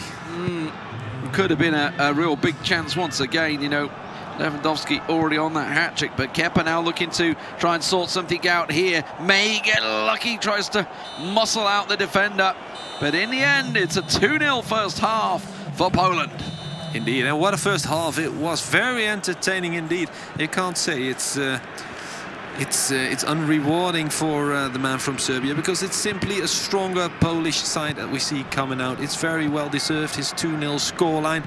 The only one, Zico, might still want to add to that scoreline as well, as long as he feels strong and confident in his own ability to carve out a good result for his teammate, to feel confident coming up against Roxa, because that's top dog opposition as well, of course. Right now, it needs to be the difference made. Because let's be honest, the only one, Zico, is the strongest Polish player out there. Twice he's tried the corner, and twice it's gone for a throw-in. Now the only one, Zico. There's the cross coming in, looking for Lever. He's floating in the air there, but it's Kepa to get the clearance now, trying to get the counter as Poland were trying to box them into that corner. So there is options available here for Kepa, but that is not the right option. It's going to come right down his throat here. 3 players forward, so 3-on-4 situation into the man in the middle, Lewandowski, the man of the hour right now, but it is going to be lost out. Kepa back on the counter, back on the break. He's got a runner on the right, but chooses to go through the middle, and it's the wrong option. Yeah, it's very compact there in the middle. A lot of bodies to deal with, a lot of teammates, but also a lot of opponents, of course. And there we go, Poland once again on the break, trying to find space for a through ball. Maybe try and reach Lewa. He can do it all. He can score the goals himself, but also saw a couple of good assists from him in the earlier games, of course, where they went up against, was it Turkey? No, it wasn't Turkey. It was Montenegro, of course. Yes. Here we go. Poland on the right side of the pitch. Don't find the space, but still do find a teammate, although with a bit of unlucky situation. And now we've got a break from the last from Serbia. He's got to get it right. He's got to get it right. That's what he wants to do, but the defender is strong. The only one, Zico, does a great job of defending it. Oh my word, that's a tackle, and it absolutely got the ball. Now Kepa, can he just pull from it? Oh, rats. Fractions of a second, and this could be a goal for Kepa, but Serbia still trailing. Time is running out. Oh yeah, indeed. It's Slavkovic not pulling his punches. Great to get the possession back there in midfield, but then doesn't make it count where it counts the most, there in the box of Poland. Poland once again on the ball, and now the urgency is gone from his play. He's just recirculating possession at the back, trying to lure out the Serbian attacking force, trying to make sure there's enough room there in midfield to work with. And of course, he's looking solid. He's really composed, controlling the game in his own half. You can feel that he's comfortable hanging on to this lead, I feel. Yeah, big surging run from the only one, Zico, down this left wing. Wing-back plays it in to the winger, looking to try and make sure he retains possession, doesn't want to play anything too wild here.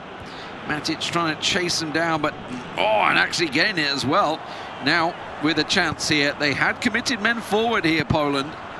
So got to play it through. There's the man, the runner in the middle, finds him, looking to the left, looking to the right, can't find anyone available, has to recycle it back in the midfield now. May just be time to turn and shoot. Does try, but the defender blocks it. It's going for a corner. Yeah, that was a dangerous situation. Serbia almost finding the gap, but it simply wasn't there. Well defended by Poland. Still, they do have to give away a corner kick. We're going to see it taken short, maybe. Nope. The only one, Zico, very sharp to cover that angle. It's going to be whipped in. Good cross, but the keeper gets a hand to it. Serbia still in possession, though. Here we go. Kepa, the man from AS Roma, one of the star man on that team. Not going to be able to unleash a proper good shot. Defender gets in between.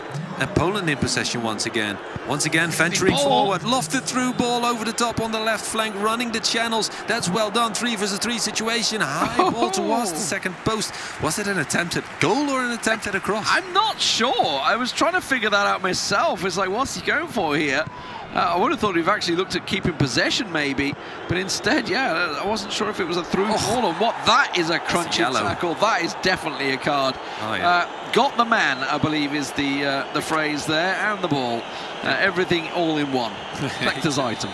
Man first, so that's definitely a yellow card. Gets given, gets awarded, but no harm, no foul. It's only 10 minutes left to go. Unless he grabs a second within 5 minutes, it's not a problem for Poland. Serbia now on the ball in the box. Finally does get cleared by Poland, but not in possession anymore. So Serbia can unleash a new attempt at creating danger. But so far, we've only seen that one big shot from Serbia. Yeah, real upset here maybe. There's Kepa, finalist last year, and the man that put all the work in all honesty, he is being put to the sword quite convincingly by the only one, Zico. Still yet to have a real chance on goal. Is it time to come? You know, a consolation here would be great. Set Roxa up. His teammate, pulls it wide. I think he may have been offside as well. Close enough. So far, Kepa kept at bay by the man in form, the only one, Zico. He had a draw in that first matchup against Montenegro, of course, 1-1. And then saw his teammate do the work with a golden goal extra time. Jancho PL against Montenegro's Rade. And right now, the only one, Zico, is giving Jancho PL a great scoreline to work with in that second game, because it's once again gonna be him. Baldis won't be playing today. Talking about Ron Balto, as you will know him from the gaming world. Poland in possession, just injury time to go. He could launch one more attack. I think he's gonna do that, but it's gonna come too late. There it is, the final whistle. 2-0 scoreline in favor of Poland. Robert Lewandowski delivering the goods for the only one, Zico. Mikolaj Ziatek from Manchester United doing the work for Poland.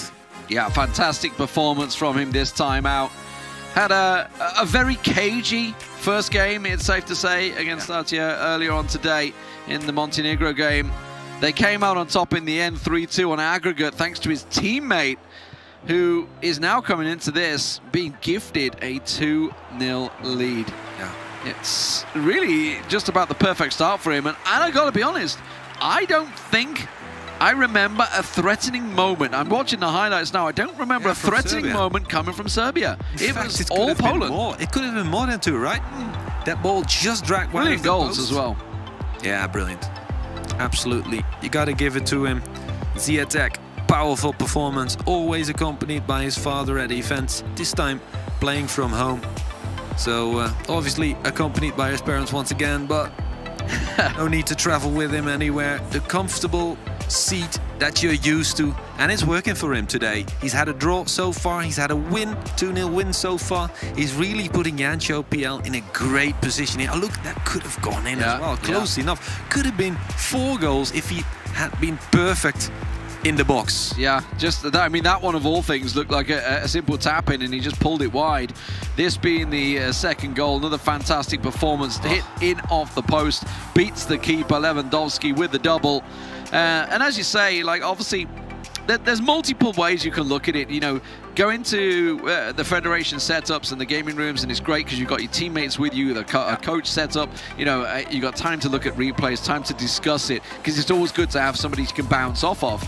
For sure. But also, it's great to be in the comfort of your own home. You know, you're in that comfortable environment that you've played hour upon hour into the game, and that's where you've really honed your skills. So it can also be beneficial to sit there. And obviously, finally, we're seeing the only one, Zico, showing up as we know he can, right? So he's putting a performance on the world stage now and taking down Kepa 2-0. That is a statement. That is an absolute statement. Yeah. The only one, Zico, has yet to be beaten in this tournament individually, and obviously as a team as well, because they managed to win against Montenegro. It could all change here if Roxa brings his A game, but look at the statistics from this game to enforce what we were saying, that Poland really deserved this win. All right, maybe 2-0. Yeah, I think it's a good scoreline. 3 shots on target against the 2 from Serbia.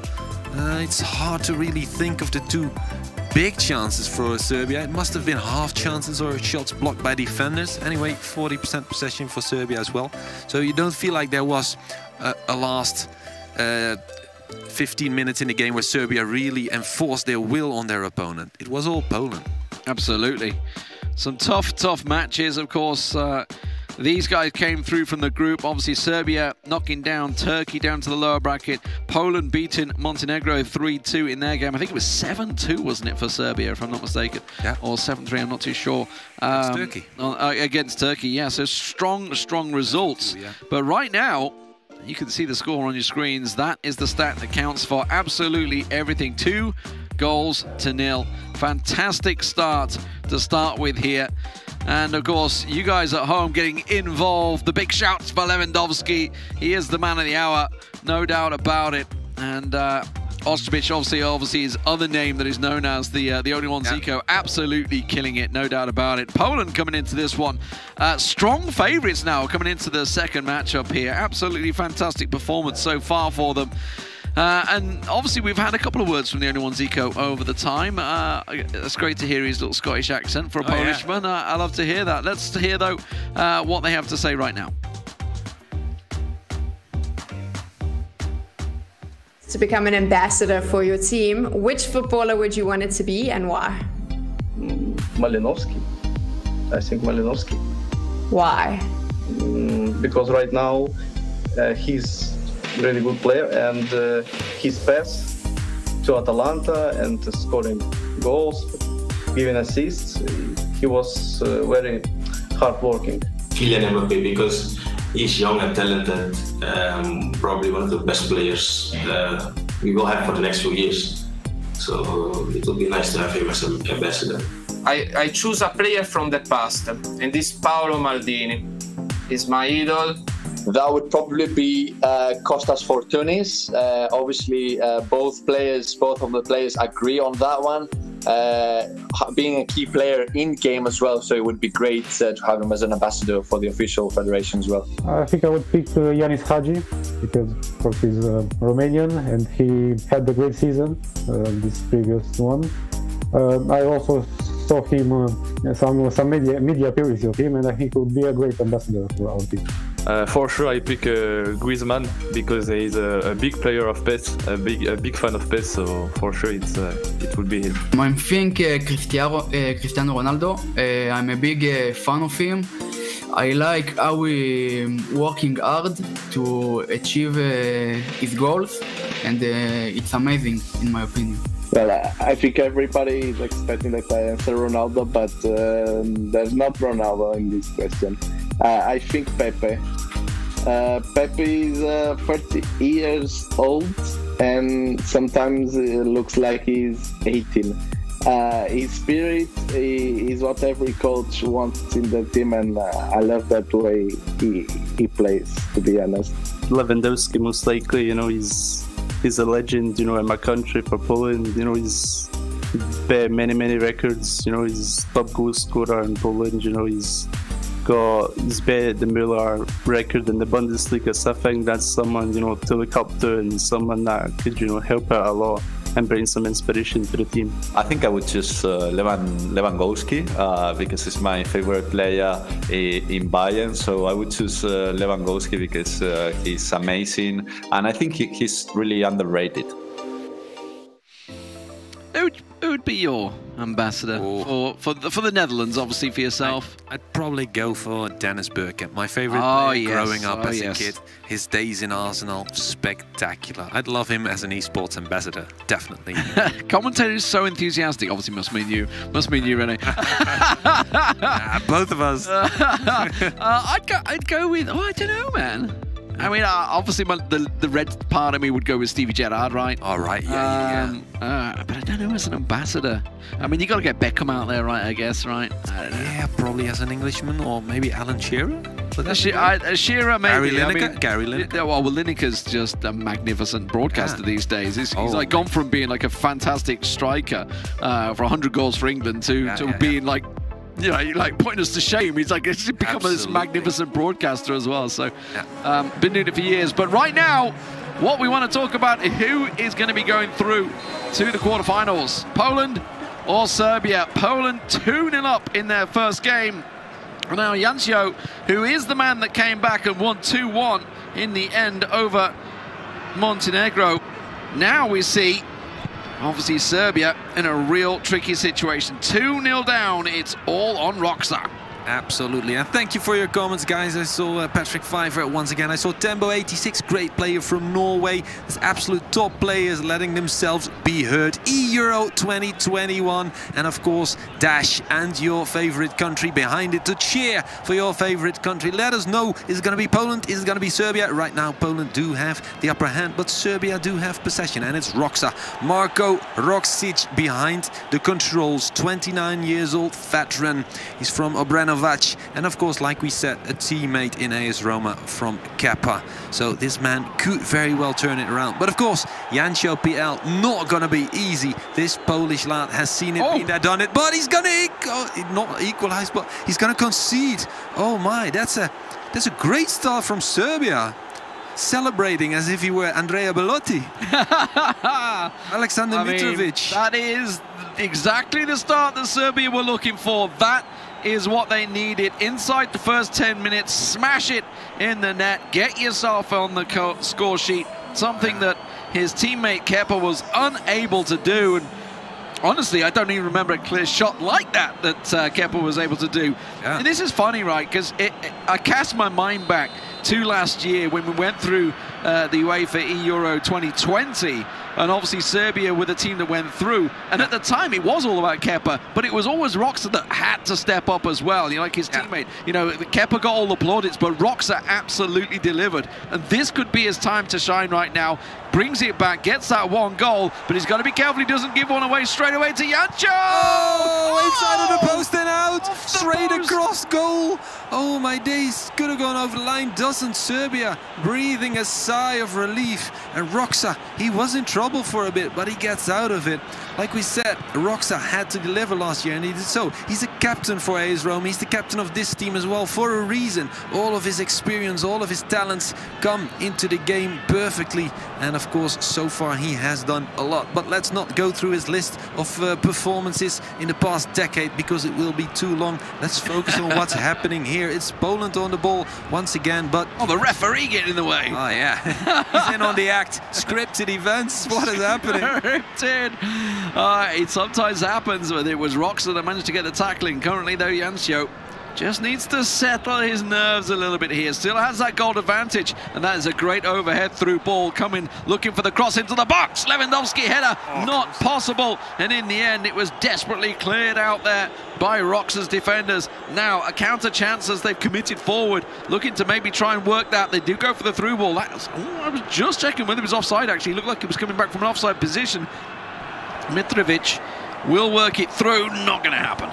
Yeah, now it's the young man from Gliwice, the musician, just 21 years old, up against a veteran with only one goal left to spare. Will he be able to hold on to it? Serbia right now looking dangerous. Lofted ball over the top, not going to be able to latch onto it. And now it's a breather for Poland. They can take it easy, they can relax. Although we're going to see the long ball up front, trying to get it with Lewandowski, who manages to get it to a teammate as well. Frankowski on the floor, crying out loud, claiming a card should be given, but none of that. Of course, it's a foul, but it's not a yellow foul. Yeah, absolutely. He actually gets a yellow for Kolarov. It does give a yellow. Okay. Just a little push. That's off. No. Way off. Way up. Way. Lewandowski, get back in there. He's like, this is great. I'm on the penalty spot. Nobody's near me. Leave me alone. Absolutely miles away from this one. Roxa with the clearance, back up from the free kick. Let's see what he can do. Can he build on this great start that he's had here? The early goal, but it has been filtering away slowly. That's a great little move. That's worked out well. Get a little shove on the back there. The defender in the end does manage to get the better of him. And now Jancio. I just feel that Jancio's just slowly trying to settle his nerves a little bit here. Obviously, we know he was the man of the hour. We know he can do it. That is a great ball. That's what he's looking for. Gets it through into the middle. Defender in the end heads it back to the keeper. That is confident from Roxa. Yeah, I like how he plays smart football, Jancio. He just whips in the cross with Lewandowski instead of trying to maybe force his way through a body of defenders with his best player, which would have been an unwise decision. Would have gotten stopped. In this case, it doesn't work out too well, but you can see he's got the right idea about it. Jancio PL, the young man from Wolfpass esports team, now playing for his country, for Poland. It's the greatest honor bestowed upon a gamer to represent your country.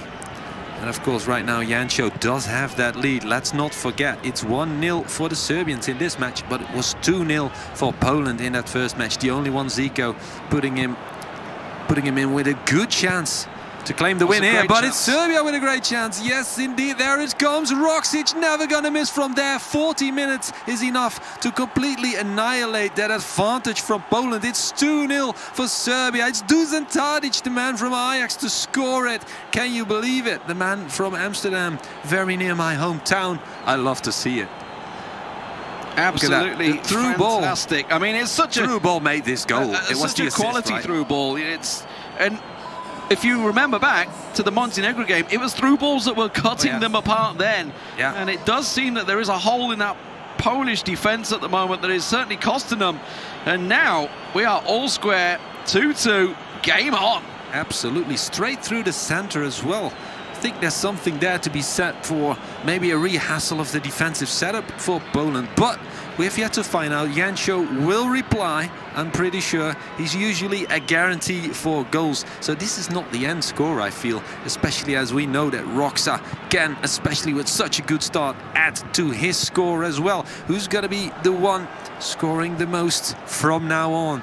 This is the point where it's equal. Oh, good cross. Near Lewandowski, but not close enough. Tries to pluck it out of the air with an outstretched foot. It's going to be Serbia on the receiving end of that. Doesn't get out from under the pressure. Poland force the throw in, but it's going to be for Serbia. I think it doubled back off him. He was trying to get the kick, so he obviously went his way for the throw.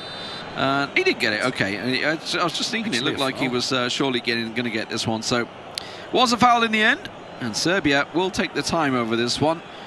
He's done the business so far, but it is not over yet. We are simply tied at 2-2 with Roksa putting the work in here in the first half. And Kepa can breathe a sigh of relief, no doubt about it, whereas Jancho will be feeling the pressure, certainly from his teammate as we go into half-time. Quickly getting that second half underway.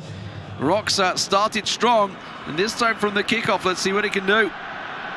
Absolutely, Roksic had a spectacular season for AS Roma in eFootball Pro. He was the third best defender behind Atorito and Mujahid Sevimli for Galatasaray and Juventus, of course. Good cross in Serbia with a, well, speculative header towards the far post. Keeper Chesney, of course, not getting nervous from that. Like I said, spectacular season for him last year. He managed to perform at the World Esports Games in Chongqing. Or was that 2019 already? Time flies by ever so quick. That year, I swear to God, 2020 is just like, it's a year that you click your finger and it disappeared. Everybody spent it indoors, and it just went straight by. Absolutely straight by. So, yeah, flew past. Roksa, though, is someone that's not looking to fly past. He's looking to get himself an early goal in the second half here. Gets himself the throw in, quickly lays it back, players in the box looking to try and feed it to a midfielder at the moment in the centre.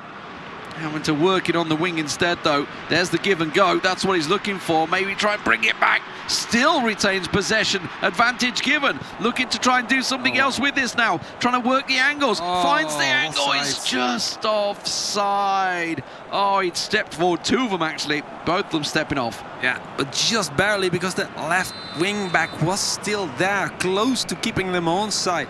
You got a feel for Roksa, he's really delivering the goods right now. Started with an 0-2 deficit, suddenly he's turned it upside down. It's now basically 2-2. So anyone's ball game, but Serbia certainly have the better of the game. Jancho PL seemingly in trouble. He's under pressure all the time, and possession definitely in favor of Serbia. But side again. Possession doesn't really matter, does it? We've seen it earlier today. Kepa obviously fell to the wayside, but Roksa right now is delivering. Really just a couple of offsides is all that's slowing him down at the moment. Yeah. As we're going to see ourselves the free kick given. Szczesny needs to try and launch this one, and that's what he's going to do, try and set something up for Jancho. But in the end, it will go straight to Roksa's defenders and coming straight back at him. Yeah. That's trouble. That's trouble for Jancho PL. He's got half an hour left to go, and with Roksa firing on all cylinders like he is today, it's going to be hard to hold him off from scoring a third. That's a beautiful through ball with the outside of the left foot. Just too much weight on it, and easy pluckings for Wojciech Szczesny, the man for Juventus, of course.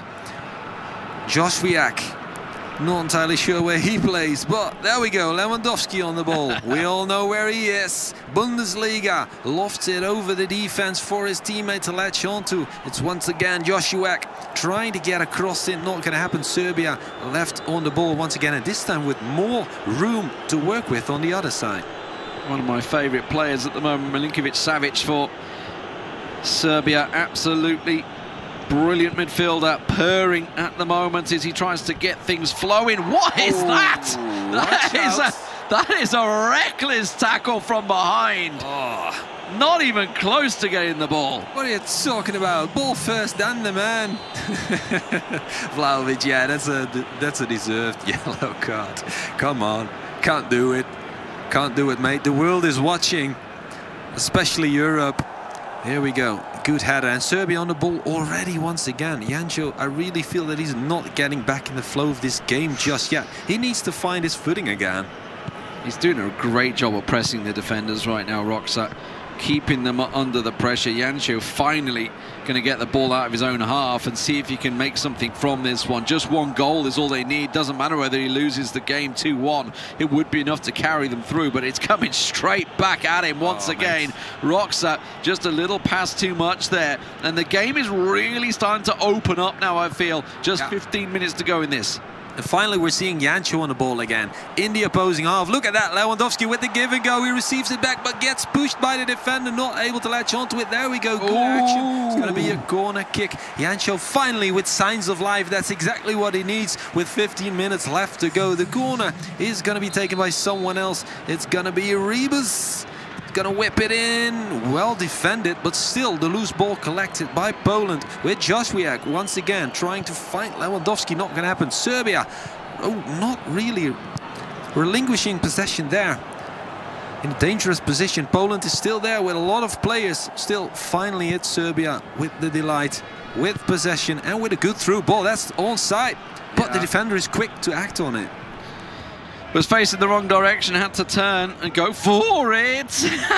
Just a little panic there as the defender just passes it out to the side.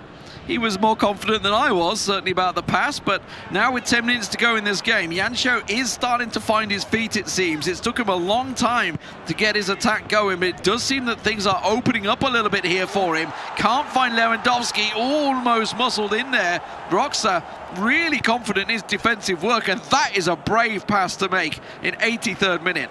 Absolutely. It's once again Serbia with Roxa on the ball, the veteran Marko Roksic. We've talked about his career enough. He's made the regional finals of Best League several times in 1v1s and in 3v3s with Kepa there, of course. There's the big chance, and there it is. 3-0 in favor of Roksic and 3-2 in favor of Serbia. It's Alexander Mitrovic once again. He opened the scoring today, and he's the one to finish it off. Or is he? We still have 5 minutes left to play if I'm counting injury time. There's still a chance for his opponent, but Jancho PL has been in trouble. We can't say that this is undeserving because Roksic has been an absolute rock today. Absolutely making up for where Kepa fell. Roxa has been delivering, and you know, we were talking about the little practice matches we've been watching Kepa sweeping Roxa aside, and as we say, we don't really know what is going on in those games. We don't know whether it's just a simple fun match between them, obviously, whether they're testing defenses, testing attacking style, testing goal-scoring styles. You never really can read into it, but what we can read right now here in the official game is Roxa is delivering for Serbia right now. 3-0, still on the ball and on the attack once again. Plays it forward, finds his man, keeps the possession, and that may be the veteran experience coming in. He will keep hold of the ball and just close out this game. He's still got it. 2 minutes of injury time left to survive, and he's got the scoreline in his favor, starting with 0-2 down. But look at this last half minute, and he's gonna whip it over the top for a last chance. Maybe Serbia on the ball. There it is. The whistle blows. Mitrovic, Tadic, and once again Mitrovic for Marko Roksic to make the difference. And Serbia wins against Poland. They go on to fight another day, Saturday, and tomorrow it will be Poland who have to fight in their tiebreaker in this group. Definitely a game of two halves. 2-0 in the first leg. Brilliant performance from the only one, Zico. And now, if I think to that game, you think of that miss that just pulled wide. Could have been a third goal for him there, and that may well have been the difference, but it's Roxa that turns things around. It started off strong inside the first 10 minutes. Right here, right now, that's where he started the performance that Serbia deserved. Look at that Il Gallo celebration from Alexander Mitrovic. He would come back later in these highlights, but now it was the through ball for Dusan Tadic. No, that's not this one. Oh, that's still the first goal. Look at that. Spectacular finish. Great pass, great finish. Mitrovic, the man with experience in Serie A and Premier League. Look at that.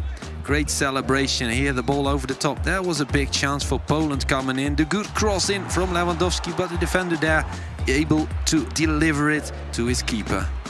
This ball straight through Tadic, not really much he could do. Finds it beautifully in the bottom corner, in off the post. Just about the perfect place. No way the keeper was going to be able to do anything about that. Szczesny, if you think about obviously how Szczesny did perform brilliantly against Montenegro, was the saviour for them here. You saw just the stutter step, the player trying to adjust the keeper's position, trying to figure out if he needs to try and chase him down. He went for the left, he pulled it slightly left, and the shot went over to the right. Fantastic stuff. And then the final shot, of course, the nail in the coffin, came through towards the end, but not before a chance. A chance went begging right there for the Polish player. And in the end, though, Roxa absolutely delivered. Fantastic stuff for them. It will be Poland that will go down to the lower bracket. Serbia, in the end, will take it 3-2.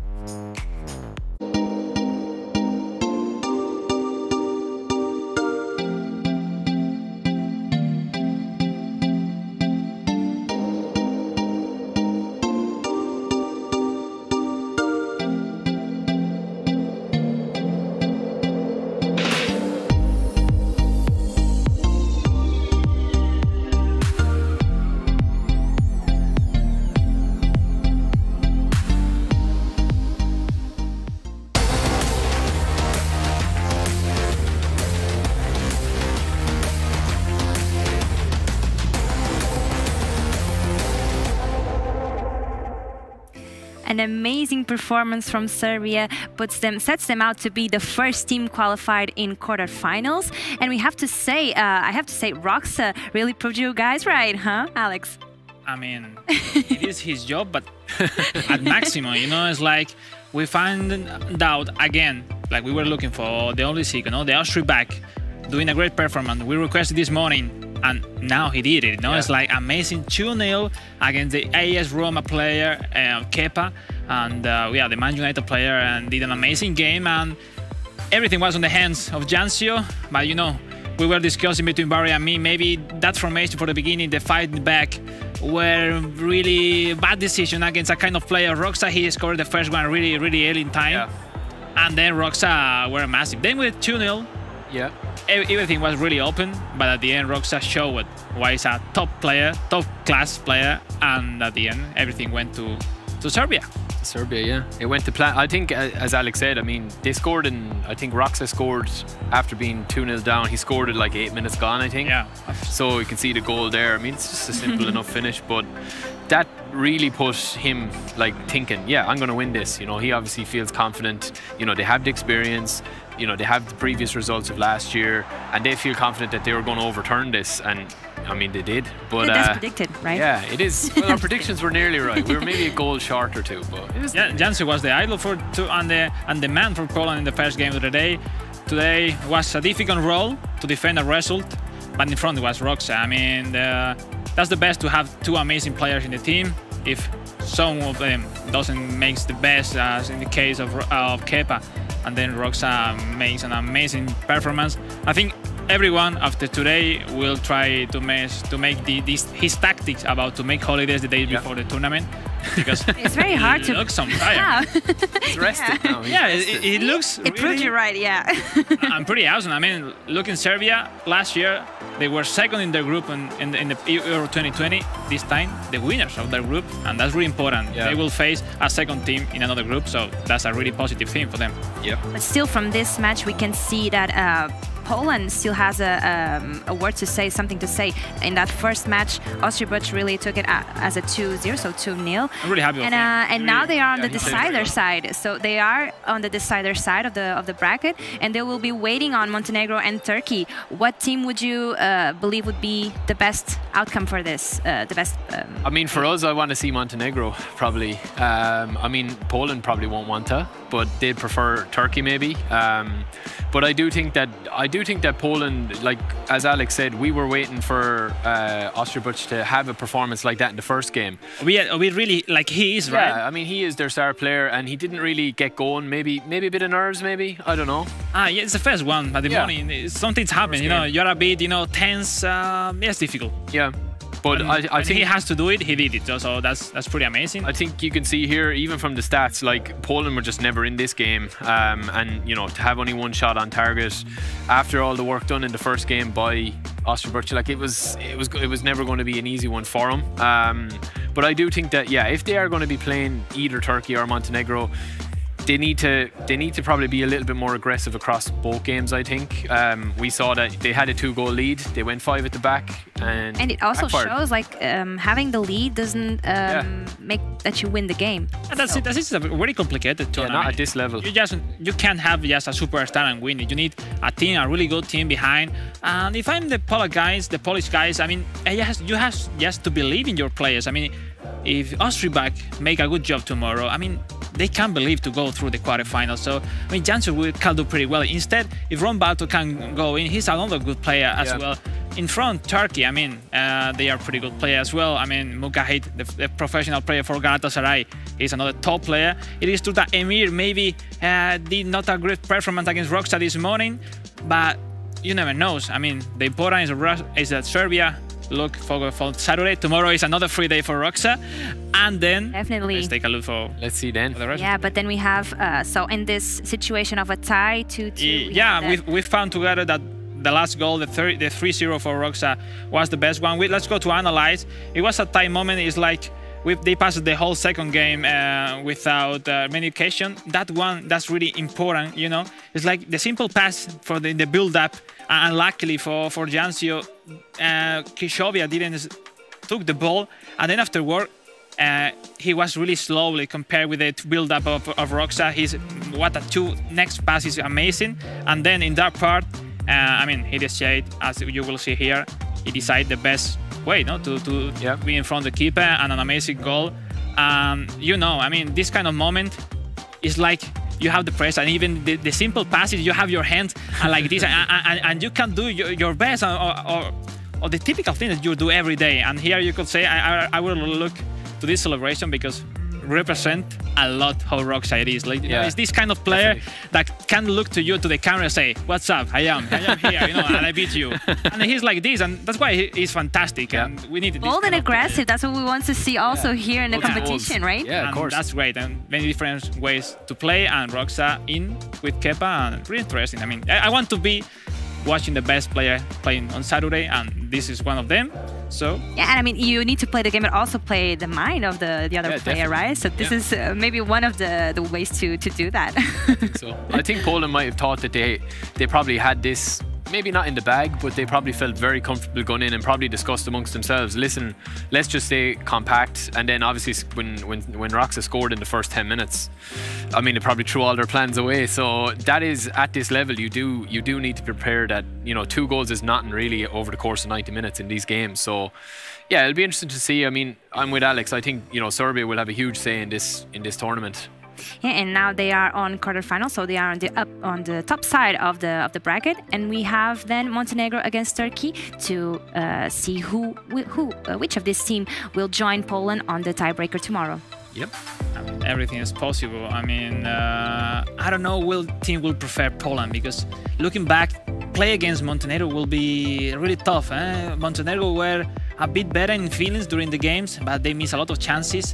If I'm Polish, if I'm Austria-Back or Rombalto or Jancio, I will prefer to play against Turkey, because they will not meet to each other really nice in terms of gameplay and stuff. So I think, no, Barry? Yeah, I agree. I think Montenegro are probably the bigger threat to Poland going forward. That's not to disrespect Turkey, but, you know, Montenegro score more goals. They've scored more goals in the group stages as well. And they were feeling at ease on that game. Yeah, and I thought I thought they were just very unlucky today again. But as we'll see as the competition goes on, I mean, there's going to be no easy games here. I don't think. Yeah, the next goals might not be to the post. So yeah, well, hopefully not. Let's see how that turns out tomorrow. But first, let's go over the schedule for today. We still have plenty of games to go around. And now the next one, Portugal against Romania, and still Spain against Greece, and France against Ukraine. So a lot of good games still going on today. And now Portugal against Romania will be the next one. And really good news for fans of Christopher, because Christopher is back in the competition. He will do his first appearance today. He will face in the first game against Pobes, the Romanian, which is another good player as well. And in the second one, we will have Barbosa against Urma. What a game, eh? I mean, like that's going to be warriors. Yeah, that's going to be a huge game, I think. And I think Christopher, you know, we're going to see a different game plan now, I think, for Portugal, that maybe they'll target the first game to what a lot of people will target, like, let's keep it tight, don't go down 2 goals, or don't have a discrepancy. You'll be facing Christopher will be facing Pobest from Romania, yeah. So again, maybe Urma would be the more high profile player, and maybe him and Barbosa will be looking to kind of, you know, seal the deal if there is needed, a comeback is needed, or if they need to just, you know, set up shop at the back or whatever. But I think Christopher, I mean, Christopher could surprise you. I mean, he could come out and be aggressive, he could come out and be defensive, probably have a few mind games, you know, and get the tactics going and all this sort of stuff. He's the best doing that, so he will try for sure. Always, I hope, in the limits of the rules. But he's an amazing player. I mean, competitively, he's the best mentality in the whole world. In front of him, Pobes, I think, is not a really famous player. I think in the past, all the focus are on Urma, but they were semi-final last year, really surprising everybody. I mean, and why not this year again, no? So that's something to take into consideration. Yeah, exactly. Yeah. So let's take a look. I mean, I will root for Portugal. I have good friends there, but don't miss any chance, because Urma... It's not all about friendship. You have to put your mind on the game, Barry, what do you think? Is it going to be for Portugal or for Romania? Yeah, I think we are probably slightly biased towards Portugal a bit because we've seen them, and I don't see anyone stopping Barbosa. I mean, Barbosa was unbelievable this morning. I think it was probably one of the performances of the day. So I think if Christopher goes in and just, you know, hands it to Barbosa, even if it's a draw 1-1, I think Barbosa will seal the deal. But I do think that, yeah, this could be a different style of matchup than we're used to seeing. So yeah, I will agree with Alex and say that. I hope at the end, just to add, if Joker, I hope he's fine and he doesn't lose their confidence after maybe not a really nice performance this morning, because he's an amazing player, and I hope he's fine and he's ready for the upcoming matches, because I'm sure Portugal has many more games to play. Yeah, definitely. I think it's a tactical thing with Christopher coming in maybe as well. I mean, yeah, that's it. I hope he be confident, just a tactical change in between. A lot of excitement, a lot of strategies going around here on the desk, but we want to know what's the color of your flag, the one that you are rooting for. So use the hashtag eEURO2021-Portugal or Romania and let us know who you are supporting. Show us your flag on that stadium and let us see who you are rooting for, and change the crowd of the energy of your crowd on that monitor. And as for us, so Portugal is set out to be the favorite from this desk. Is that it? Do you want to just lay out some scoring? Possible scoring? I will go back with 4-2 for Portugal. I seems they on both games really tight. So I mean, I don't see a really huge difference. I think. I think maybe 4-3 we'll go with. I think that it'll come down to the second game. Yeah, I have to do you know. But I think it'll be maybe a very tight game. I think Christopher's game will be tight. I think Barbosa will turn on the style going forward. So yeah, I want loads of goals. So maybe 4-3. Lots of goals, and Portugal comes out as favorite from this analyst desk. Boys over the virtual studio, what do you think about this one? Well, thanks so much to the team in the studio. We think this one's going to be a fun one, to be honest with you, Marta. It's an interesting fact that I think Barry brought up on the desk there, Wes. Maybe a bit of recency bias for the people in the studio, the people watching at home maybe, because we've seen Portugal play already today. We can't discount Romania though, can we? Because again, as the people in the studio said, semi-finalists last year, Irma is a tricky customer, Pobest can pull out results as well. So this one should be quite a close encounter, shouldn't it, between these two nations? Yeah, I mean, you know, the immediate kind of first thought is, this is Portugal, this is it, this is theirs, this is fine. When actually it's not as simple as that. I mean, you look at this Romania side, who aren't too dissimilar than the Romania side that got to the semi-finals last year. You look at the likes of Irma, you look at the performances he's put in and the reversal of fortunes in Schalke's season, and that kind of being the catalyst for it. And Pobest, we've seen ourselves from the qualification phases, has not been a bad player, has put in some very good performances. This will be a tricky test for Portugal, and if Romania can get their noses in front, I think we can expect a little bit more of a shock, a little bit more of a tighter game than when that was first predicted. Absolutely. A welcome to our new players behind the sticks. We have Christopher making his first appearance of the final so far for Portugal, and Pobest in for Romania. We saw earlier on a bit of a revenge mission, so to speak, for Portugal against Croatia. They bested them that time around. I'll come back to my point as Pobest here with Puskas has a chance maybe to open the scoring. But Croatia, one of the nations last year that denied Portugal entry, the other against them right here, Romania. Pobest cannot crack the Portuguese defence, but back in 2020, both of these nations drawn into Group B. Romania topped the group by 4 points and took down Portugal a year ago, both times, 2-1 and 5-4. We'll see if there's just as many goals still to come. Cristiano Ronaldo now on the ball for Christopher. Bernardo Silva on that far side, has two bodies to aim for here. Andre Silva was free and clear, but with 20 minutes gone, neither nation really having a huge chance yet. Wes, do we maybe expect this to be a tighter affair, especially in game on with these two players? Yeah, I think you can see the early goings of it. It's a little bit cagey here, and you know, we've seen from Romania's qualification phases, the man to look out for is number 9, which is Puskas. As you see him, neat little turn inside. Here he is. Pobest almost opening the scoring with the danger man, as you said. A real chance. It'll be a corner still to come. Great little dummy inside there. It took the defender out of the game. It gave so much time and space to Pobest. It was just equal to it by Rui Patricio. Corner wasted and cleared by Portugal. Oh, is there a counter on? There's a man over on this near side, but well done. And Stanciu is able to find his striker. Alibek dropping deep.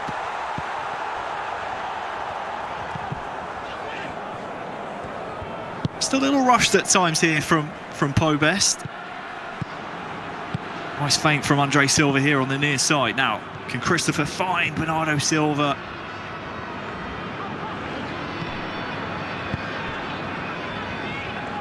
Half an hour gone. And this one will be a free kick to Romania. But potentially one of the best chances for some territory here, Wes, with this free kick to come. Yeah, I mean, and Romania have got some very hefty looking targets in the box. If they can find a decent ball in, you might find, you can see they're just trying to trigger a manual kind of running for a through ball, but Ruben Diaz is equal to it. And again, we talk about it, all often. It's about the chances that you have to take, and against the bigger nations, if you will, you have to take as many chances that come your way, and you have to at least do something of note. These chances won't come back to you.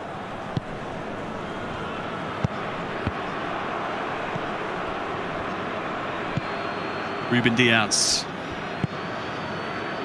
Over half an hour gone now. We thought this one might be a very tactical affair between these two. Christopher renowned for keeping the ball. He's lost it there though, but presented with possession once more. Bruno Fernandes. Lofted through pass looking for João Felix, but first time ball really there for him. Now can Pobest maybe string some passes together, but that's an area of the pitch, Wes, that he's really struggled with in terms of maintaining possession. And with 5 minutes to go till half-time, the last thing you want is Christopher in possession of the ball. Yeah, I mean, this first half has very much flew by here, and there hasn't really been a lot to speak of apart from that Puskas opportunity. Can't remember Portugal troubling the Romanian goal, but again, the way that Christopher can attack when he feels like attacking, it moves very, very quickly, so that could change. As you can see there, a bit of a cynical foul thrown in there.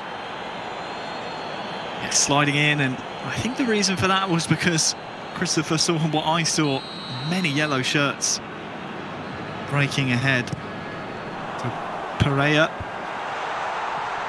into the book, the ball into the box, but cleared by Christopher.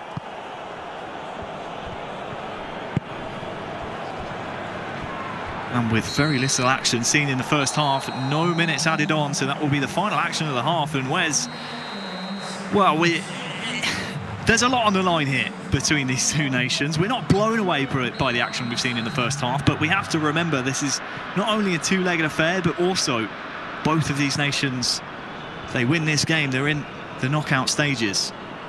Yeah, I mean, from a commentary standpoint, we haven't had a lot really to look at, but at the same time, you then have to remember that both of these teams have a lot riding on this game, so they're going to take as many touches as they need to. They're going to pass it sideways, they're going to go backwards, they're going to try and find those gaps in between the lines, as it were.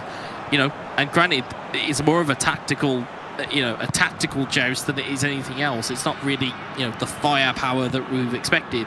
Instead, it's a bit more of, well, what skills can we get involved here? And it keeps breaking down the key moments.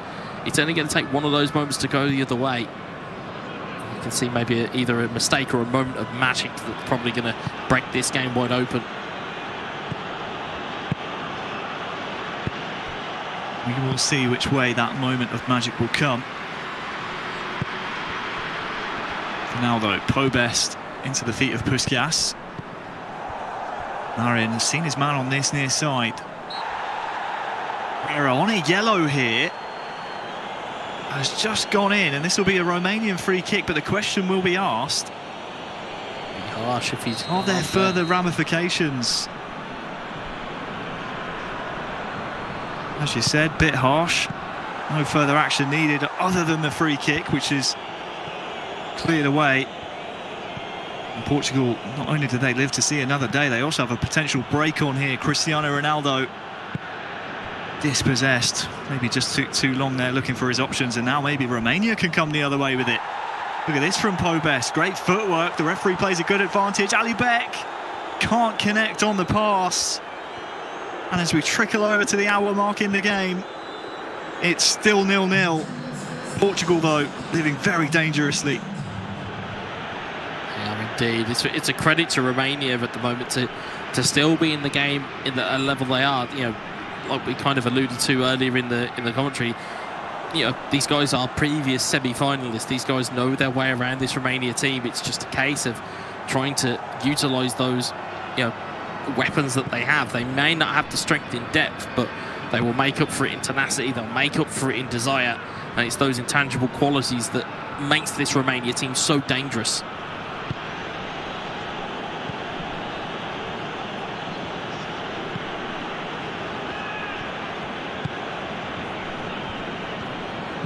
All played back to Pepe, and those who have watched Christopher play before will know he's very happy making the pitch as wide as possible while retaining possession. This is his game plan, this is his play style. Romania come away with the ball. Stanciu dispossessed. It's got very scrappy, perhaps some nerves from both players coming into play here. Puskas, terrible first touch, gets away from him. Now Pepe is able to roll the ball forward. Entering the final 15 in-game minutes. Is there a goal in this first game?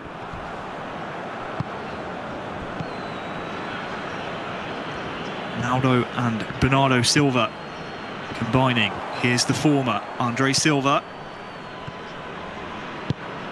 Once again dispossessed by what has to be described as a very regimented defensive performance by Romania so far. They've been sloppy going forward, Wes, but at the back, very organised indeed. Yeah, and maybe that might be the game plan from Pobes here. It might be a case of get it into the second leg as close to the game as possible and just keep them in it. But looking like they're coming forward here. Yeah, Marin back to Puskas. Can he get the ball in the goal? He can! 10 minutes to go! And Pobes breaks the deadlock. 1-0, Romania lead.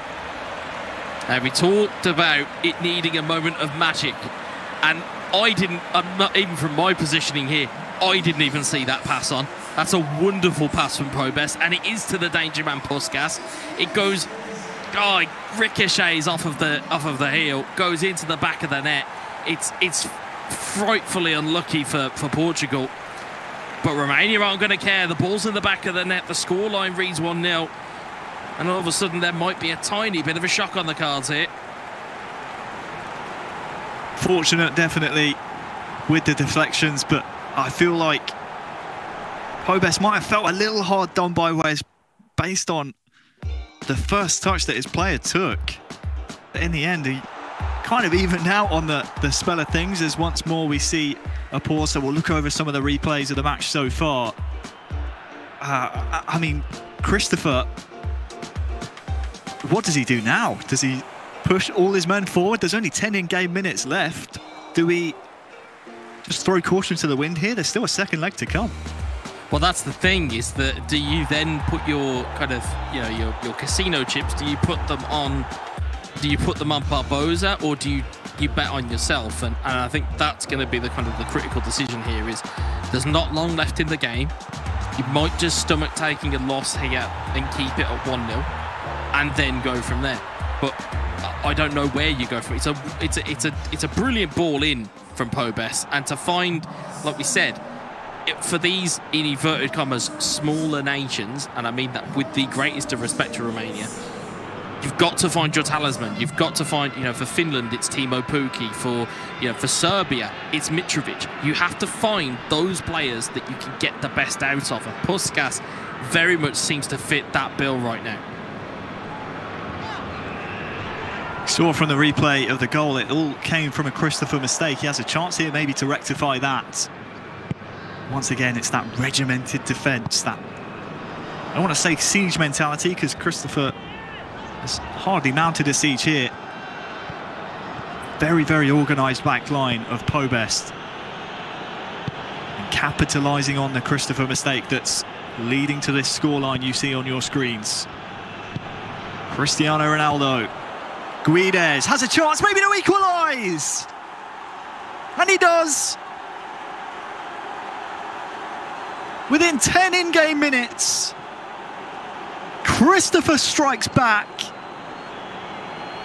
to make it Romania 1, Portugal 1. Back yourself, Christopher. Back yourself and continue to back yourself. It's the coolness and presence of mind to just keep playing.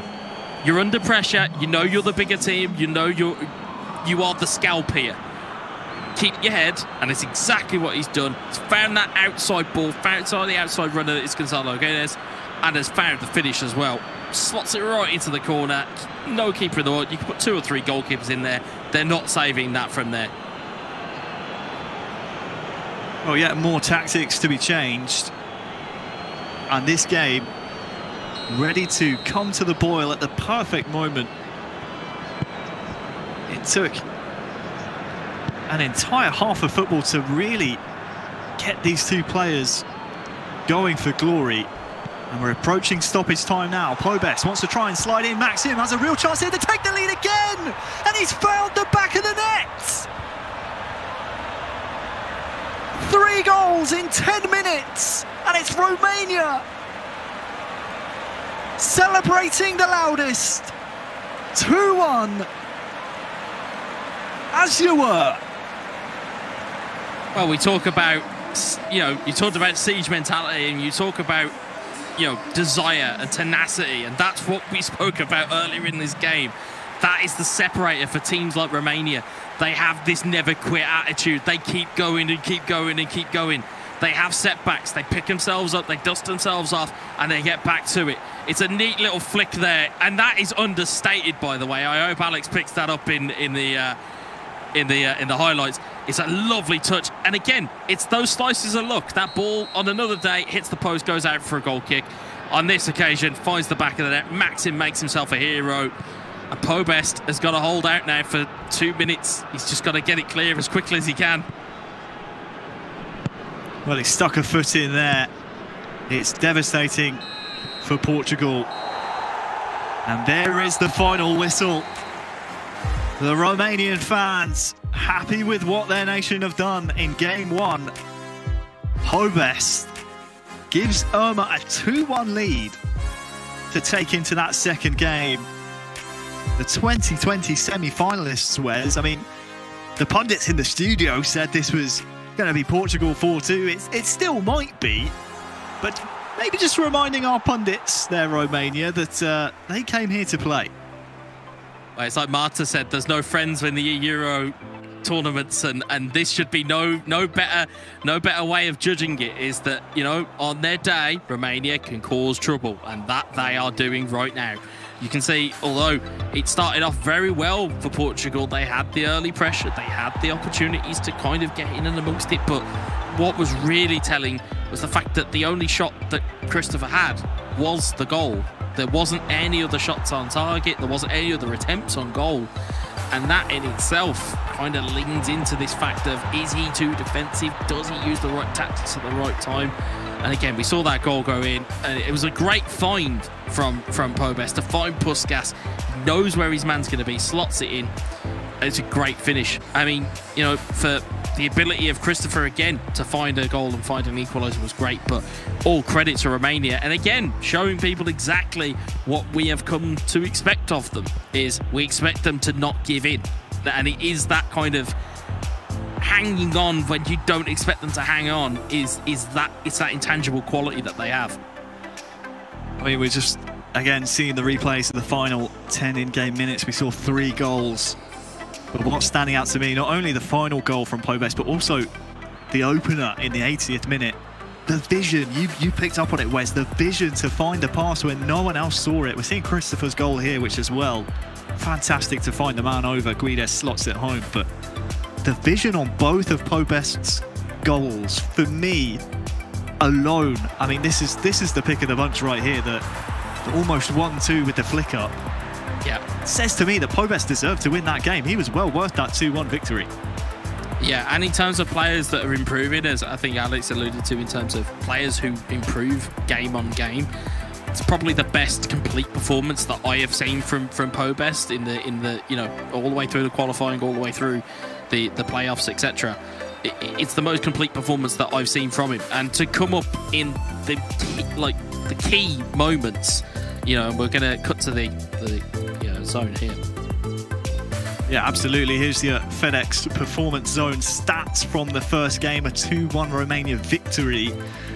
Christopher playing that possession style of game again. More passes, more possession, more fouls, but in the end, Wes, it was just a couple of pieces of brilliance that outdid him and gives Barbosa in this second game yet to come everything to do. Yeah, and that's the thing. It's now leading into this second game. What's Barbosa got to do here? And it's eerily reminiscent of the game that we saw earlier against Croatia. He now has to go and find goals and find a victory from somewhere. The issue that he has is that I would argue to say that the team that he's going to come up against, the player he's going to come up against, is a lot more superior than what he came up against earlier in Irma. So, you know, again, this setting up to be, you know, a grandstand finish for who gets into this winners, you know, and takes it out of the group, and who ends up having to go to the final eliminator. Well, you're seeing here what the Portuguese fans have to think about the game. You can get involved in the conversation as well. Use the hashtag eEURO 2021 -Portugal or -Romania in the YouTube, Twitch chat, or on Twitter. And you can pump up the crowd as well. Lots of Romanian fans. But now I think it's only fair we hear from the man who just won that game, took down Christopher. It's Pobest, who spoke to us before the tournament. Tell us something that nobody knows about you. That nobody knows. Or that we don't know, maybe. Maybe tell us something that we don't know. Okay, so I used to play football at the junior team level until the age of 14. And besides football, I also enjoy playing table tennis in real life. Cool. And then how did you and your team prepare for this competition? Well, since the group stages, there was an update in the team's roster, so we have to try out and see the best formation with the newly available players. We spent plenty of time practicing. We learned one from the other, and we helped each other to reach our best level for the final. Do the finals require more preparation and practice from your team? Yes, of course. Like for me, for example, if I usually spend like 2-3 hours daily to play and train, whenever important competition approaches like this one, the eEURO, I spend maybe double the time, so 4 or 5, maybe even 6 hours. Do your friends and family support you being a professional esports gamer? Well, my friends think it's nice that I can do something that I enjoy, and to also be able to participate in international competitions like this one. My family, yes, my brother is cool with it. My parents, well, let's say that in the beginning they didn't really like the idea, but now they are starting to get used to it. They're starting to get used to it because you're obviously wearing that national shirt, which is very exciting. What would you say are some of the strengths and weaknesses of the Romania squad in-game? I think we have a well-balanced team. We have enough solutions on every playing department.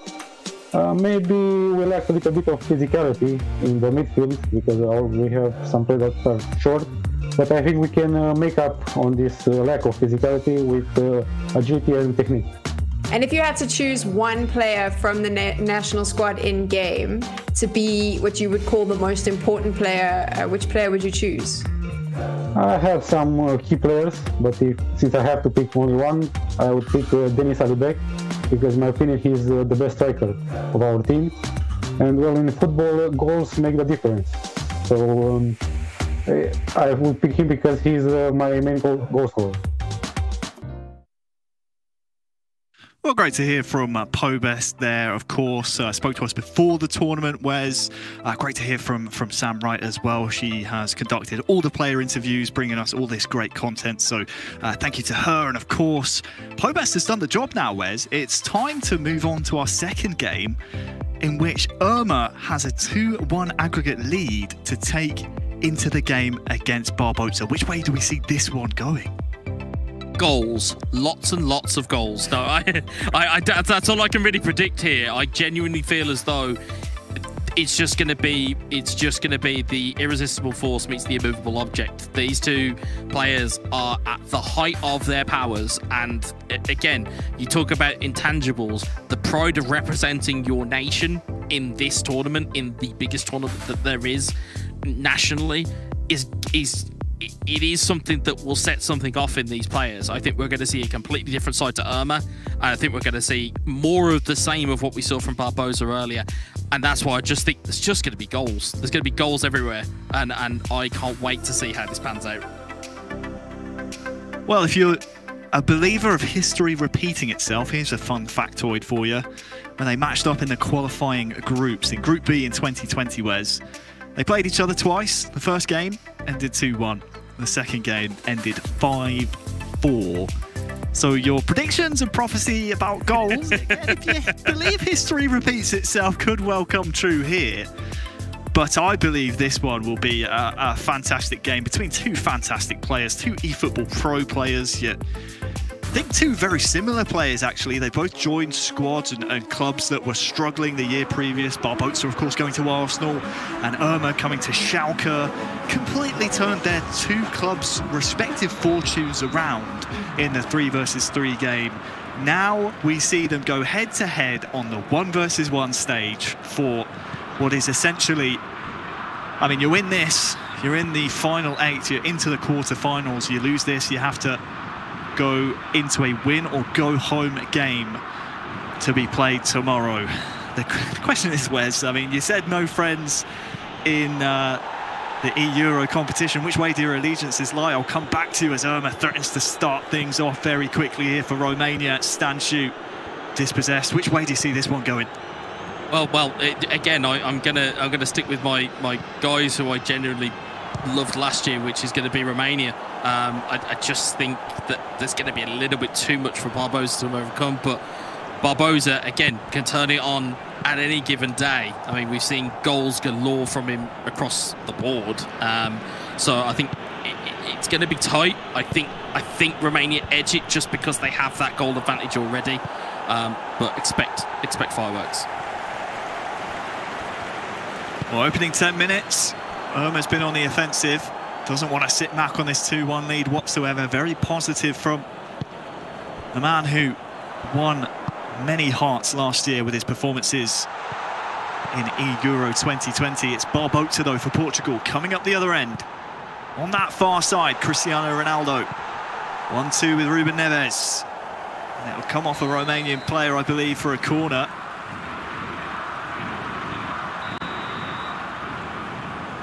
Of course, Russia and Croatia elsewhere in this group still to play each other.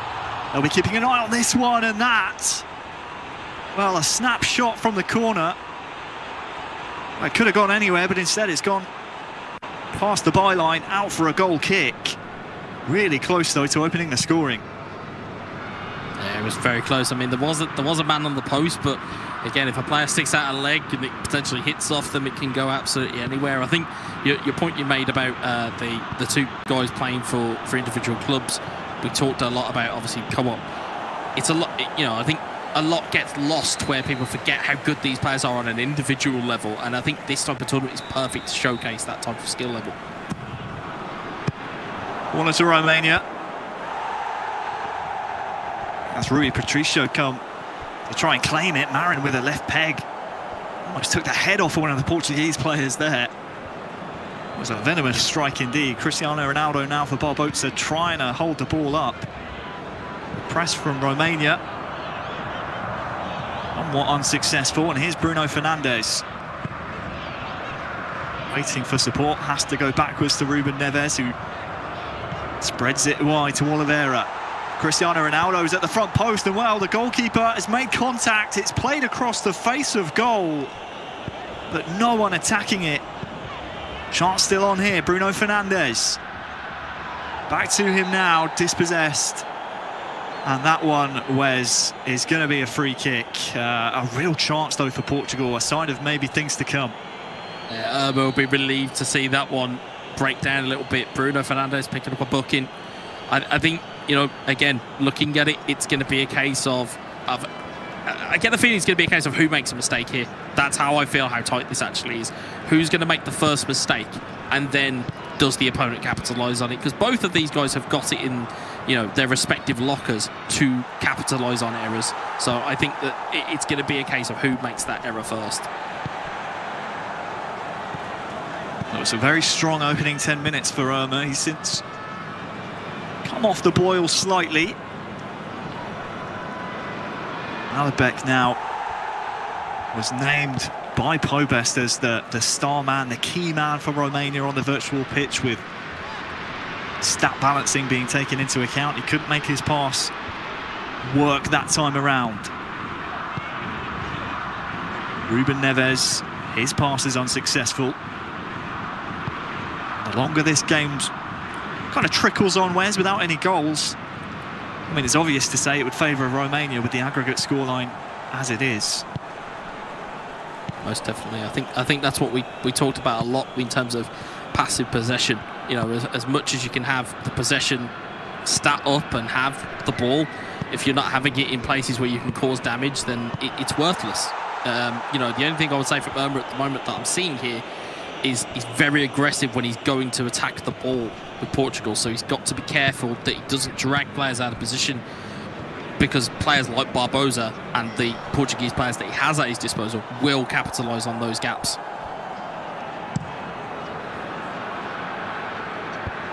Five minutes till half-time.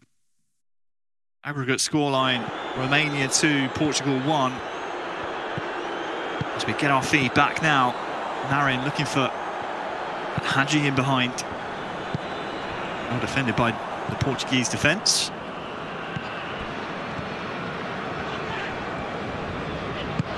We mentioned Portugal on a bit of a revenge path. They've taken down Croatia, who were one of the nations who denied them qualification.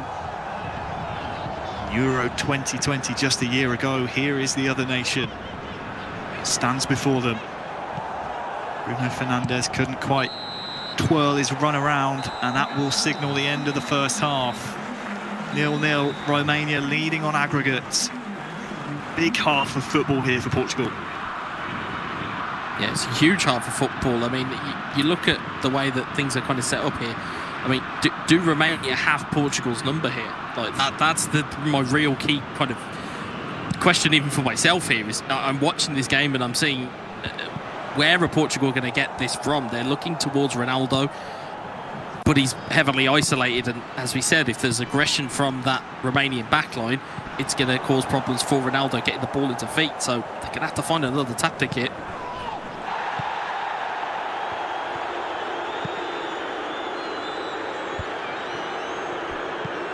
It's good passing out of the back. Barbosa, he's played around the Romanian press very well indeed.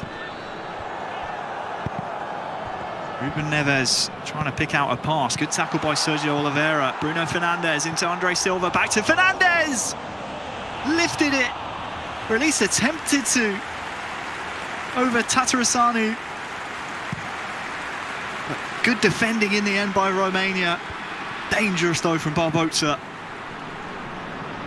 Now Irma's trying to come up the other end. His pass is unsuccessful though. How about that from Barbosa? It was good play from Barbosa, but again, a big call out to Irma's awareness to go manual goalkeeping early and actually manually take the keeper to go and tackle at his feet. He's coming forward again, trying to spread it to that far side. Approaching the hour mark now, and it seems to be Barbosa pulling all the strings here. Oh, that's a mistake though. Puskas looking for Alibek, but pass just slightly wayward. He said, Wes, who's going to make the mistake? Who's going to be the man to capitalise on that? You knew that. Seeing some tactical ones here.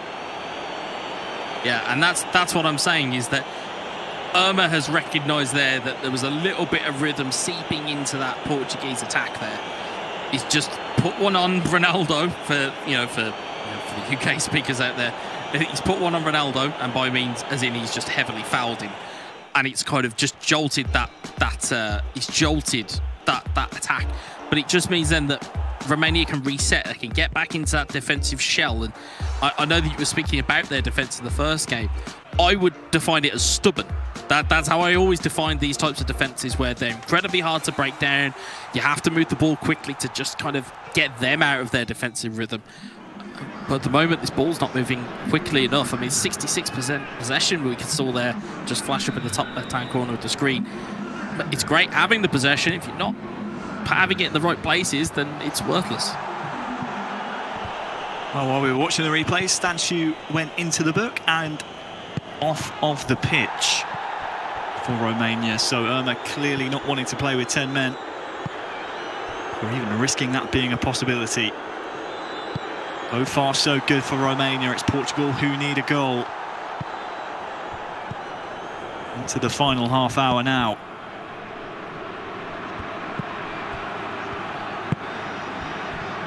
Puskas looking for Alibek.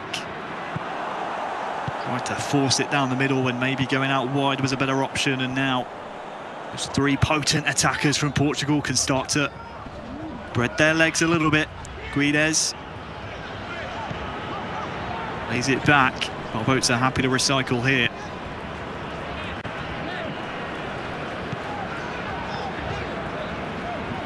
Arto Sanchez. Guedes, nice turn inside. Andre Silva looking for the layoff through ball. Instead, he's only met by a yellow shirt, and now Puskas looking for Alibek on the channel. He'll actually get there. Time running out now for Barbosa and Portugal. They need a goal.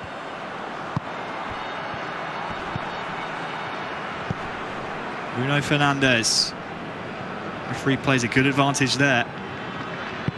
Guedes just using his strength there to hold off the Romanian press, but as soon as Barbosa sees the glimmer of the light on the other side of the door, it's Irma just slamming that door shut. There he is once again, but Andre Silva might benefit from this, and the referee's seen something. Looks like it's a Portuguese free kick, is it, Wes? Yeah, looks like it. It looks like it's going to set up there nicely for Portugal. And again, we talked about the pressure that Irma is actually kind of putting onto Portugal. That's the first sign of a foul, of a foul in a position that Irma wouldn't want to foul in. He's happy to give one when it's down at the halfway line. He's happy to give one in Portugal's own half. But that's the first one in any real danger that we've seen here. And whether ball could be swung in by Barbosa or whether it's going to try and be a Ronaldo thunderbolt, we'll have to see. Probably too far away to go directly for goal, so he's going to bring this one short. Looks like João Felix is the man who's coming short. Sanchez combines with Ronaldo now. This one will be a corner. Roma not too happy with what he saw there, so really putting the pressure onto Romania now.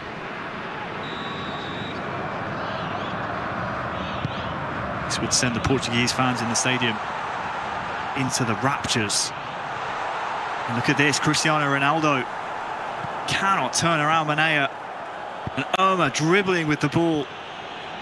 Get that ball as far away from your own goal as possible. And Manea from one end to the other on this near side, up against Ruben Diaz. But he did his job there, Irma. Final 10 in-game minutes, and well, everyone's stepping up now for Romania. Irma has yellow shirts to aim for, but you can see the gamesmanship here, game management comes into effect. He knows his nation's winning 2-1 on aggregates, so get that ball to the byline. It'll be a goal kick.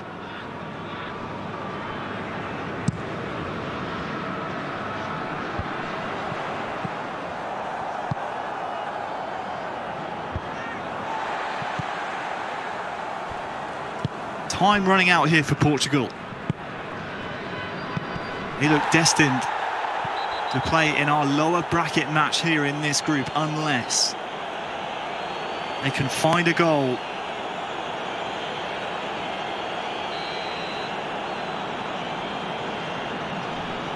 They've got to find one real soon. It's going to have to punt it forward. It's going to have to be a ball from the gods to find someone here. Well, the header only finds a yellow shirt. Onside, and look at this, Irma's through, onside, has a man to square it to as well, should he need him. Here's Puskas through 1-on-1 to finish it for Romania. Saved by Rui Patricio, but did that kill enough off the clock? Big punt up the pitch, header one as well. And well, this is going to be a final corner of the match. Send Rui Patricio up. Bruno Fernandes on the in-swinger. Looking for a Portuguese shirt. It goes for goal. It's going to be another corner. Late drama here. Portugal still alive. The goalkeeper stays up the pitch. It'll be Bruno Fernandes to swing it in once more. And it's actually aimed at Patricio. It's cleared. And the referee's playing on. Bruno Fernandes. Won by Romania. Game 2 ends Portugal 0, Romania 0. And thanks to Pobest's heroics against Christopher in the first game, Romania are into the knockout stages for a second year running here at eEURO 2021.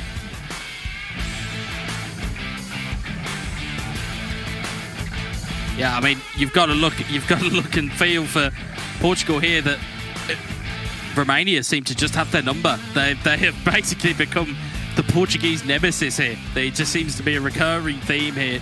And as much as we talked about Pobest's performance in the first leg, Irma's as just as good in the second. Absolutely. Romania, the second nation through to the eEURO 2021 knockout stages. More from Marta and the boys in the studio after this.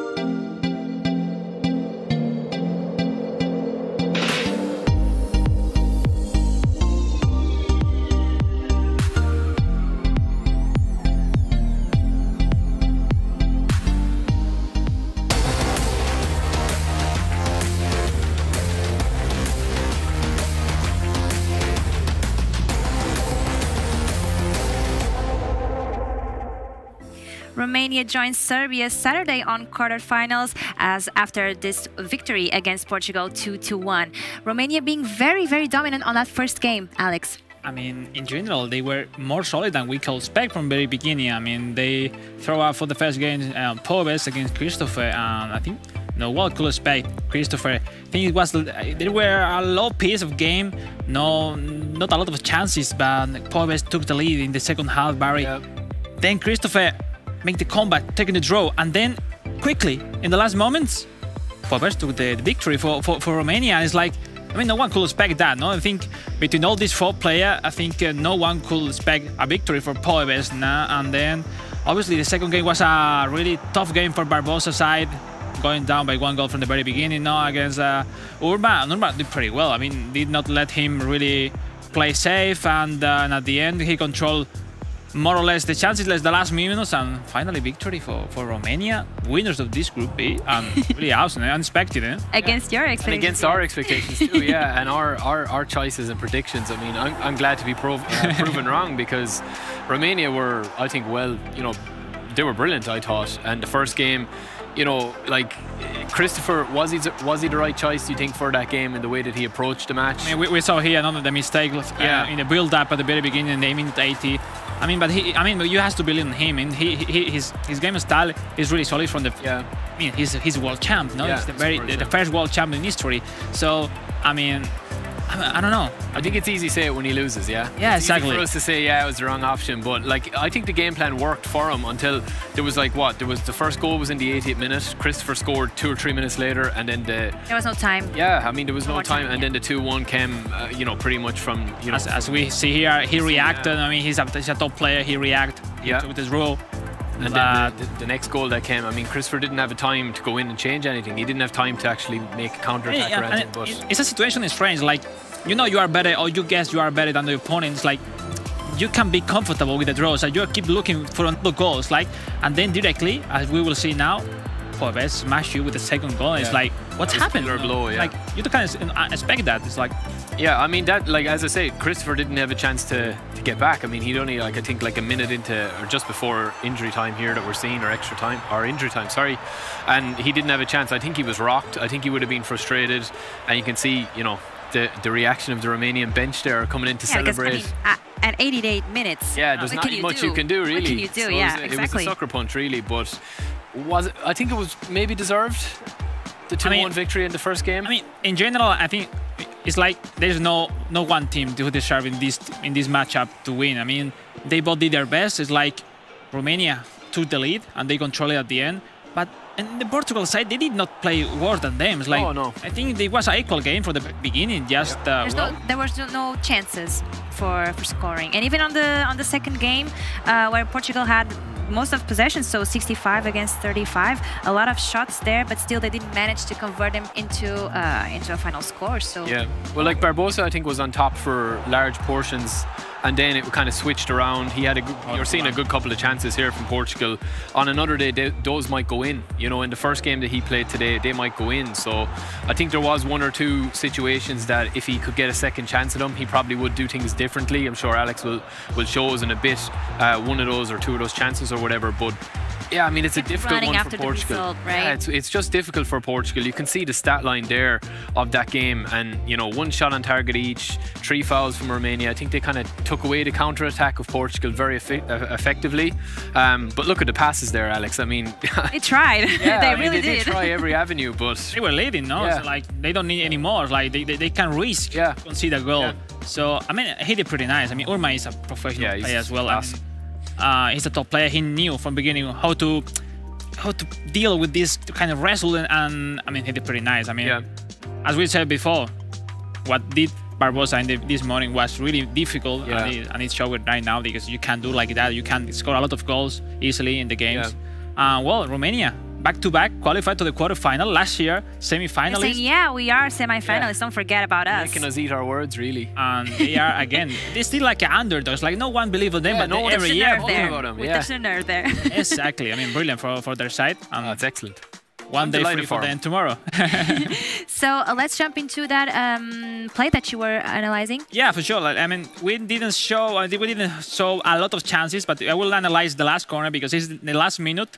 Portugal needs a goal, and for me, corners are really important in games of there is many actions you could do right there. So you will see there is another option. So the most typical, the most common one is that a really low cross thrown to the first ball in between the players we call the Uzma corner because it was Michael. And we will show the real option which go around there to this part to approach this amount of players rolling together to maybe look for the pass inside or directly a shot.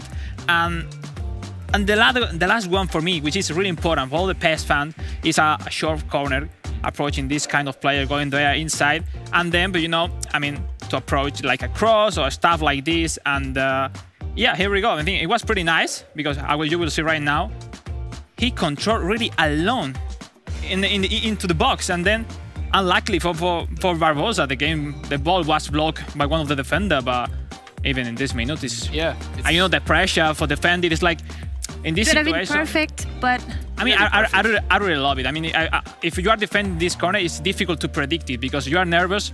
You will see the most direct corner kick. It will be the low corner to the first post, so you will move a lot of people to the first post. And this one, you have not enough fingers to defend this kind of corner kicks. There are many options. So I mean, brilliant idea for Barbosa, but at the end, unlucky. And just lucky that the defenders were in that position of the defense, so nothing he could do.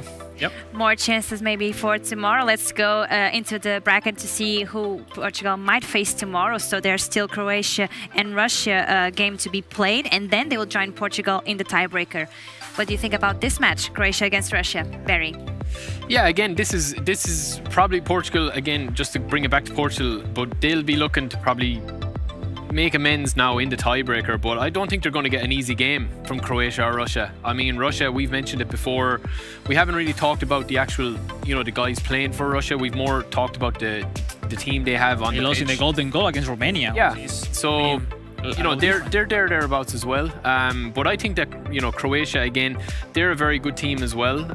It's hard to predict that, but I'm expecting another close game. I mean, all these guys we're getting into the stage now where people are feeling each other out and they're seeing, okay, what's working, what's not working. Let's switch things up. Something better for tomorrow. Exactly. Yeah. So that's going to be a tough one as well. And then if you win that, you're going to be having to play Portugal. So is that really a prize? I don't know.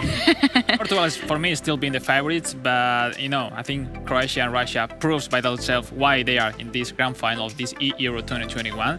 And why not, fight again? Exactly, they don't let us forget that ever again. Let's look at the schedule to see the two games that we still have for today. So Spain against Greece and France against Ukraine. We have been talking about these games as they will be close to, they have been the games before close to finals, and now these teams will have to do the best they can to secure that spot on the quarterfinals.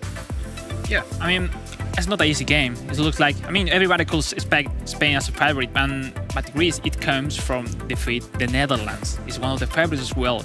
And I will not be like in the position of Jose and Messi right now because, we are really enjoying this tournament here in Poland, in Katowice, and it's really amazing what we are seeing right now. But now, as a player, a lot of doubts. You have to win yes or yes, and everybody expects you to as a champion, so it's not easy to deal with that. And let's see. I hope Jose will be more comfortable from the very beginning. Yeah. He will lose maybe some nerves or some doubts from the very beginning of the morning. And Mestre, I hope to keep doing amazing as he did against Germany. And in front, Greece. As in they are young players and really dangerous them. So we will see. Yeah, but they have been playing for quite a while, some of them. Yeah. Well, Greece, like I know the Greece guys, quite a bit. I know their team manager Laza as well, and he's been kind of telling me the whole time that they're targeting this tournament to make a statement. Whether we'll see that against Alex's Spain or not, but yeah, they're very confident in themselves. They're doing pretty well so far. They did really well in the group as well. They won their group. They were scoring goals for fun as well. Yeah. So yeah, I think Greece. Obviously, they dumped out the Netherlands in the earlier game, so this could be a cracker. And I do think, as Alex says, I do agree. If Jose kind of settles into his game, he has to. Yeah, he has to compared to this morning. I think he'll I think that'll be the big change there, where he'll be a bit more confident. And let's see. I mean, in case of, for example, we saw on Austria back, this kind of player that they are improving with the time. It's like they are losing the nerves and stuff. And I think it will happen the same. I think that the big players do their best in the best moment. I think right now is the moment. You have to qualify. I think there's no option. It's like if there's a lot of flags from Spain here, huh? Obviously. You see a lot of flags from Spain and probably from Greece. So if you want to support your team, if you want to do as they are doing right there in the field, you just have to use the hashtag eEURO 2021-Spain or Greece to show your support to your favorite team. So we are ready for our next match. Let's toss it away to our casters, Renee and Demon. Thank you very much. And we didn't get a score prediction, did we, from them? So I'm just going to say Alex said 10-0. Yeah, exactly. Yeah, and then Barry said 0-8. Just going right, Barry. The other way. They're laughing, so they agree. They agree. So there we go. Well, we'll find out how this one's going to play out. Of course, both coming through in pretty convincing style. I hate to say it. Yeah. I hate to say it, but the Greek boys did knock out the Netherlands. Well, not really knock them out just yet, but knocked them into the lower bracket. Into the lower bracket. Yeah, but they won both games. It wasn't like one player came out on top. Both players were strong here. Obviously, we saw Spain. 2-1 scoreline, right? Yeah, 2-1, 2-1 both games. Obviously, we saw Spain taking down Germany right here on the mainstream as well. It was a tough-fought match, no doubt about it. It was Mestre that managed to get it all done. Jose drew his game against El Matador. This time he's up against Damankif. We'll see what he can do. Indeed, Mestre made the difference against Payam Junior, Payam Zainali. Right now, Spain on the ball against Greece. Completely different ball game, literally and also figuratively. As we said, good effort, and they're slapped wide by the Greece goalkeeper. And like we said, Greek #1 in their group. They managed to score 56 goals, only conceded 29 in a group with the Netherlands back then as well. Georgia, Czech Republic, Belarus and Scotland. And of course, having Lazar, the Greek, captain these young lads is very, very valuable for them, because he has bunches of experience playing in the UK and in Greece as well. There we go, ball over the sideline. Greece in possession. It was cheeky, stopped. Yeah. Knew that the Spanish player would take it out for a throw. So even now, the little cheeky mind game's coming into it. Damankif, let's see what he can do here. And we should talk about, obviously, their win over the Dutch is no small thing. Eldridge O'Neill, absolutely fantastic veteran. Obviously plays with Man United as well, alongside the Polish boy. Jos Sonneveld. Yes. Indonesian lad. Indonesian lad as well, yeah. Does fantastic stuff there, but no, they fell down 2-1. You meant Manchester United, I'm sorry, you were talking about Ostrovic, or the only one. I did say Ostrovic, yeah. And Neo Kams, of course. I thought you were talking about his Dutch teammate, Jos. Oh, right, okay, yeah. I mean, that's who he is playing with, technically right now. But either way, we know that they are very good. Let's see what they can bring to the main stage right now. The camera, the spotlight is on the Greeks as they are up against what is one of the tournament favourites. Spain obviously always coming into this one, a huge footballing nation with so much pressure on their shoulders. Yeah. Last year they only reached the quarter-finals in what was honestly a disappointing performance for them. Certainly one of the favourite teams alongside France going into that tournament. Right now it is, though, Damankif that is starting to keep the pressure on. So Jose. Indeed, you pointed out earlier that Spain was the only one to win their group with only wins. 8 wins from 8 games, no draws, no losses, and 67 goals scored, 23 against. In a tough group as well. They had Finland, Ukraine, Estonia, and North Macedonia to deal with, so it wasn't even an easy group. And Spain just came out with the hammer and then dealt a big blow to the Dutch as well. Right now, they're looking to put another one to the sword in Greece. Another big scalp to take, but of course Greece on the ball here, in a dangerous position. Like we said, it's the Monkev 789 behind the buttons. The man from Athens, Dimitris Kefalidis, 30 years old. He has that experience as opposed to his young teammate. This is the man that's the veteran on the team. So I really think that he needs to put in a good result here against Jose. What was it you were saying? You were saying just off air, Kefalidis, it means like kiss or something like that? Oh, no, that's oh, that's okay. We're talking about a different word. Okay, we're talking about a completely different thing. Good stuff. Yeah. He's giving me his Greek. Still thinking about it. That's you give me Greek. I'm talking about kisses, and you're still thinking about it. Yeah, I mean, this is like, it's serious stuff to talk about off air. But I understand. We should probably talk about the football, and at the moment, it is a bit of a stalemate. Jose not going to get the ball here. Damankiv doing a great job at keeping that possession, and that's may well be where they work out. Of course, you know, you may be thinking the Greek nation, the footballing nation, not so much known for it, but let's face it, they won the Euros many years back in a very defensive performance, but in real life they absolutely won it out here, and they are trying to mimic exactly how that can work. Let's hope they don't completely mimic it, because it was a boring work.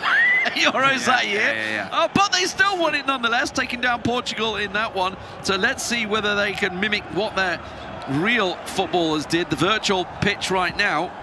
And honestly, the Greeks done very well in this group. We were talking about them coming through, you know, how they've done very well throughout the groups, how they've done took down the Netherlands. We kind of saw it coming. I hate to say it, but we kind of saw it coming. And now in Spain, in what was and what is a group of death, effectively, with the Netherlands and Germany facing each other in the loser bracket tomorrow. That's incredible to think of. Yeah, that's insane. We're going to see who's going to reach the quarterfinals right now. 4 teams with a chance to win it all, I'd say, and 2 are going out pretty soon. At the very least, 1 tomorrow morning. Here we go. We've got the tiebreaker coming up tomorrow. It's going to be the guys who don't win this match up against the winner of Germany, Netherlands. Too hard for me to predict anything, although Germany has looked solid today. They've made it rough on Spain, right? We know you're going to be with the Netherlands. It's okay. We can accept it with that one. We can accept it with that one. Just the one-off. Damankiv, though, honestly, is keeping the possession very well here, working the ball slowly in towards the box. Jose definitely struggling to retain possession, will finally win it back, but instantly wrestled off him. That will go for a throw. Indeed. And for Damankiv, it's his second appearance for Greece in the eEUROs. He was here last year, as opposed to his teammates. He was a Greek champion already in 2013. And he's made the regional finals 2020. But now Spain in with a big chance. It's onside. Oh, he should have laid it off for his teammate. Morata was there. Or was it Gerard Moreno was there? In fact, a brave nudge in the back. I got to be honest, that was a very brave nudge in the back, I felt, from the Greek defenders. But it did enough to put the striker off. And now as we approach the end of half-time, Spain with one last attack possibly here. Jose surely found himself a spot. The rebound falls kindly, and the tap-in comes. And Jose will take himself the first goal. Is it going to be given? Yes, it is. That is absolutely great stuff. Feeds it into Morata, who hits the post, and then it falls kindly for Gerard Moreno, the man who has scored quite a few goals for his clubs, but also for country. And he's done well here today on the digital pitch as well. Spain up 1-0 just before half-time, when no extra time was given. Still, the Spanish offensive move was still in a threatening position, so the ref lets it play on. Look at that, well done. Very, very kind bounce off the post there. Actually, to be fair, it could have gone back to the striker as well. So Morata with the first chance, ricochets back into Moreno's path. No chance for the keeper or defender there. I mean, in fairness, the keeper was beaten on the first shot. Oh yeah, very true. Jose Carlos Sanchez Guillen, we've talked about him, 28 years old. Talked about the eFootball Pro Cup MVP of last year, the man from Alicante. And he's up 1-0. That's good, because Miquel Mestre was the man making the difference in the last match, as we remember. Back then, Jose played against El Matador, if I'm not mistaken, and that was a 1-1 scoreline in the end. Oh, look at that, big chance for Greece. He's missed it. Flashes it across the face of goal. At this level, it is it's a gilt-edged chance to miss those sort of chances when they come begging. It's Pavlidis, the man playing for Willem II in the Netherlands. Oh man, you hate to see it. A man who usually scores from that position, especially as he gets it just meters from the goal. Just yards out. Yeah, a gilt-edged chance, and well, there's a chance given here because that is a sloppy clearance from a goal kick given away by Spain. We'll see if it comes back to bite them. Chance down the wing, players in the box looking to try and deliver something here. He's waiting for the supply to arrive, but he's not able to beat his man. Finally gets round one, but the second arrives. That's a good ball back, little nod through. In the end, was way too weak to find itself his man, and a real counter chance here because Greek have got a lot of men forward. They're looking for the pass through the middle. They'll find it. Chance for Morata, goes to Moreno. Moreno can't get past his man, lays it back, and it's Llorente. He's in the end is going to put it well wide. Indeed. Jose is looking solid so far, the former physical therapist. Now, of course, playing for Bayern Munich. Oh, it's a corner. Fully focused on esports, and you can see it in the level of his play. As well as, of course, Miguel Mestre and our very own pundit, Alex Alguacil. Good ball in, but doesn't get a foot against it. Still possession for Jose. He would like to remind everyone he's not retired. Right. Yeah, definitely. Something that he's been trying to get out there. I'm not retired. I am still playing. I'm just doing this. He just played the playoffs of eFootball Pros last season. Come on, lads. I'm not retired. You know what's up. He's a young lad. I think he's 24, 25, Alex. I know. Youngsters. He's got years to go. He's got a decade of esports left in him. Big opening here for the Greek down the right wing, looking to lane it forward. A real chance to try and slot it in. Oh, there it is the equaliser they were looking for. A really nicely worked goal. The Greek are back in it. Pavlidis, what a strike. Well played. The offensive move started on the right side in midfield. Good through ball. Man on the right drags it wide for his teammate to lay it in. Pavlidis, easy as you like, never gonna miss from there, although we just did see another lad miss it from there. But let's not dwell on that, because right now Greek are straight back in it. Look at that. Good goal. I mean, De Gea, nothing he could really do about that. The power and the proximity to him on the 6-yard box. Nothing really he can do about it when it's hit that hard at that angle. So we are all square once again, and I got to be honest, I felt the Greece had sort of the lion's share of the possession in the first half. I'm very interested to see how the stats will roll out at the end of the game to see exactly how it was, because Damankeev definitely seemed to be the better of the two so far. Jose obviously stealing that goal away just before half-time. Yeah. And once again, Damankeev in possession straight from the kickoff. Indeed.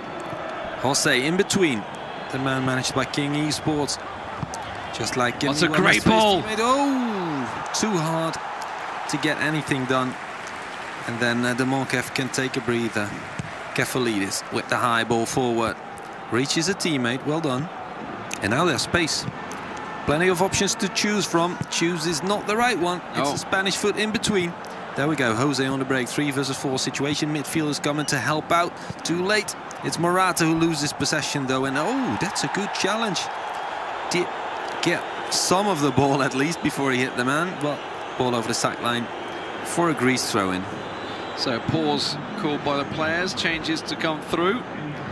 At the moment it is indeed 57% possession for Greece. Thiago coming on along with Sarabia. And Kokeov as well for Ruiz. Again, so big changes. Triple sub for Spain. Yeah, Greece also looking to make the triple sub. Mandalos on as well. And yeah, triple sub for both teams pulled out there. But the Greek team are the ones on the attack once again, working it in from the right wing here, trying to find himself an option. Finds it, gets it, makes it. Looking great for him. Finds the man in the middle. Oh, and he buries it. And from 1-0 down, Damankeev finds himself 2-1 up for Greece. Indeed, the Greek squad never laying down, always fighting for their chances. 2-1 once again. That's a scoreline we've seen before today. Can he hold on to it? We still have 20 minutes left to go. Jose will have his chances, but then again, Kefalidis will have his very own chances as well. The veteran, the 30-year-old, he's doing it. The Greece champion of 2013. Can you believe it's been a while? But he's here at the grandest of stages and once again performing like an absolute legend. It's great to see as well, because the game over the years certainly can develop, and sometimes you're good on one version and then not quite as good on the second version. You know, your skills sometimes don't carry through. We've been talking about obviously different goal styles from Asmekabel earlier on as well. So obviously, you know, different things work in different eras, and right now it's looking great, but Jose should get himself an equalizer and does. Near post, beating the keeper. Should never really happen, but this time it works out, and Moreno gets his second of the game. Yeah, absolutely. I thought he went out wide too far, Yeah, but then suddenly smashes it in short corner. No chance for the keeper. Such a fiery blow from Spain against the Greece. I told you he was going to get his chances. I told you Jose wasn't down and out for the count, and he's still here. He's still breathing. He's still standing and fighting. The power in the end is what put it past the keeper. Smashed it home, and quick as you like from the kickoff back into 2-2. This game has lit up now here in the second half. Took us 45 minutes to get the first goal, but now it is 2-2, and Jose back on the ball. Let's see what he can bring forward here as he finds men forward. There's an opening on the right, an opening through the centre. Finds another fantastic ball, looking to lay it back. It has to be. Well done. Oh, but it's come back off. Deflects back to the striker, and in the end, the Spaniard will score another. Brilliant stuff here. 3-2 now for Jose. Absolutely. I thought he squandered it when he shot it up against the defender, but the deflection is there for him to pounce on, latches onto it and scores the goal. Spain up in front again. Jose 3-2 up. What a game, and such beautiful goals. Look at that. Fantastic, fantastic response from the man that found himself 2-1 down, and honestly looked like he was slowly falling out of the game, but Damakif now has to respond. 2 goals without reply.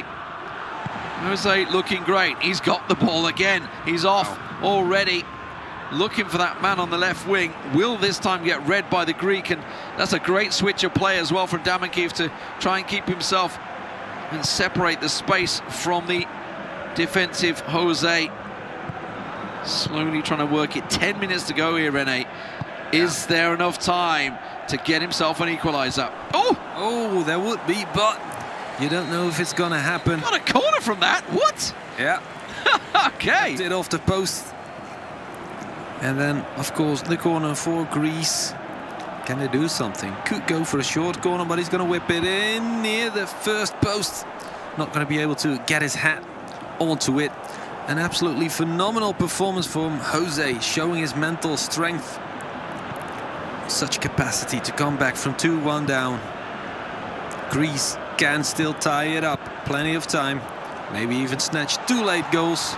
But it's Jose on the ball. Tries with a tame effort.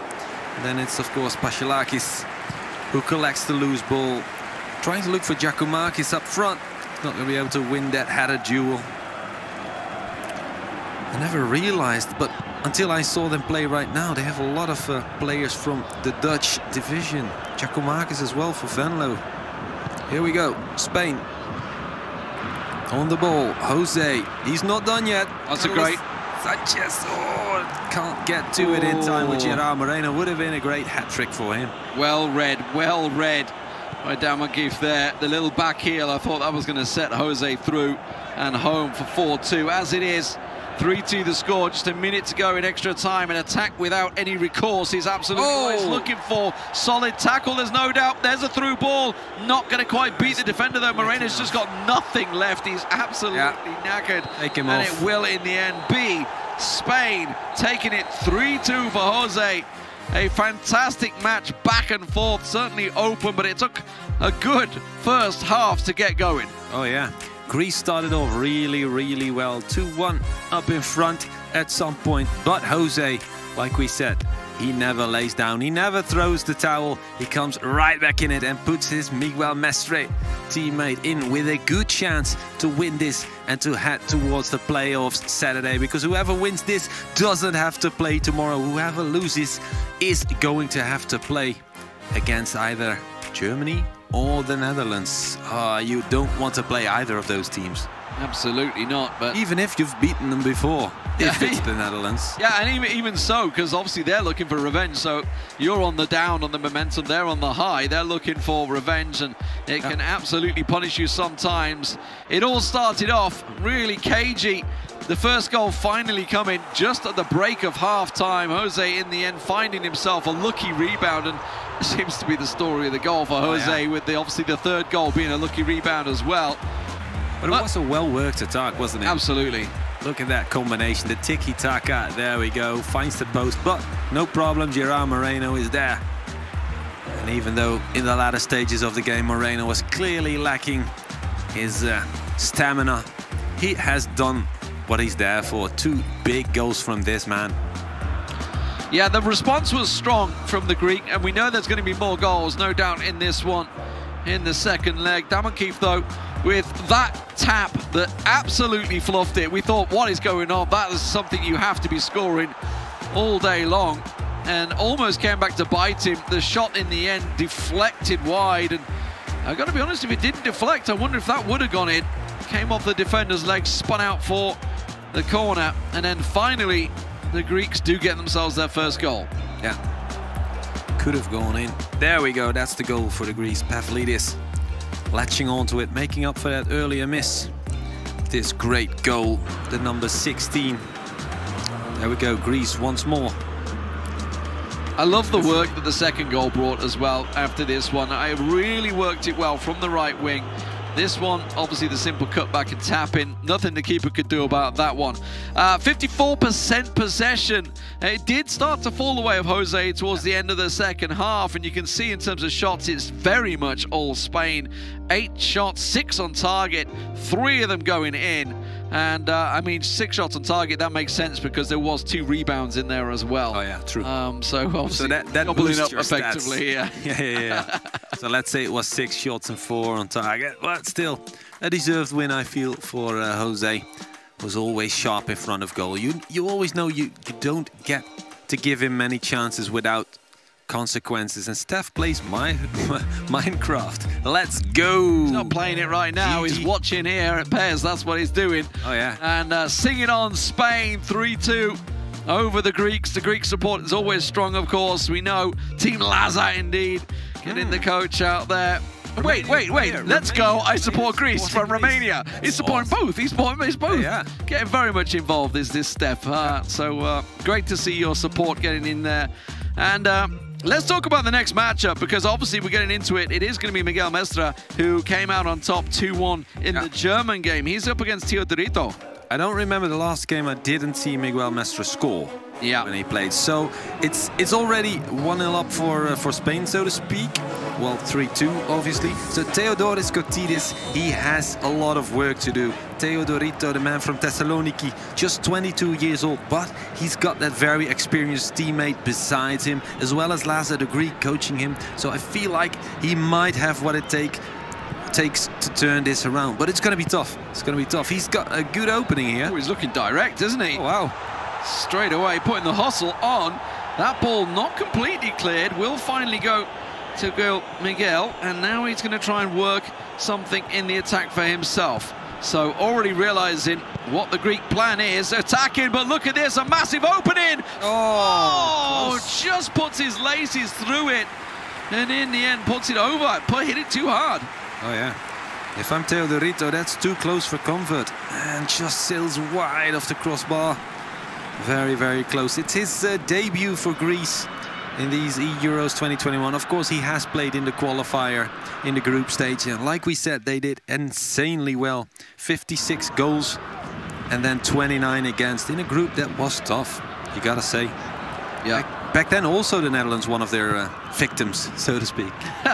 Topping out the group as Look well. at that. Fantastic stuff, fantastic turn. Oh, it's come back off his own player. That's unlucky. It's come back off his own player, yeah, and it's give the offside because of that. It was bouncing for the corner, bounced off the defender onto his own player, and offside given. Indeed. Miguel Mestre, the man we've seen play before against Bayern June. The 2-1 win, so important to put Spain in this upper bracket tie. The man born in Gandia, like we said, plays for Bayern. Only Spaniards playing for Bayern in the eFootball Pro League. He's now living in Valencia, but he's gonna concede a big chance. Maybe, no, it's not gonna happen for Teodorito. He comes close though. Mestre on the break, only has one option, and that's easily read by Greece. Great pressure though, early on here from the Greek. Just 13 minutes gone and already a couple of chances. He shows he's here to turn up. He wants to get them goals.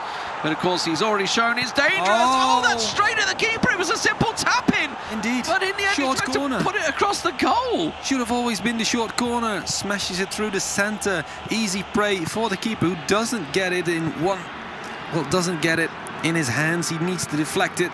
But still, defenders work it away. There's Miguel. Oh, another big chance almost for the Spaniard. I would say for the Greek, it does seem he's throwing the kitchen sink forward, and it is leaving holes at the back here. And he's going to get punished for it now.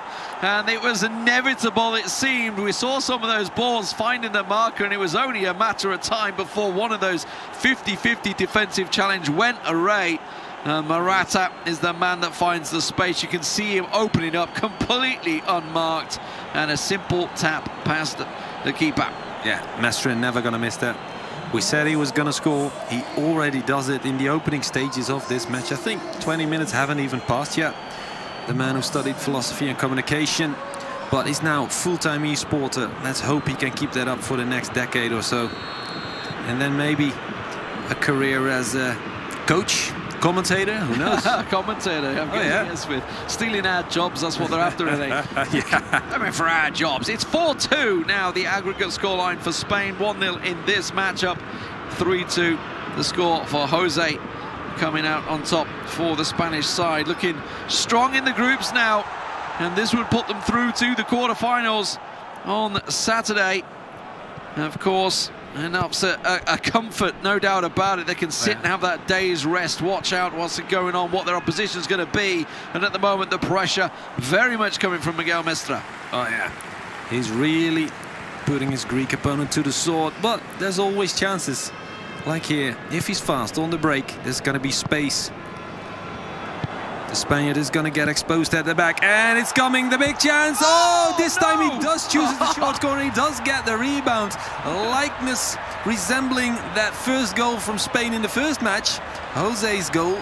This one, Koulouris, the goal scorer. And it's the entire Greek team chiming in. Right now, score 1-1 in this tie. Of course, overall it's 4-3 now. Still in favor of Spain, but life signs from Greece. Oh, you know there's more goals in this game. This is open football right now. It looked like he may well score before the Spanish goal went in, but that was a massive opening. He's going to be feeling aggrieved that didn't go in first time, but got a little lucky, actually nutmegged the defender as well for the goal to go in there. So very, very lucky on the rebound. And now back in with a shout here as the game goes equal. Oh no, straight through for Miguel! Right back up the other end! And once again, the lead stands at 2 goals. We're gonna have a 6-3 scoreline if this keeps up in just this match. 1 goal per 10 minutes. There we go. Miguel Mestre always does it, doesn't he? On nights like this, days like this, he always brings his A game. And if he brings his A game, then you're in trouble. Defender stepped up, completely out of position, left his teammates absolutely in the wind, and Morata is there again for his second of the game. Let's see what the response will be. It's definitely a gut punch for Teodorito as you know, making that comeback, getting himself back in the goal, getting the game going back in his favour.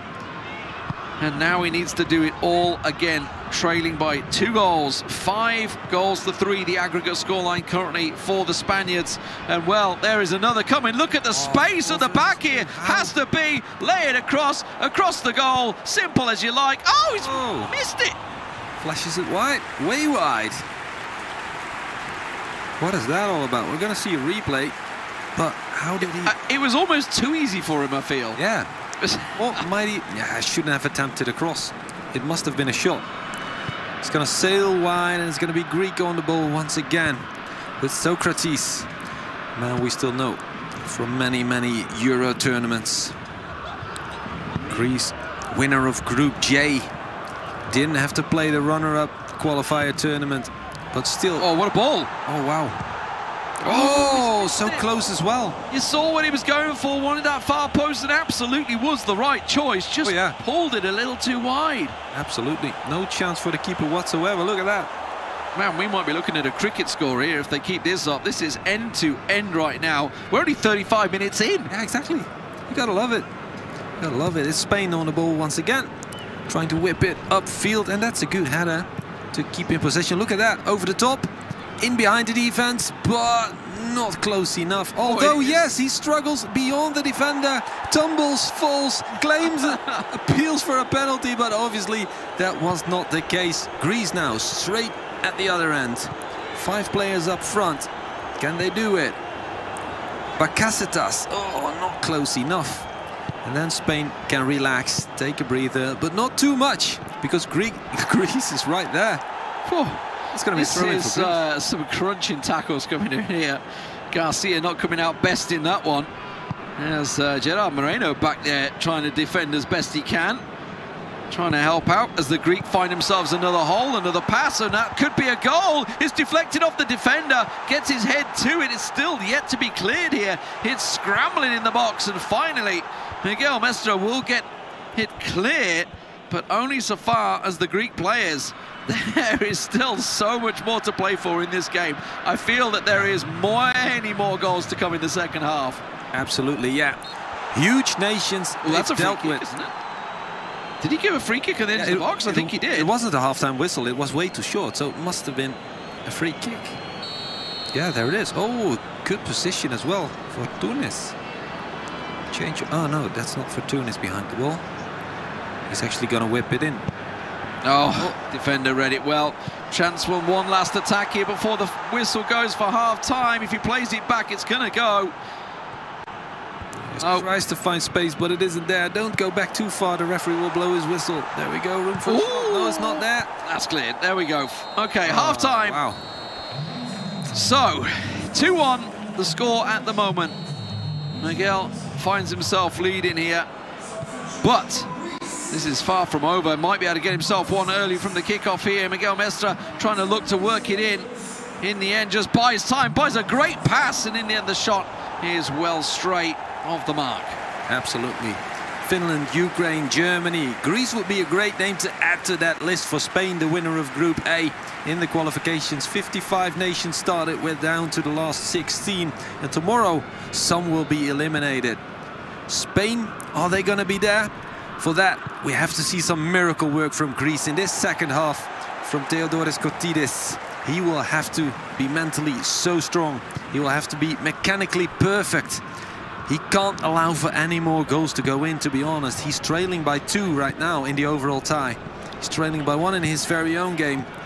He should take a win here to at least force an overtime. In which case we would see that golden goal extra time scenario. Miguel Mestre on the ball though. He's dictating the pace, dictating the tempo of this match. Mestre, an absolute maestro of the game. He has his experience ever since 2012. Oh, no way. Oh, there it is. He scores another. Lurking behind the defender. The defender fumbles. And Moreno will take that all day, every day. Just a simple defensive error in the end. Absolutely, yeah. The ball comes through, should have been the centre-backs, comes off his toe and, well, takes it past the keeper with ease. Oh, yeah. Moreno. He's going to be taken off maybe near the 70th minute, because we didn't see him bring much in the last 10 minutes of that last game for Jose. But once again, worth his weight in gold when it comes to scoring goals. Has he done enough now, though? 6-3 the scoreline. You've got to feel that Miguel Mestre has maybe done enough for Spain here, starting to live up to the hype. Oh, yeah. The hype that they carried through in the UEFA eEURO 2020 into the eEURO 2021 right now. And yes, it is 2021 as opposed to the real life. We did have a tournament last year where the Italians came out on top in that one. They are fighting for their tournament lives in the lower bracket tomorrow, but that's a harsh tackle. Abort time, I believe, for the defenders. Yeah, exactly. That's the correct phrase there on Tsimikas. Classic Koke. Classic Atletico Madrid. Smart challenge. Just a yellow with half an hour left to go and 3 goals to be scored. That's okay. You can take 1 for the team, right? As long as you don't get a suspension. Here we go. The Greece team coming out strong.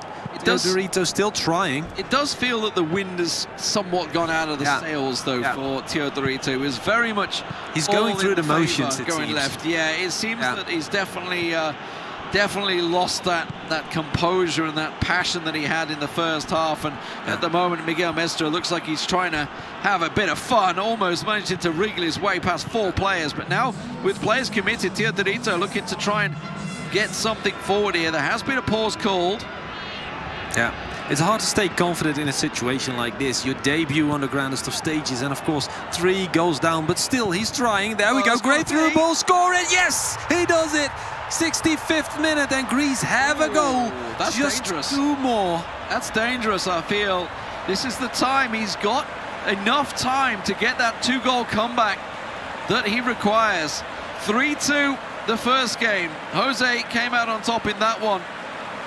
And now 3-2 once again in the second matchup. 6-4 on aggregate. There's still 30 minutes to go in this matchup. There is enough time, just about, but just as he was looking a little bit deflated as well there, this is the perfect time for him to score. Yeah, we have angered the beast. We have awoken the dragon. He heard us on the live stream, and Teodorito strikes back in anger. Absolutely great finish. 3-2 now the score in both these ties. Combined score 6-4. It's still doable. 25 minutes in-game left to go. But Mestre here on the break with Adama Traoré coming in. The speedy winger of Wanderers. Oh, so close. But Greece stand up and fight like absolute Spartans. I just wonder whether, he's got Lazar stood behind him. Are you going to let them say that about you? Get a goal! Must be. Must be. Absolutely, yeah. Spain in between, and they're going to buy some time. Of course, 20 minutes left to go. Every minute you see tick away from the clock without a goal scored is one for the books. This is exactly what you want if you're Spain, right? Absolutely. I hate to see it, but it's so hard to play against. Although he does venture forward. A lofted through ball, trying to find his striker. And then, of course, a small problem. Well, we'll try to fix this as soon as possible, and we'll keep you updated as our tech crew keeps us updated, obviously. But right now, we're back in. It's all good. It's all good. We just had a small break. We're going to get back in there. 6-4 the score currently. Spain are leading. And we'll try and get that back on your screens in just a second. There has been a tackle coming in from the Spaniards. So free kick for the Greeks here. Nothing lost as we get back in the game. That was a replay. It's going to be their replay, yeah. Yeah, this is the lead up to the goal here for the Greeks, actually. So he's going to score in a moment. Yeah. You can predict. I thought Koke just grabbed a second yellow card, and then I was like, oh, no, this is a replay. Yeah, so, well, we know that there will be a goal coming in a moment. We're just having to, obviously, the tech issue came through, so we're having to run this one back. And you know what? I'm going to be, I'm going to guess. I'm going to guess they're going to go up the other end. The pause is going to get got called. a feeling, right? I got a feeling he's going to go up the other end. I got to say, the wind is out of his sails, mate, right now. He looks deflated. It's not happening anymore. Oh, wait. Oh, wait, is it? Oh, through ball. Oh, there it is. It was a spectacular finish, wasn't it? Did everything right there. And it was Bakasetas. Oh, sorry, I've just fumbled his name, but Bakasetas. Bakasetas, indeed. Easy for you to say. Well. So we're back to where we were. 6-4 on aggregate. That was the goal, of course, that got that 4th goal in. The question is, can he get more? As the pressure on Teodorito to try and pull something back for his country. This still gives him a good chance. Yeah. 25 minutes left to go. 2 goals to be scored for the man from Thessaloniki. He could very well do it. He made the online finals in 2020 for his national championship, but already in the top 10 of the Greece rankings in 2013. Back then, he was only like 14 years old himself. Took the goal scorer off and everything there. Oh, yeah. Triple sub for both teams. Again. So once again, yeah, as we saw in the first matchup. Now, break for Greece here. Let's see what they can do with it. He needs to get a goal as soon as possible, really, to try and turn his favours for him. That's an adventurous ball, I think I'm going to say. little bit, yeah, opportunistic, hoping to try and get something. And something we've seen, especially from the Greeks so far, is that they are committing a lot of men forward. Yeah. And Miguel Mestre is absolutely punishing him for that. That's where some of the goals have been coming through, these big balls through and cutting them in half. Indeed. Genius display so far from Miguel Mestre. He does concede too, so that shows the top class of Teodorito. Shows why he came close to becoming Greek champion this year and why he gets to make his debut for the Greek team here at the eEURO 2021. Be sure to let us know who you're shouting for. eEURO 2021 is the hashtag, and of course put a dash behind it and your favorite country to let us know exactly who has your backing to win it all here. Your country in English as well, please, not in your native tongue, which won't get picked up, I don't think. Sverige's not here. No, sorry. So, yeah. So Germany instead of Deutschland and stuff like that. You know, that's where you got to go with.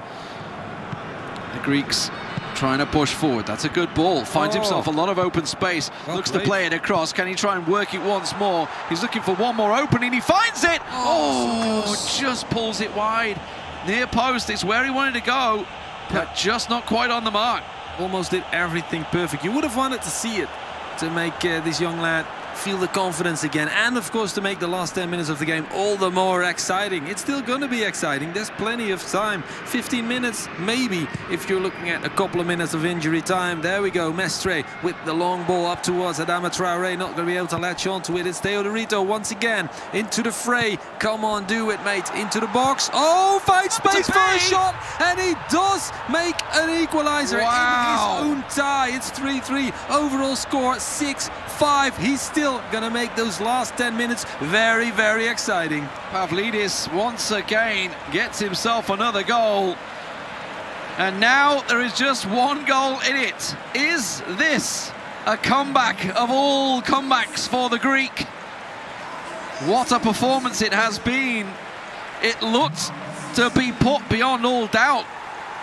Honestly, when it went 3-1, 6-4 on aggregate. Now we find ourselves at 6-5.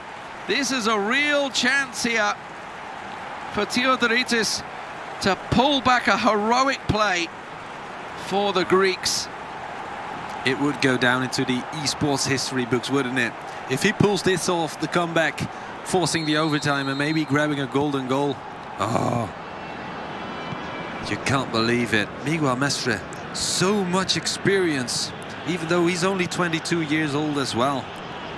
He's not playing for Bayern Munich for nothing. He's been around the scene. Spanish champion before. And great opposition in that country as well. We've got Lo Scandalo, we've got De Palma, we've got Alex Alguacil, we've got Jose. And then Miguel Mestre still managing to best some of them in the national finals. Spectacular efforts. And on the international stage as well. We're going to see him whip the ball in for Adama Traoré. Well played. 5 minutes left. I caught that one. He'd completely done him with the false pass. And he's like, nope, you're not running past me. No, that's not happening. That is not happening. Free kick dragged back here. Just 4 minutes in regulation time. Going to have just a couple for the injuries in there. Manolas.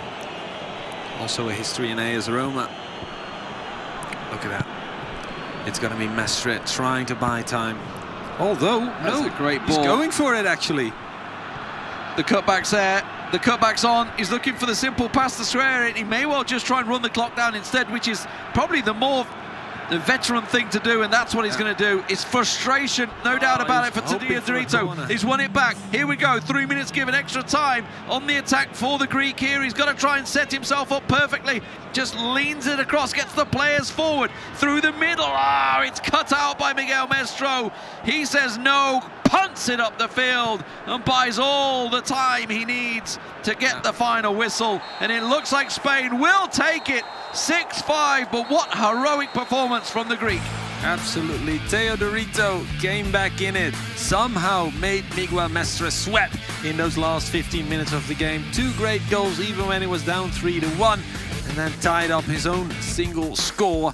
Then again, the overall score is what matters. So it's Jose who makes the difference today. 6-5 in favor of Spain. We've got some statistics. We'll show them to you later. But of course, we're about to see some highlights appear. What an incredible matchup. It all started out so well, no doubt about it. Instant goal coming through. And at that point, when it went 4-2, you just thought maybe it's a little too much. The Spaniards starting to take advantage, and Miguel Mestro finding all the spaces in the Greek defense. Oh yeah, absolutely. Morata was gold once again. Here we go, the number 7. Taps it in easy as you like, never makes a mistake from there. Although, of course, we have seen him make some mistakes in good positions. It's the Greek here with the answer, Teo Dorito, but this one would go off the post. Finally does go in from the rebound. Thank Lord. Through the defender's legs as well on the rebound. A little bit of luck, no doubt about it, for Teo Dorito, who did all he could, but they were certainly committing men forward, which is where we saw some huge openings at the back in the defense. The ball through, absolutely fantastic, if the post, and slides down to just about recover and get himself the equalizer. And you thought just then, is it enough to make the comeback? But then Miguel Mestro stepped up. What was the winning 2 goals? Absolutely, Morata once again. Clean finish, good, well-worked attack. Look at that. Great tiki-taka once again. Spain, but a little more direct than the Barcelona-style tiki-taka. Straight for the finish. Good stuff. Fantastic stuff. That was the second goal. Of course, the third was to come. And that's where the real problems started to open up. Oh, that one. And now I think about it, the winning goal, it just bobbled off the defender's foot. You hate to see it. Absolutely, yeah. We would see 2 more goals, but as time is short and we have another match coming up, we have to go into a break. We'll be right back with you after this.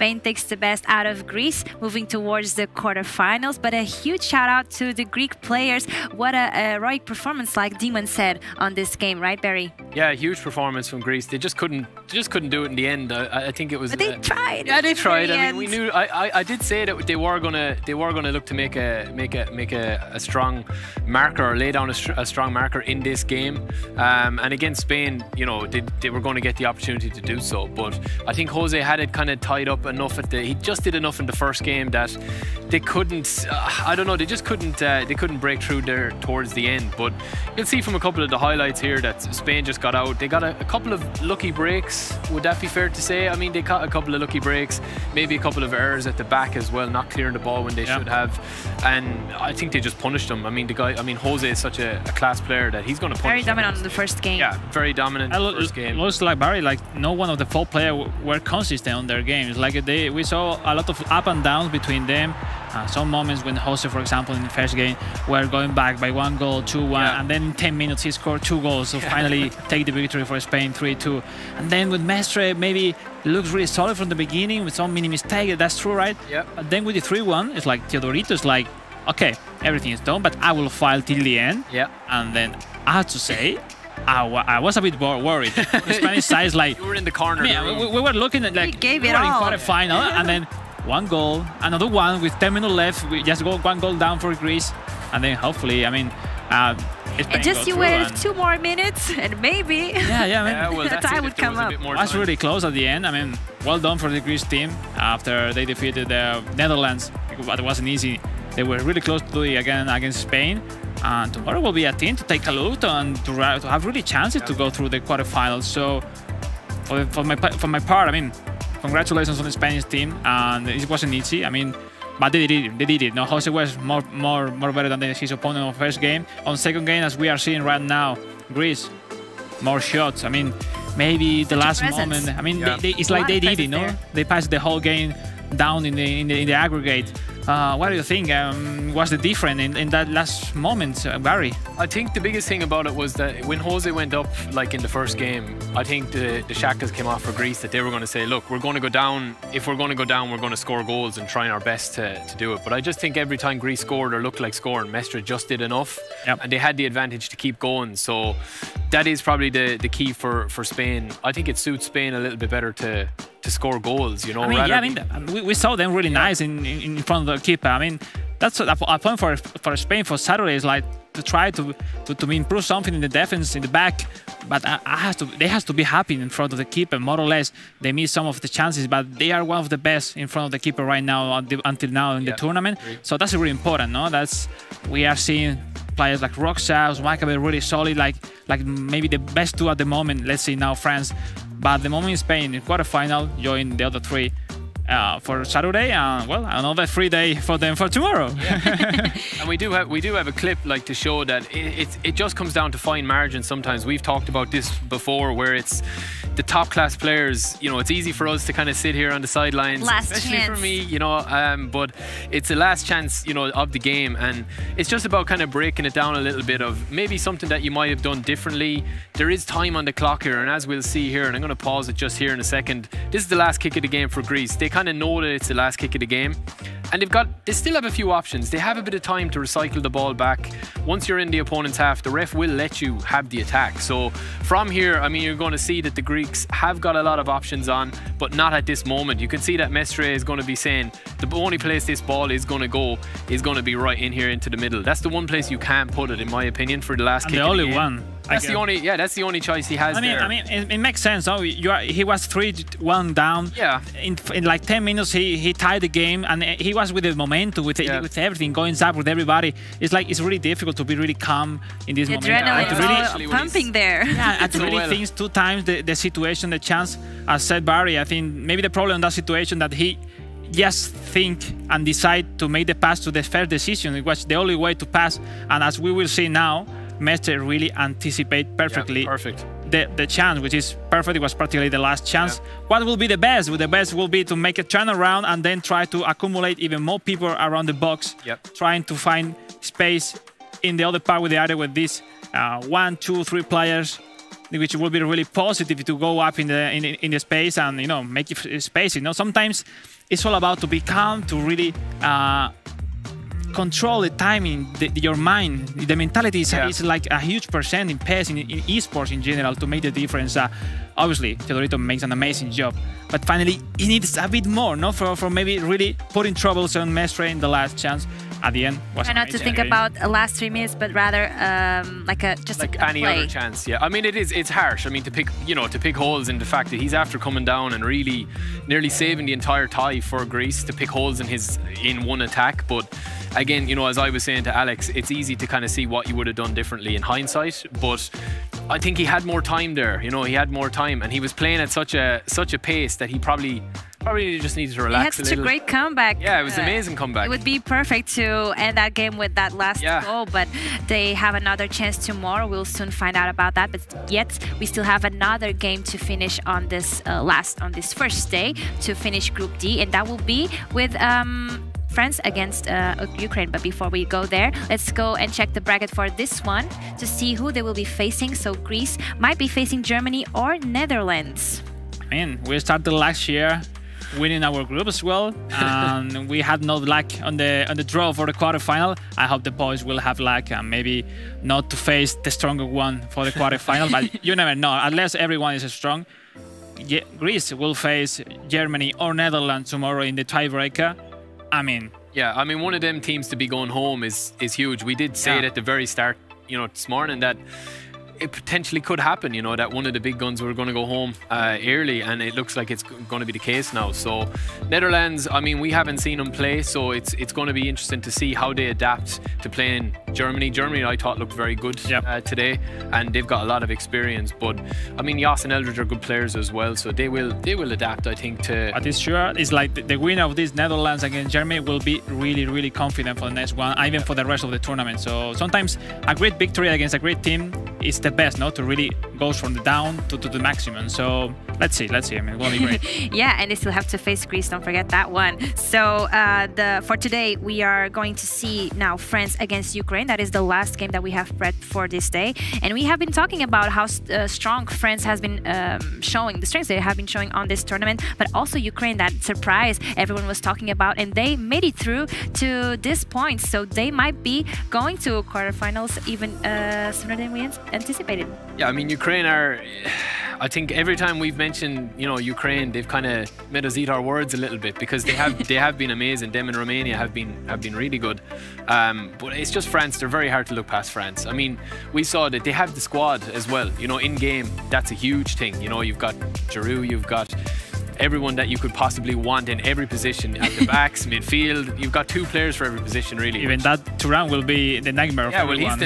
He's the new guy on the block for Uzmakabel and Lotfi, seemingly. So, yeah, I mean, it is going to be an interesting game, but I mean, France, I think they'll want to push on. I think they'll just want to continue to dominate opponents, but I think they'll get a tough game in Ukraine. Yeah, I mean, Bibica, it came for defeat Israel. I think no one could expect Ukraine in this position right now.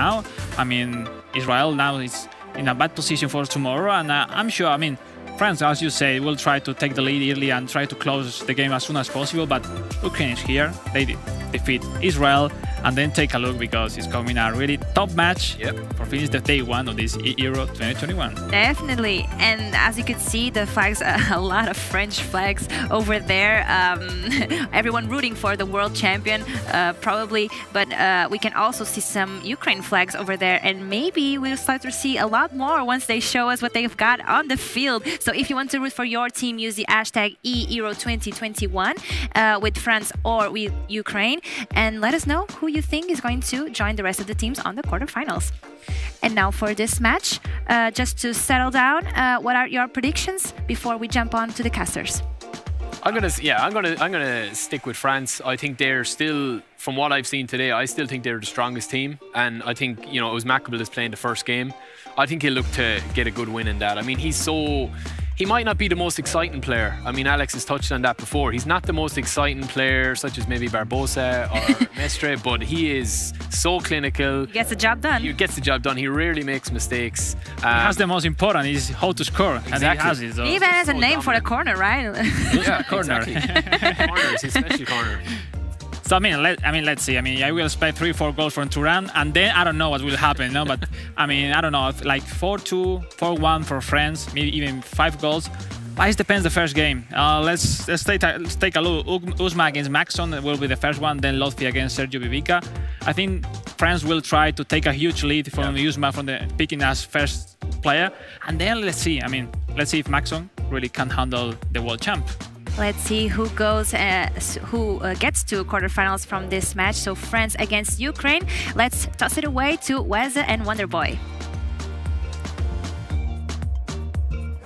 Thanks, Marta. Yes, it's time for the final match of the day and to decide who's going through the winner's side of Group D. Wes, we were chatting a little bit about this one before we came on air, and the guys in the studio, of course, Barry and Alex, all day long giving us great insight, great commentary and great analysis into the games we expect to see. We have this one a little bit differently, don't we? We don't expect Ukraine to come out and shock the world. However, we see this one as a bit of a free hit for the Ukrainians, don't we? Even if they lose this one here against France, which, as the guys in the studio and now no doubt plenty of people at home expect them to as well, they still have another chance tomorrow. They're still in that elimination match tomorrow. So this one, you just throw caution to the wind if you're Ukraine at this point, don't you? As we're about to kick off here our first game. Yeah, I think with the Ukraine, I think, as we kind of allude to it, or kind of lead into what the guys were saying in the studio is, nobody expected them to be in this scenario. If you would have, had assigned or given this group out to people before the ball was kicked and said, well, who do you think is going to be the danger team? You probably would have said Israel. And actually, to overturn Israel, to come in and get themselves into the winner's match as opposed to the loser's match, it's a great spot for Ukraine to be in because, like you said, it is a bit of a free hit. But let's not discount Ukraine here. They do have some weaponry at their disposal. You have Yarmolenko, Malinovsky, as you can see, trying to put the ball in there. Yaremchuk, who's trying to get himself free. But it is a French juggernaut that we saw earlier that are capable on their day of blowing teams out of the water. So expect a compact and a resolute performance from Ukraine. They may not necessarily win the game, but they might just give themselves a little bit more about the game than they thought. There's Maccabeal with a lovely through ball. And well, the French fans in the crowd thinking maybe the referee should be calling this one back. A great spot, wasn't it? Will be a corner in the end. But the three-time world champion has a chance now to swing one in. And there's some slight storylines in here if you're a fan of the underdog. Very much a David versus Goliath on one side for France. Uzma Maccabeal, three-time world champion. On a lot of people's Mount Rushmores of Pez. One of the best to ever do it. On the other side, you have Maxon, who was the team manager. And I'll come back to that as the first goal goes in. And it's Kylian Mbappe opening the scoring for the three-time world champ. It's 1-0 to France. Yeah, players of that quality will make all the difference. But having the likes of Mbappe, Griezmann and Thomas Lemar at your disposal, it makes it a very tough job for Ukraine here. I mean, you see the ball go out wide. You can see that it's that neat inside pass that we saw. It's very neat. It's very tidy, and we've been seeing that inside ball and utilising that style of pass from Uzma Maccabeal. We saw it earlier. We've seen it now to great effect, and it's simple. Pez doesn't have to, as Barry alluded to in the studio, it doesn't need to be the most glamorous. It doesn't need to be the most skillful. It just needs to be the most effective, and that gives France the lead. Uphill battle now for Maxon. He's going for it here, just inside the D. I was saying before, was the coach, was the manager, had to step in when previous player Igor unfortunately had some family issues, so was unable to play. He's lifted it over the goalkeeper here, has Uzma Maccabeal. But nothing will come of this. We, of course, hope all is well with Igor. We hope to see him back playing for Ukraine really soon. But for now, all attention comes down to this matchup, our final match of day one, and what a day one it's been as well. Both of these nations hoping to join the other three nations already qualified for the quarter-finals. We'll have our full quarter-final lineup, of course, after tomorrow, where we have the lower bracket action from all of the groups.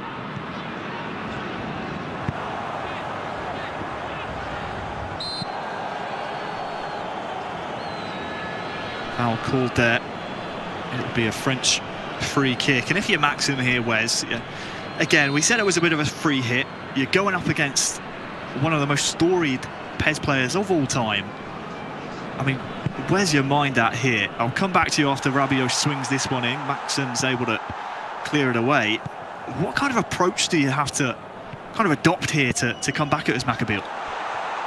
Well, I think the approach you have to adopt is respect, but don't fear, because at the end of the day, as we've seen today with some of the games that we've seen, some of the best players on the planet can still concede goals. Anybody can score a goal in these environments, and that would be almost the hope that you would hold on to if you are a Ukraine fan watching this, and if you are Maxon, just hold on to that hope. It is only 1-0, very early in the game. You've still got plenty of time on the clock, and you've still got fresh legs on the field. As you see, it's Besedin through on goal. He's through and he equalises. David strikes back against Goliath to make it 1 apiece. You said respect but don't fear. That's what he's done here. Maxon has grabbed one back. Yeah, it was a sublime finish. Again, great through ball. Again, sees Besedin just come flying through. It's a wonderful early take of a finish as well. Doesn't allow Uzmakabil, if he wanted to go to manual goalkeeping. It just allows him to just kind of get, doesn't allow him to get set. And now all of a sudden, Maxon out of nowhere, and like we said, basically hauled off the virtual substitutes bench, and all of a sudden has himself at a 1-1. Yeah, we'll see. Again, these are replays from moments before the goal. Seemed like Uzmakabil was certainly in control after this free kick. I was asking you, what kind of mentality do you adopt to get back into this match? And it's Maxon who's able to snatch the ball back here and then goes up the other end, Wes, and scores what was, well, a great equaliser.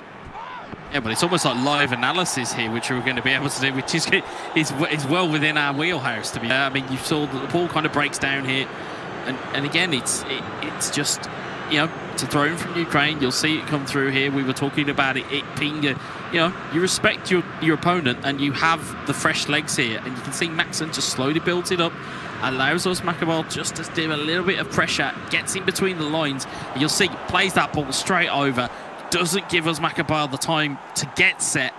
It's a wonderful strike, a wonderful finish, and it restores that parity. And again, great finish from Besedin, pop it home.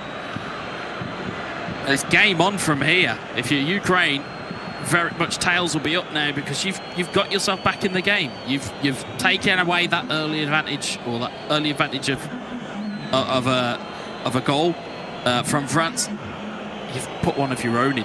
Fantastic stuff for the Ukraine. Ideal situation for the Ukrainians. As we said before, perhaps a free hit. You still have Sergio Bibica waiting in the wings as we kick off after the equaliser. Arguably Ukraine's better player of the pairing. Don't count out Uzmakabil just yet. Lemar. It'll be a corner to France.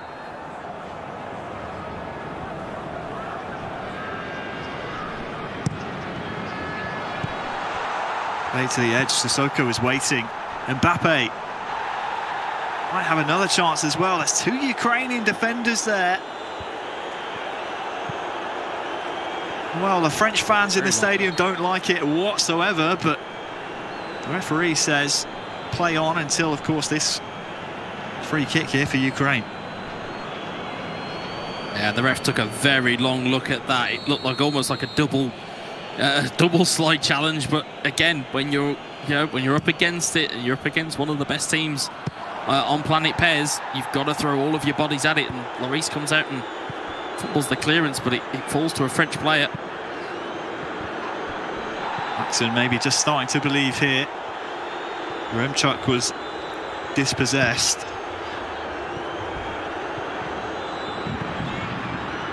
Now Sissoko can bring the ball away into the feet of Griezmann. Mbappe won't give chase and settle for the corner here, so half-time approaching in our first game. Corner swung in and one at the front post! Kurt Zuma up for the corner, wins the header, and that, Wes, is why we see so many players trying to block that front post corner.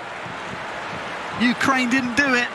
Özmakabeel capitalises and reinstates France's 1-goal margin. And that's why it's called the Uzma corner. He perfects that art of just grabbing probably the biggest player that you can find in Kurt Zuma in that box. And again, it's all about timing of the drill, but you can see there Ukraine trying to get in. But Özmakabeel's got to be careful that Ukraine don't come back and bite him back. I mean, you know, it was a perfectly timed corner, ends up going flying into the back of the net. And again, that kind of, you know, it's another step on Everest that Maxson's got to take a step up the mountain.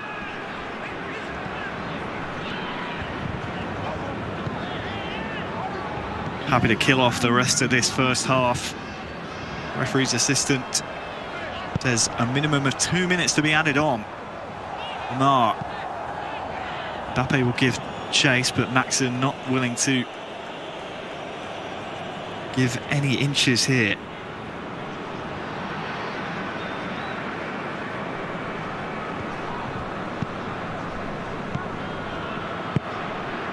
Surely now will be the final attack of the half. Lemar on this near side. Sissoko.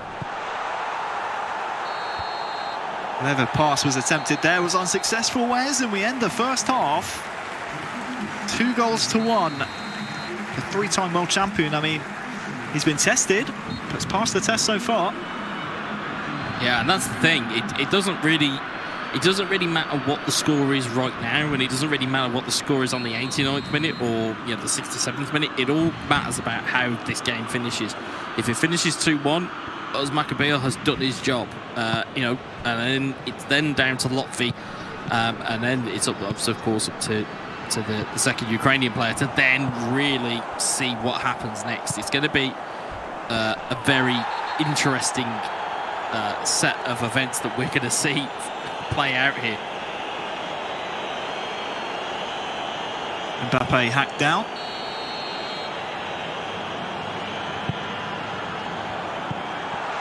Free kick played short, Thuram. Lemar has a runner outside, it's Moussa Sissoko. The ball looking for Griezmann. Unsuccessful. Well, Malinovsky has been able to slide in. Besaidin here, it's 1-on-1, and it's the equaliser.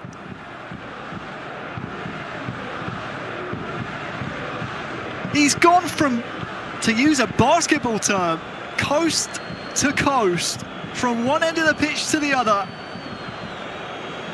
to equalise here for Ukraine.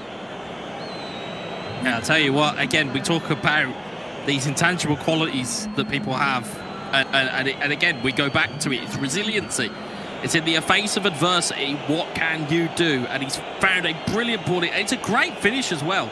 Let's not take that away. That's a technical finish from Maxson there. You can see just how that French defensive shape started to break down with those kind of one-touch passes. You can see just gets it onto his left foot, slots it home. Lloris left completely all on his own, and Besaidin is just saying, right, everybody, let's just calm down. Let's try and get ourselves back into this. Well, credit to Maxen here, going toe-to-toe with Uzmakabil. Ukraine, the real dark horses of this group.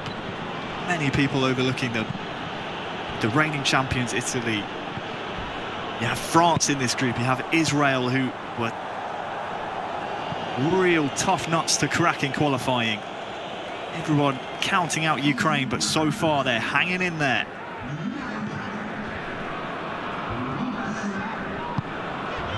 Ben Yedder introduced for France here before the hour mark. Sign of nerves perhaps from Uzmakabil.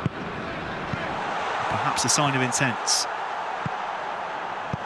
Well, you know him as well as I do when we've seen him play in offline events, is that it doesn't really show whether he's happy or whether he's not happy, regardless of what game situation it is, but you can just imagine the frustration that's there. He hasn't been able to install his will, and that will not improve his mood. He does not like being cut down in his own half. I will tell you that from experience. Well, French fans in the stadium, the virtual stadium that is, not too happy. Of course, you can let us know how you're finding the games today, who you're supporting in this matchup. Use the hashtag eEURO 2021 dash. Either France or Ukraine. France in here with Griezmann. And that's how quickly this game can turn. France back in front for a third time. And it's Antoine Griezmann. Yeah, as I said, Uzmakabil, very much the Pez version of the Incredible Hulk. You do not like him when he's angry, and if you anger him, he will find a way to cut through you. It's a brilliant finish from Griezmann, and again, Uzmakabil using all of that championship experience. We talk about a champion's mentality, finds every way to get himself back into the game, but this Ukraine side are not letting go. I still feel there are goals to be had here for both teams. It's just a case of, can they put it all together? Oh, look at this. Bezos is through. He's rocketed it into the back of the net to equalise again for Ukraine. They just won't give up here. It's a dogfight here, ladies and gentlemen. It is an absolute dogfight. And again, it's that similar move that is breaking open that French defence. It's inside pass, it's playing on a runner, and it's a spare man every time. You can see the run here, you'll see it there. Great pass in, and again, it's the bravery to just take the shot. He takes the shot, fires it past the keeper. We're at 3-3. Well, maybe Uzmakabil should be giving Maxen here a bit more respect, because players are getting sucked into the ball from the French national team, and Maxen's finding the gaps that they leave. 3-3. We're not done yet. Say did. This would be a shock if the unthinkable happens. This could be a big shock. Not get too ahead of ourselves, of course. We still have a second game to come. Of course, if you're just joining us, where have you been? Marlos slid in here, has a man in the middle as well to find. That's a vital interception there. I think it was Longley, was it? Either way. Yeah, Ukrainian corner.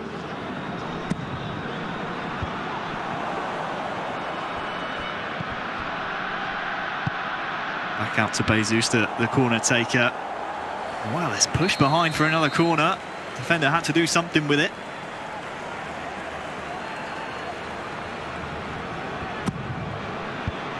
Corner swung in once more. Can't beat the first man. Now Kingsley Coman, fresh on the pitch, by the way. Has green grass to run into. Has Thuram ahead of him as well. Back to Coman now, and well, that's a committed challenge. We'll probably see that Stepanenko go into the book.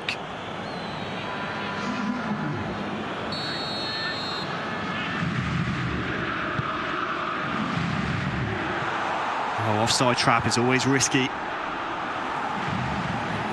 Recovers and, well, got away with one. one. Goal kick. Yeah, got away with one there.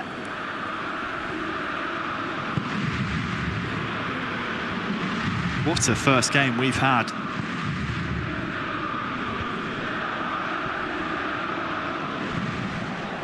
Rabiot, though, into the feet of Paul Pogba. Mbappe, can he turn? Instead, lays it off to Thuram. You just feel these final 10 in-game minutes might be a period of domination from Uzmakabil, and I think Maxson might just sense that as well.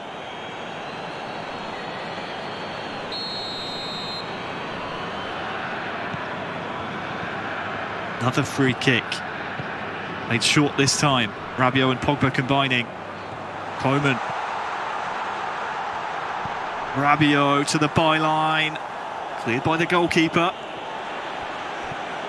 It will come right back at them here. Paul Pogba. Koeman, did he stay on side? He did, but it doesn't matter.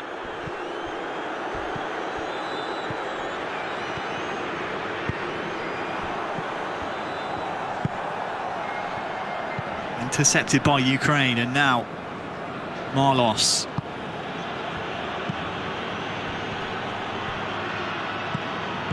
Intercepted by Zuma. This has been back and forth, but the last 10 in-game minutes has been mostly one-way traffic. Thuram looking for the long ball to Mbappe. Hold it. Ukrainian goalkeeper gets there Ukraine, first. hold it. 5 minutes added on. Long ball, looking for Poseidon. Can he win the header? No, he cannot. Neponenko's there, though. Now there's time left on the clock for the 3-time world champion to come right back at Ukraine here. Thuram. Ben Yedder dispossessed by Stepanenko. One last attack maybe for the boys in yellow. Poseidon. As Marlos stayed on side, it doesn't matter, Varane will get there first, and that, I believe, will be the final kick of the game. There's 6 goals, France 3, Ukraine 3. What do we say about that one? Because that was incredible. Can they play the second leg? I'd watch that again. That was an absolutely fantastic game of Pez, and full credit to Maxson for showing the guile and the fortitude to get himself back into the game on countless occasions. You know, beating Uzmakabil would be one thing, but to keep showing those powers of recovery is another thing. And again, full credit to him for getting that there. I mean, you can see, or at least we'll be able to kind of look at the highlights and things of that nature. You can see the kind of the clinical nature it was of the Ukraine. They didn't have that many shots on goal, and as a result, they just had to score everything. But that's what we keep saying about these teams. If you have chances against these bigger nations, you have to take them, and we saw that in abundance with the Ukraine. Of course, it didn't start off in the greatest of fashion, as Uzmakabil decided that he was just going to turn up and start scoring left, right and centre, and it looked like it was going to be a bad day at the office of the Ukraine. Yeah, we'll see all the goals here throughout the replays, but I think it's worth talking about the just complete contrast between these two nations. I mean, the French national team have so many great players to choose from, not only on the virtual pitch, holding the controllers as well, eFootballing royalty. They won Group I, automatically qualified here for the finals. On the other side, Ukraine, you have Maxson, who we just saw go up against a 3-time world champion, take him all the way to a 3-3 scoreline. Was a former manager of the team before Igor had to be replaced. They had to come through the qualifying groups, the qualifying playoffs, after finishing second in Group A to Spain. I mean, this is set up perfectly for them to maybe snatch a dream result here, Wes. You now have Sergio Bibica, arguably the more practiced, the more drilled of the two Ukrainian players, going up against Lotfi in what is essentially a one-game shootout with potentially, of course, a golden goal and penalty situation if we're still tied after that. It's set up perfectly. Yeah, and it's almost as though the Pez gods have graced us with this as the last game of the day. But it's almost like we have saved the best till last. I mean, this literally can go either way. And with the kind of almost the carrot or on the end of it is that you wouldn't then have to play Italy or Israel. So again, if you're France, you don't want to lose this game. And if you're Ukraine, you're like, well, like we said, it's a bit of a free hit. And I think maybe that's what kind of lent into Maxen's style of play, is that there wasn't this overawed, oh, I just have to keep clearing the ball. There wasn't any of this rushed play.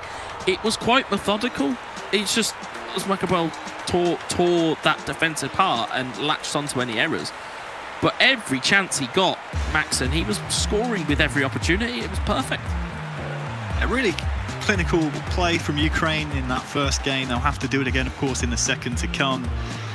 And if it is your first time watching the eEURO finals, these groups are of a Swiss format. The easiest way to look at it: win 2 games, you're into the knockout stages. Lose 2 games, you are going home, or rather going out of the tournament, seeing as most of these players will be playing from home anyway.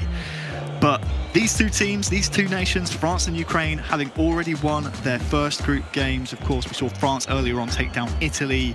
Off stream, Ukraine were able to best Israel. So even if your favourite nation, whichever one you're backing, whichever one you're following in this match, were to lose this matchup, you'll still see them again tomorrow. Wes, talk us through the FedEx Performance Zone between France and Ukraine in that thrilling first game.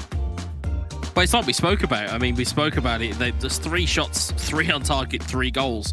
You know, contrast, 6 shots, 4 on target for France.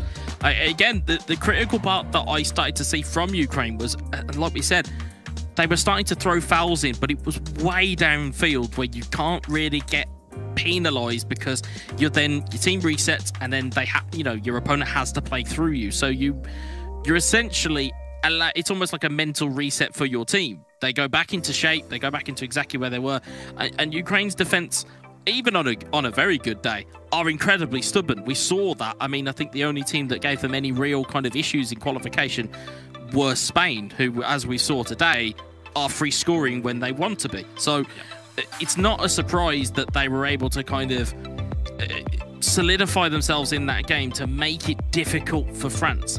So, are we expecting to see more of the same? Will Sergio, bring his A game, and will Lotfi lead up to the challenge? Because normally it's a case of Lotfi's the kind of the closer of the 2, whereas now he kind of needs to be the aggressor, because if they don't score, then they're either going into a golden goal scenario or they're going into the losers bracket. It's one of the 2. So he needs to find that goal scoring mentality. And we've seen Lotfi play 1v1. We know he's got it there. It's just a case of he's now got to bring it to the fore in the most dramatic of places.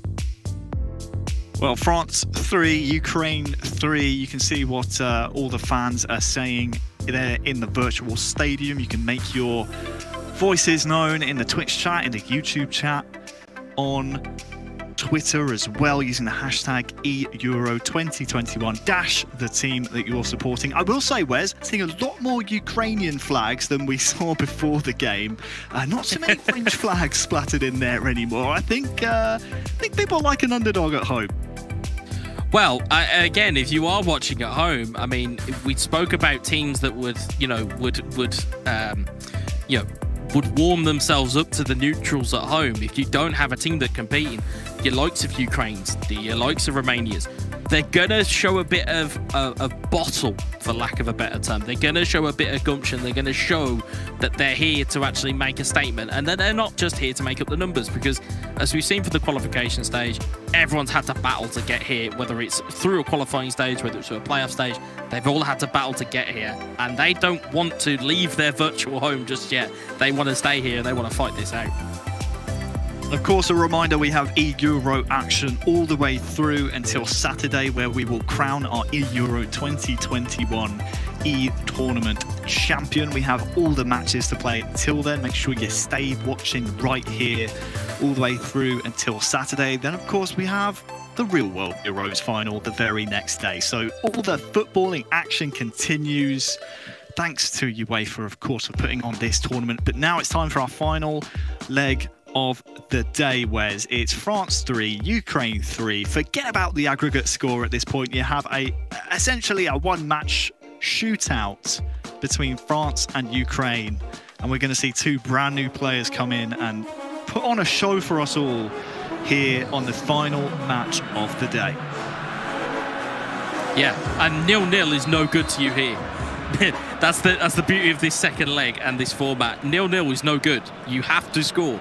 And then you've got to see how the chips lie. I mean, you know, looking at the way we're going to start off here, I don't think we're going to have a very quiet game, to say the least, Harry. Certainly not. Sergio Bibica in for Ukraine. Already seen a couple of super cancels out of him to start things off. And then you have Lotfi, Usmakabil's teammate, not only on the French national team, but also for Monaco. And Mbappe's through 1-on-1 to open the scoring. He's hit the base of the post in the opening 5 minutes. And if that's a sign of things to come for France, I'd be very worried, because here comes Sergio Bibica trying to find a Ukrainian teammate in the box. Twisting, turning, will he find the player? Still a chance here with Sharpenenko. Lovely double touch inside, tries to find his teammate, but what a high-octane first 10 minutes, Wes. This one is going to be a fun one. Just sit back and watch. Well, it's very rare that you see a roulette in PES circles. It's normally the double touch, which is the go-to skill move. Great piece of skill there from Sergio. I think maybe trying to unsettle Lotfi, and that kind of calm and cool persona. Oh, huge save. Thuram using his body well. I think Sergio Bibica maybe was anticipating a pass there once or twice, but Thuram found the space.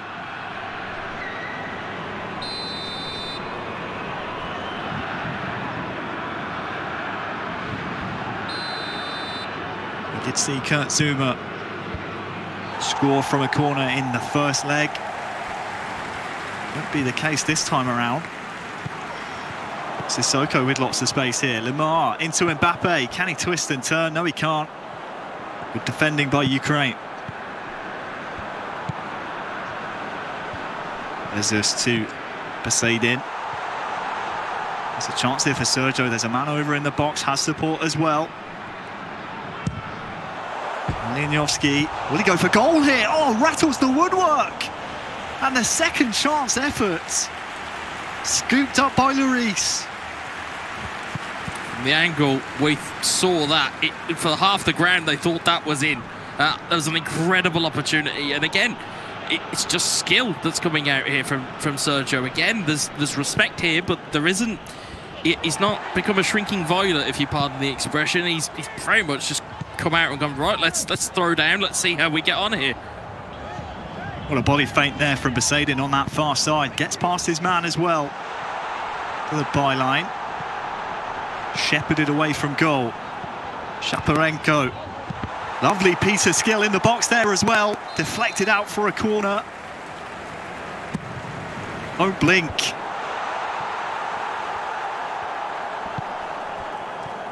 Griezmann will take the corner away.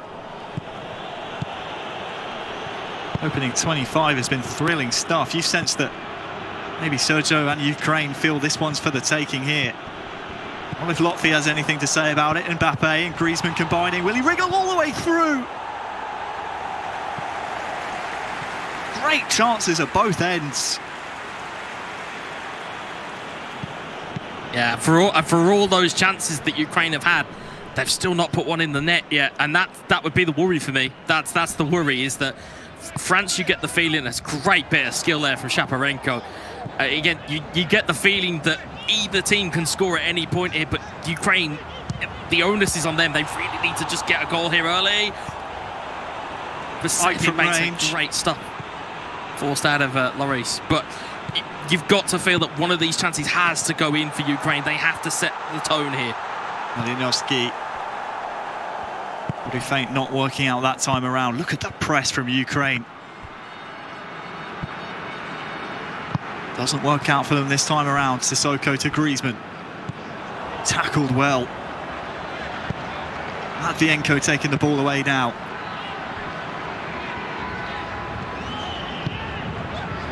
Who can Sergio find? It's going to take a first-time strike on. 35 minutes gone. That one will go all the way through to Lloris. And Lotfi might just sense he's in a game here. Thuram on the turn. Tackled well by Sergio. His press has been very notable indeed. His counter's not been too bad either. Shaparenko looking for that double touch again. Lotfi tried to,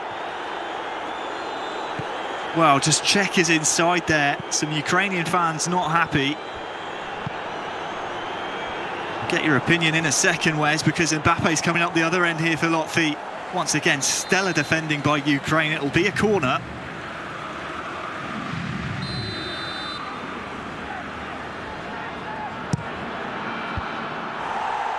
To the front post, looks like acrobatics there. Back to Sissoko on this near side. Lemar tackled. Out to Shaparenko. Lots of space here around Poseidon. He can run with it as well. No one coming to the ball. In the end, Lotfi defends, and well, a high-octane first half. It's 0-0, but it's 3-3 on aggregate. These two going hammer and tongs at each other. We're not wasting any time, Wes, because, well, Sergio's looking to pick up where he left off. There's a chance here, maybe. Tackled well by Zuma. And Lotfi can breathe a sigh of relief. The ball's back in his possession. But for how long? Mbappe on the turn. Just crowded out by Ukraine. I'm just sat here trying to catch my breath from all the action that's going on. There was the half-hearted penalty appeal for Ukraine, and the ball's coming back the other way. It is relentlessly paced, this game. And again, I get the feeling it's just going to come down to a mistake or an error. As you can see, France trying to work their way forward here. This Thuram to Lemar, to Mbappe. Tackled, last-ditch style by Sergio. Not the first time that's happened this game either. I feel this game's been played on 100% adrenaline from both of these guys. Oh, that's a mistake though! And well, was it Thuram who didn't pull the trigger quick enough for Lotfi? Can't play too many dangerous games like this though, Sergio, because Lotfi has weapons around him, but that's a misplaced pass as well.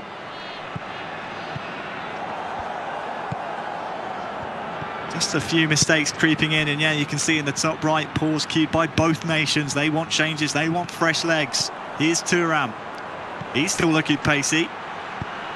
Mbappe into Lemar, but unsuccessful. Do not blink. You can see the level that this is being played at, and it's not surprising they're both looking for substitutes. They're looking for rest. They're looking for fresh legs because, again, the pressure that's been coming from Sergio onto this French team has been relentless. But again, the amount of work that France are having to put in to get forward is also taking out of them. Mbappe pulls it back to Lemar. Nice first touch from him, and into Thuram!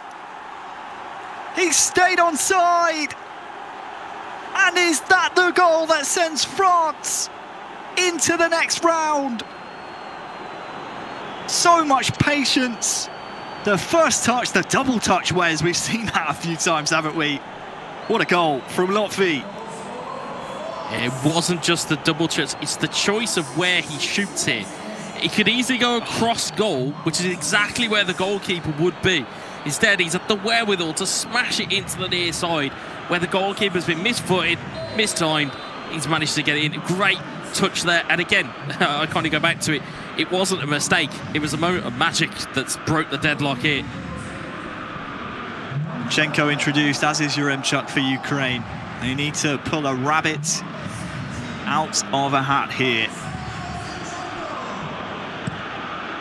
Otherwise, it will be Goliath triumphing over David.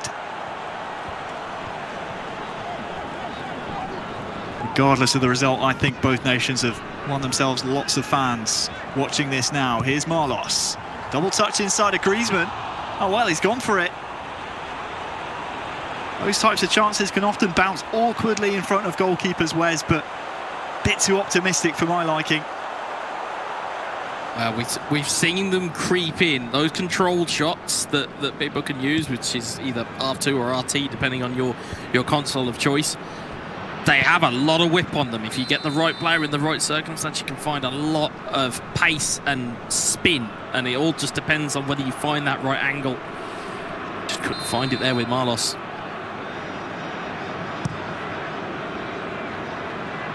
Approaching the final 15 in-game minutes. France 4, Ukraine 3.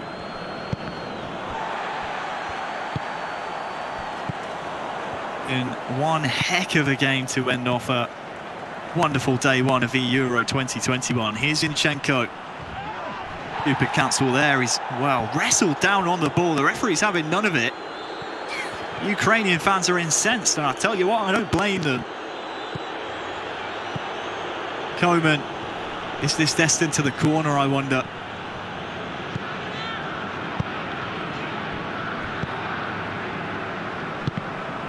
Inside to Zinchenko.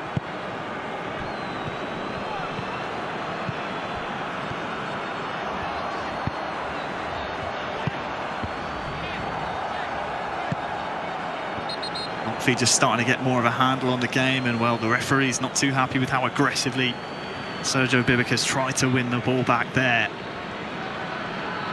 The question is, Wes, can he do it?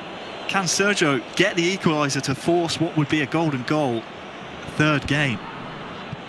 We've seen it happen. The old adage goes, it takes a second to score a goal. And, you know, if he can get the right players in the right places and just dislodge that brick wall of defenders for France, he might just get something, but at the moment it's just being met with resistance. It's almost as though that a goal has kind of punctured the adrenaline that was there for Ukraine. Has really taken the sting out of the game here. Coman into the corner. France's tactics gone defensive as well. You can see that blue bar in your bottom left. Coman happy to maintain possession here. Only has 3 minutes less than now in game and stoppages until France will be quarter-finalists of eEURO 2021. This is a dangerous game to play, though. And he's given the ball away to Zinchenko. One last chance maybe here for Ukraine. 90th minute now, and that's a sloppy pass with just 1 minute added on and the ball being hoofed up to Coman. We could see another goal here from France. It's Coman, he's tackled by the goalkeeper. And no goal for France, but it won't matter. They advance in to the knockout stages of eEURO 2021. Ukraine, they fought valiantly, Wes. We'll see them again tomorrow. But what a matchup to end day one of eEURO 2021. Yeah, it's a fantastic advert for competitive pairs. I think that the way that both teams conduct themselves with both legs, very commendable. France just showing that additional level of quality, is, you know, just showing that right amount at the right time. And again, coolness in adversity. You're talking about, you know, we talked about the finish, we talked about the direction, we talked about how good they can be, but ultimately they just showed that element of class to finish off the game. So good from France. We'll see them again in the quarterfinals. Don't take your eyes off of Ukraine as well, because we'll see them again tomorrow, still alive in the competition. When we come back, we'll have more analysis and more from Marta and the boys in the studio.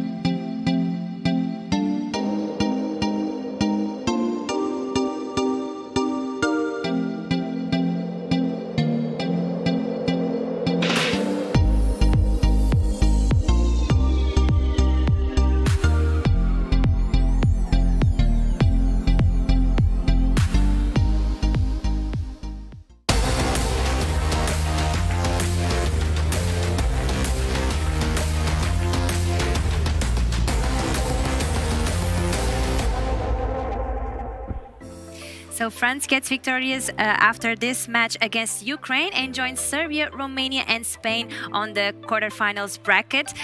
So congratulations on France, but also on for the Ukraine players who never gave up until the last point. That was a close match, the last one. I mean, the lads said it in commentary there, Weza and Harry. They were saying that, like, Ukraine just didn't know when to quit, and especially in the first game. I mean, we've spoken a lot about Uzmakabel, and we were saying that he probably wanted to make a statement, but I think Ukraine made a statement in the first game where they were like, anything you do, we're going to do better, and we're going to take this in and, you know, give his teammate in the second leg or the second match the best opportunity to do it. But yeah, I think that could have been, I think, the games of the tournament there. I think. I mean, we did touch on, you know, Latvia again.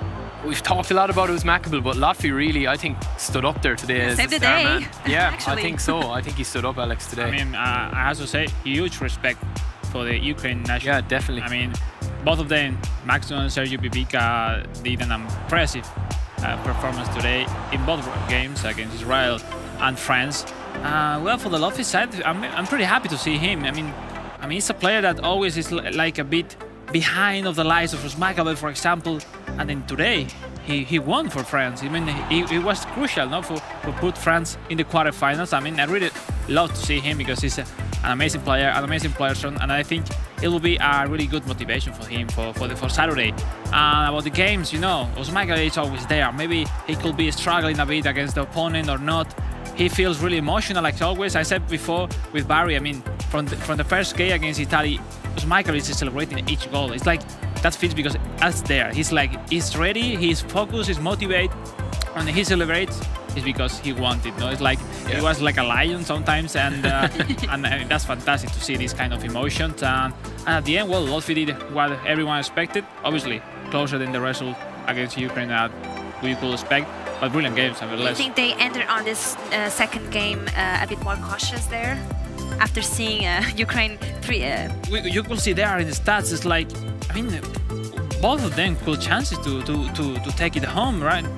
I mean, impressive, the style, for example, of Maxon in the first game, like, when everybody will expect to maybe make another touch or the last pass, he shot directly. It's like, you could expect him. That shows like even you haven't time to take the manual goalkeeper, and it was really impressive. I think normally it's like the player used to wait a bit more to have the 100% accuracy to say, all right, if I shoot from here, I will be goal yes or yes. And he knows. It's like he tried. I mean, it is pretty amazing, long shot, and really impressive from him. And I think Ukraine will have put a lot of fear into other teams now because they were playing very unorthodox. Like, they were shooting. We've seen a lot of goals today, kind of nearly walking it into the net. But we've seen Ukraine. I mean, we're pulling out some crazy goals after goals. Yeah, crazy shots. I mean, crazy shots from across the goals, finesse shots. I mean, they hit the post a couple of times. We saw in the highlights there. They had loads of chances. A lot of fouls there also on that first game. Yeah, I mean, as Alex said, I mean, I think in the first game Uzmakabel was getting a little bit agitated. I think that he was maybe leaking a couple of goals that he wouldn't usually leak, but this is what happens at this stage, you know. So I think he'll be okay. I think Latvia is the calm and influence there that he can think, you know, let me play the second game. Gain control of the game. Yeah, and I'll just close it down, calm it down. But I think, you know, hats off to the Ukraine lads. I mean, that was, what a performance that was. And I think everyone will know who they are after this one going forward. And maybe that's why they keep saying that Ukraine is the surprise team that is joining this competition. I'd agree with that, definitely. Based on that performance and what we've seen today, I mean, I think they'll still have a say in this competition. I mean, they still have a long way. I mean, they have tomorrow to try to make their best performance if they want to be in the quarterfinal. Not easy already, the role for them. But now, it's like, as we said, everyone will have a huge respect for them. And when you have respect for the opponents, it's like you don't start smashing them, like going forward easily, like come on, score. You have a huge respect. You will wait a bit what's happened during the game, and then you have to gain in the game, and Ukraine did today. And now let's go over to the play that you have prepared for us. Yeah, we choose that one, Barry. Yeah, so this is the winning goal. So I'll probably just talk through it, and then, you know, Alex, you can come in and showcase some of the advanced stuff that we're going to see here. Latvia again, just keeping his composure. We're going through it quite slowly here, but he gets it on the wing. He has got it with Kylian Mbappe, and the player of the tournament for France, I would say, has been Thuram. So it is nice to see somebody else setting it up, and Mbappe just gets it out on the wing here. You can see the double touch right here when it comes in. I think it's from Thomas Lemar. This is the trick here. You can see just slow it down. But from here, I mean, Alex, I'll throw it back over to you with Thuram. This looks like an easy finish, but the guys in commentary were saying, is he going to put it across the goalkeeper? Is he going to go up into the top corner? Yeah, maybe he didn't use the common side to leave with the ball and to find a shot. Special mention to the trick of Lemar is like we are seeing every game, like people are even more comfortable to try, and it's like they are more open to try these kind of tricks before control the ball. It's really important to take a minimum of advantage, maybe try the fake shot, which is so OP for control the ball to receive them, or this 1-2 touch, many other tricks, which is really amazing. And at the end, you know, it's two places to put it. Like, he can either put it across the goalkeeper, or he can just, it has to be perfect if it goes into the top right. Or the top. Just a few players able to do it. Something that he has been prepping. Yeah, I mean, these guys in these positions, it's just about keeping composure, really. And Laffy is one of the best in the business at that. And as you can see here, when we play it out, he does slot it in. I think maybe he confused the Ukraine keeper by not going exactly, because crossing. like even the first control with Thuram were not the easiest way. Even the shot where this, you know, even exactly they have the open right side, and then they did pretty nice, and you know, taking the victory for France. Yeah, definitely a worthy goal of winning the game. And maybe a play to take notes on for the future. Yeah. Yeah, people Turn out has to try this fake shot for control balls and this kind of stuff. And the thing that we are not seeing already today is like the fake shot and then instantly make the shot. It's like when the ball you control it like a fake shot. It's like the player used to shoot strongly and even more accuracy. So let's take a look for tomorrow's and Saturday, because I think. Yeah, but before that, let's take a look on Hisense Skill Showcase.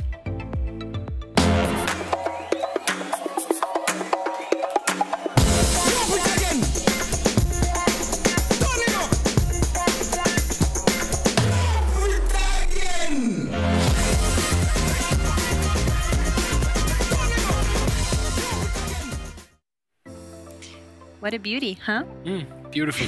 What a goal. I hope everybody could do this kind of goal normally, but sounds difficult, eh? I think everyone watching is going to be practicing that tonight. Trying to get onto that level, you know? Because it is, these guys make it look so easy. You've got a split second to decide what to do, and that's the difference between scoring a goal and winning, or not, you know? And the average player might not be even able to think. They'll just be jamming buttons, trying to press it. But these guys think so high, you know, high IQ of PES and hours of play. They know exactly what to do. I mean, many Alex hours during many years. And we appreciate that here, and back at home I'm sure that they also appreciate getting to see these kind of videos. So now let's go for the update on the bracket to see how all the teams are doing so far. So starting on Group A, this is how the group ended for today. So what was the big surprise here for you guys? I mean, there's no surprises. Serbia did their job, and then I started to see who will join Poland in the tiebreaker. I mean, all the three, Montenegro, Turkey, and Poland has chances to qualify. Barry and Serbia, they are pretty amazing. Yeah, I mean they were the pick of the teams in Group A. I think Poland will feel a little hard done by. They now obviously go into the tiebreaker, and Montenegro, I think, will have a bone to pick with Poland. You just want to see Poland again? Yeah, I do. I don't know. I'm biased towards Poland a little bit. I don't know. I think Poland. Sorry. No, not a problem. Not a problem. What were you saying? I'm just saying that I think Poland, like in the tiebreaker, I don't think that they'll worry too much about Montenegro or Turkey coming out of it, but I think we do want to see Montenegro versus Poland again. That will be a bit of rivalry. A little bit picky, yeah, of course. See if the story repeats itself. Now going over to Group B. We had Portugal on the tiebreaker and Romania moving on to the qualifier bracket. And this was maybe a surprise for you since you both voted out for Portugal? I mean, if you are just reading the name of the players, obviously it could be a surprise, no? But yeah, Romania has Urma, especially with Pobes, which made an impressive performance during today. And then qualify back-to-back 2 years in a row to the quarterfinals. And now in quarterfinal, looking their performance like, hey, be careful with Romania, they are there. And take a look at them because they will be on fire for Saturday. And about Portugal, Barry, I mean, they did pretty well, unless with the comeback of Barbosa against Croatia, then the loss against Romania, which is a shame, but well, they're still having chances tomorrow. Tiebreaker, waiting opponent from Croatia against Russia. And kind of favorite, no? Yeah, I think it's going to be all to play for in the tiebreaker, whoever gets through that again, because Romania, some would say it was a surprise, but from kind of watching them today and watching the results come in, it was I don't know, like it wasn't too much of a surprise because I think Romania and Ukraine were both they were very, very good today, and we kind of had them under the radar a little bit. Yeah, we got to see how strong they are, so that's definitely something to look forward for tomorrow. Moving on to Group C, where we have Spain moving on to the quarterfinals, and then Greece over there waiting on Germany and Netherlands. Barry. Alex is happy. That's all that matters to me, you know. He's happy. He's a happy guy tonight. But no, I think Spain, they probably had a difficult enough journey today, but I think that this will stand to them. If they're going to win it out, they need to beat the best teams, and I think they're really after showing their worth today. I've been really impressed with them. I think Jose in the first game was a little bit, not nervous, I don't think, but he was just a little bit more defensive than he usually is. Germany and Netherlands, we said it before. We said it, you know, before the broadcast. We were talking about it. One of them to go home potentially is massive. I think they'll be disappointed that one of them will be going home. Greece get another crack at whoever wins that tie tomorrow. So yeah, and you get to see more of them. Yeah, Greece have been very good as well. So I mean, Spain will be happy just to get through. Will the break suit Spain? Do you think, like getting, you know, an extra day off now that they don't have to worry about it, or? I mean, they're really intelligent players, Jose and Mestre. I think they will really approach the Fridays, well, maybe analyze their mistakes, the opponents, analyzing future opponents for Saturday. Yeah. So, I mean, let's see. I mean, I believe Germany and Netherlands will have many chances because I think Greece will be a bit cold for the tiebreaker. So, I mean, let's take a look. Germany and Netherlands could be favorite for me. Yeah, we'll have the time to see that on live as well, since we haven't seen Netherlands yet. That'll be great. And finally, Group D, where France came out victorious on the quarterfinals, and then Ukraine is going to wait on Italy and Israel. Yeah, it's like Ukraine broke the expectations of Israel. I mean, of that, or maybe that final game against France. But well, Israel. I think that's set on stone. Yeah, exactly. And then Israel, Italy. It's another shame to have them in the low bracket because, you know, they are both having amazing player right there. Aurel, all the Italy roster are pretty amazing people, pretty amazing player. We'll see. Then it will be an exciting match to start the day. Let's take a look. Then Ukraine has it was already an amazing day one. So yeah, they are able to beat everyone. So let's take a look. I mean, everyone can qualify. Ukraine has a lot to say tomorrow. So I can say Italy or Israel, the winner will be easier in the quarterfinals. So let's see. Yeah, I agree. Let's see about that. We have been talking about teams during this day, but now let's see the top scorers, Alipay top scorers of this day. So on the first one, Roxanne, then Usmakabil, Mestre, Teodorito, and Maxon. Those are your top 5 for this day. Yeah. Are you impressed? I think Roxa is probably the name that sticks out there most, obviously, because he's at the top. But I mean, what a performance he had today. I mean, he really showed today that, you know, he's here to win this out. I think coming back from last year, they didn't do it last year, but I think they were so close. They probably had the harder, you know, the harder bracket last year coming through in the semi-final and stuff. Totally. But I think this year they look serious, and Kepa didn't even really get out of the blocks today. But Uzmakabil is there as usual. Yeah, I mean, I think that Rox is going to have a big say in this top scoring event. I will defy this table, like the 3 favorite players, or the 3 biggest names in this tournament, Roxa, Usmakabil, and Mestre, and then the 2 recent players, which Teodorito and Maxon. I think no one could expect great things from them, and today we really surprised everyone, and they're still alive for tomorrow. So take a look then, because then we saw the top 3 teams that qualified for the quarterfinals, but these 2 still alive. Tomorrow we'll have chances to even score more goals. They are burning, so yeah, exactly. We come up with a lot more goals for tomorrow. And now we have Lofty ready to give us an interview about this last game and how and about France' performance of today. Lofty, how are you feeling? Hi, Lofty. Can you hear us? Sorry. Yes, not a problem. Sorry. You can celebrate all right. So this day was very great for France. A few struggles there, but you managed to come through. When you saw that you were going to play against Italy for first game, how did you react to that? Well, we know that against Italy it's very hard because they won us last year. So it was very important for us to win this time, to take our revenge. I think we make a great games. It was hard for sure, but we we make I think the good things and the good moments, and we win this match. So yes, it was an important win to be at one match of the qualification. Definitely. And then on the next game, we were discussing this here, that you practically saved France right there on with your last goal. Did you expect this last game to be as difficult for you guys against Ukraine? To be honest, no, because I know that, like I said in my interview, for me, Ukraine was the surprise of the qualifications because they did very well on the playoffs. We know that, and they beat Israel on the first match, and Israel is a very good nation. So yes, before the match we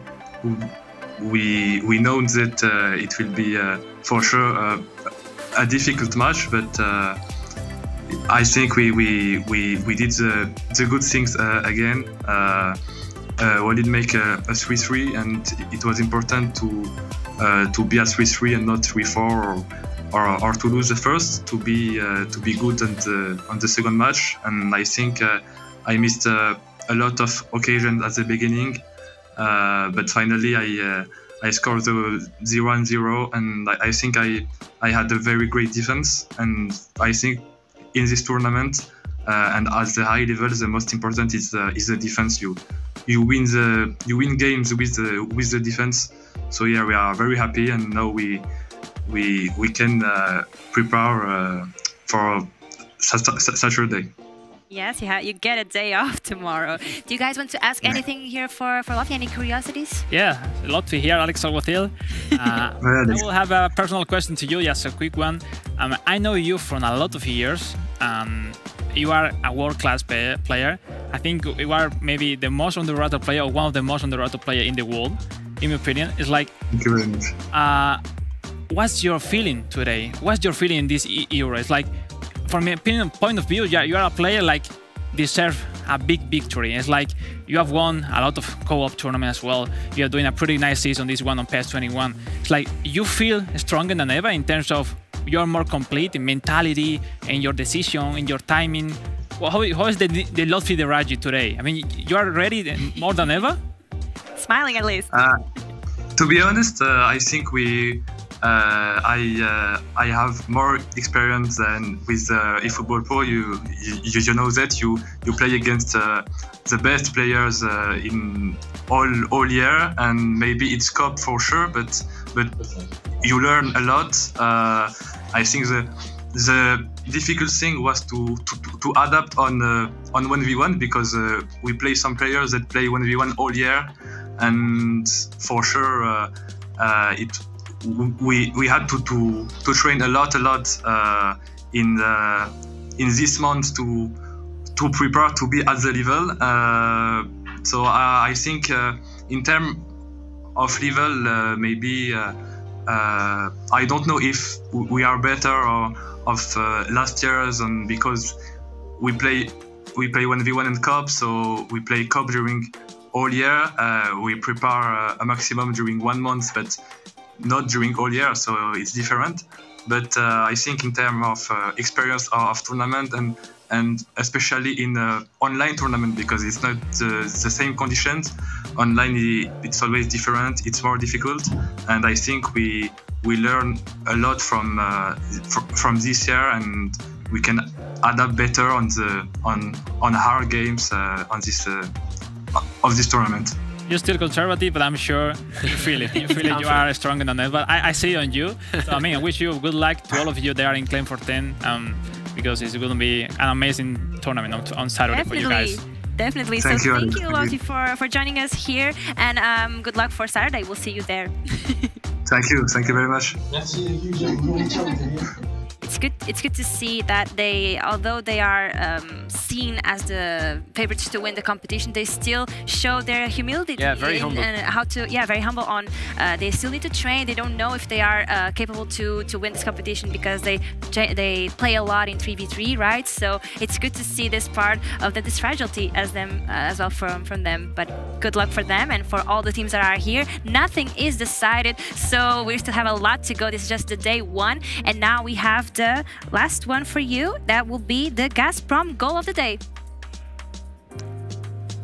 So it's from Joker. Oh, sorry, yeah. So the goal for the Now you goal can of the run day it. that we'll be seeing here on the screen is going to be, I think it was this one of the first goals that Portugal scored, I think? The very first one, yeah. Yeah, so I mean, Alex, you were a big fan of this goal when we saw it, and And from the moment he scored, it's like, damn, what a goal, eh? It's more about the setup, I think, and it takes out the defenders. We'll see it from here, from this angle, the best. Damn, what You an can see angle. It is that man again, Cristiano, of course, with the outside of the foot that gets all the plaudits. But I think it's the pass, as you said. It just takes everyone out of it. It's unexpected, and it is rightly, I think, the goal of the day today. So I think there's the only way to score that goal was that back heel to not to be blocked by the defender, and then he did it in the best timing, perfectly, and then goal for Cristiano Ronaldo. Yeah, another one. And got to be the goal of the day from Gazprom. So that is quite a compliment there on the Portuguese team. And now to finish this day, let's see what the next day is waiting for us. So let's see the games for tomorrow. We're starting off with Montenegro against Turkey, Croatia against Russia, Germany versus Netherlands, and then finally Israel against Italy. And this will decide which teams will join the others on the tiebreakers. So a lot of great games here. I mean, all of them are against the last opportunity for them. So I think they will be doing their best game possible. It's time to really show how they are. So for the very beginning, all the game will be really tight, Mari. I mean, no one could expect, because you could expect someone are favorites than the others, but we saw today, no one is favorite. No. Even if France is struggling, even Spain is struggling, everyone. And we are seeing teams like Germany, Netherlands, Israel, and Italy. Yeah. Like two of those, like as we said, if Germany or Netherlands are going to be gone home, like that's going to be a huge thing. I think a lot of people would have expected a big tournament out of Netherlands this year, so it probably hasn't happened for them the way they wanted it. Israel and Italy, you know, last year's, I mean, they're the reigning champs, and they just haven't been able to.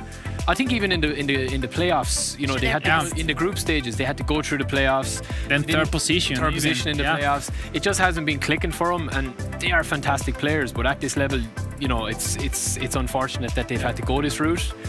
But then somebody that wins tomorrow could go all the way. We don't know, because that is the talent that's on display here. So, as Alex said, I mean, it's all to play for, but no more second chances now. This is the real business end now, I think, and it's going to be goals galore, I think, tomorrow. The shackles need to come off. Now we are going to see plenty of those tomorrow, we hope. This was just a day one, so for today, this is it. Thank you guys for joining me here on this analyst desk. And from me and from all the broadcasting team, thank you everyone for watching us on this first day. If you want to see who will be the 4 teams to join already, Serbia, Romania, Spain and France, you have to tune in tomorrow and find out. See you then. Ciao.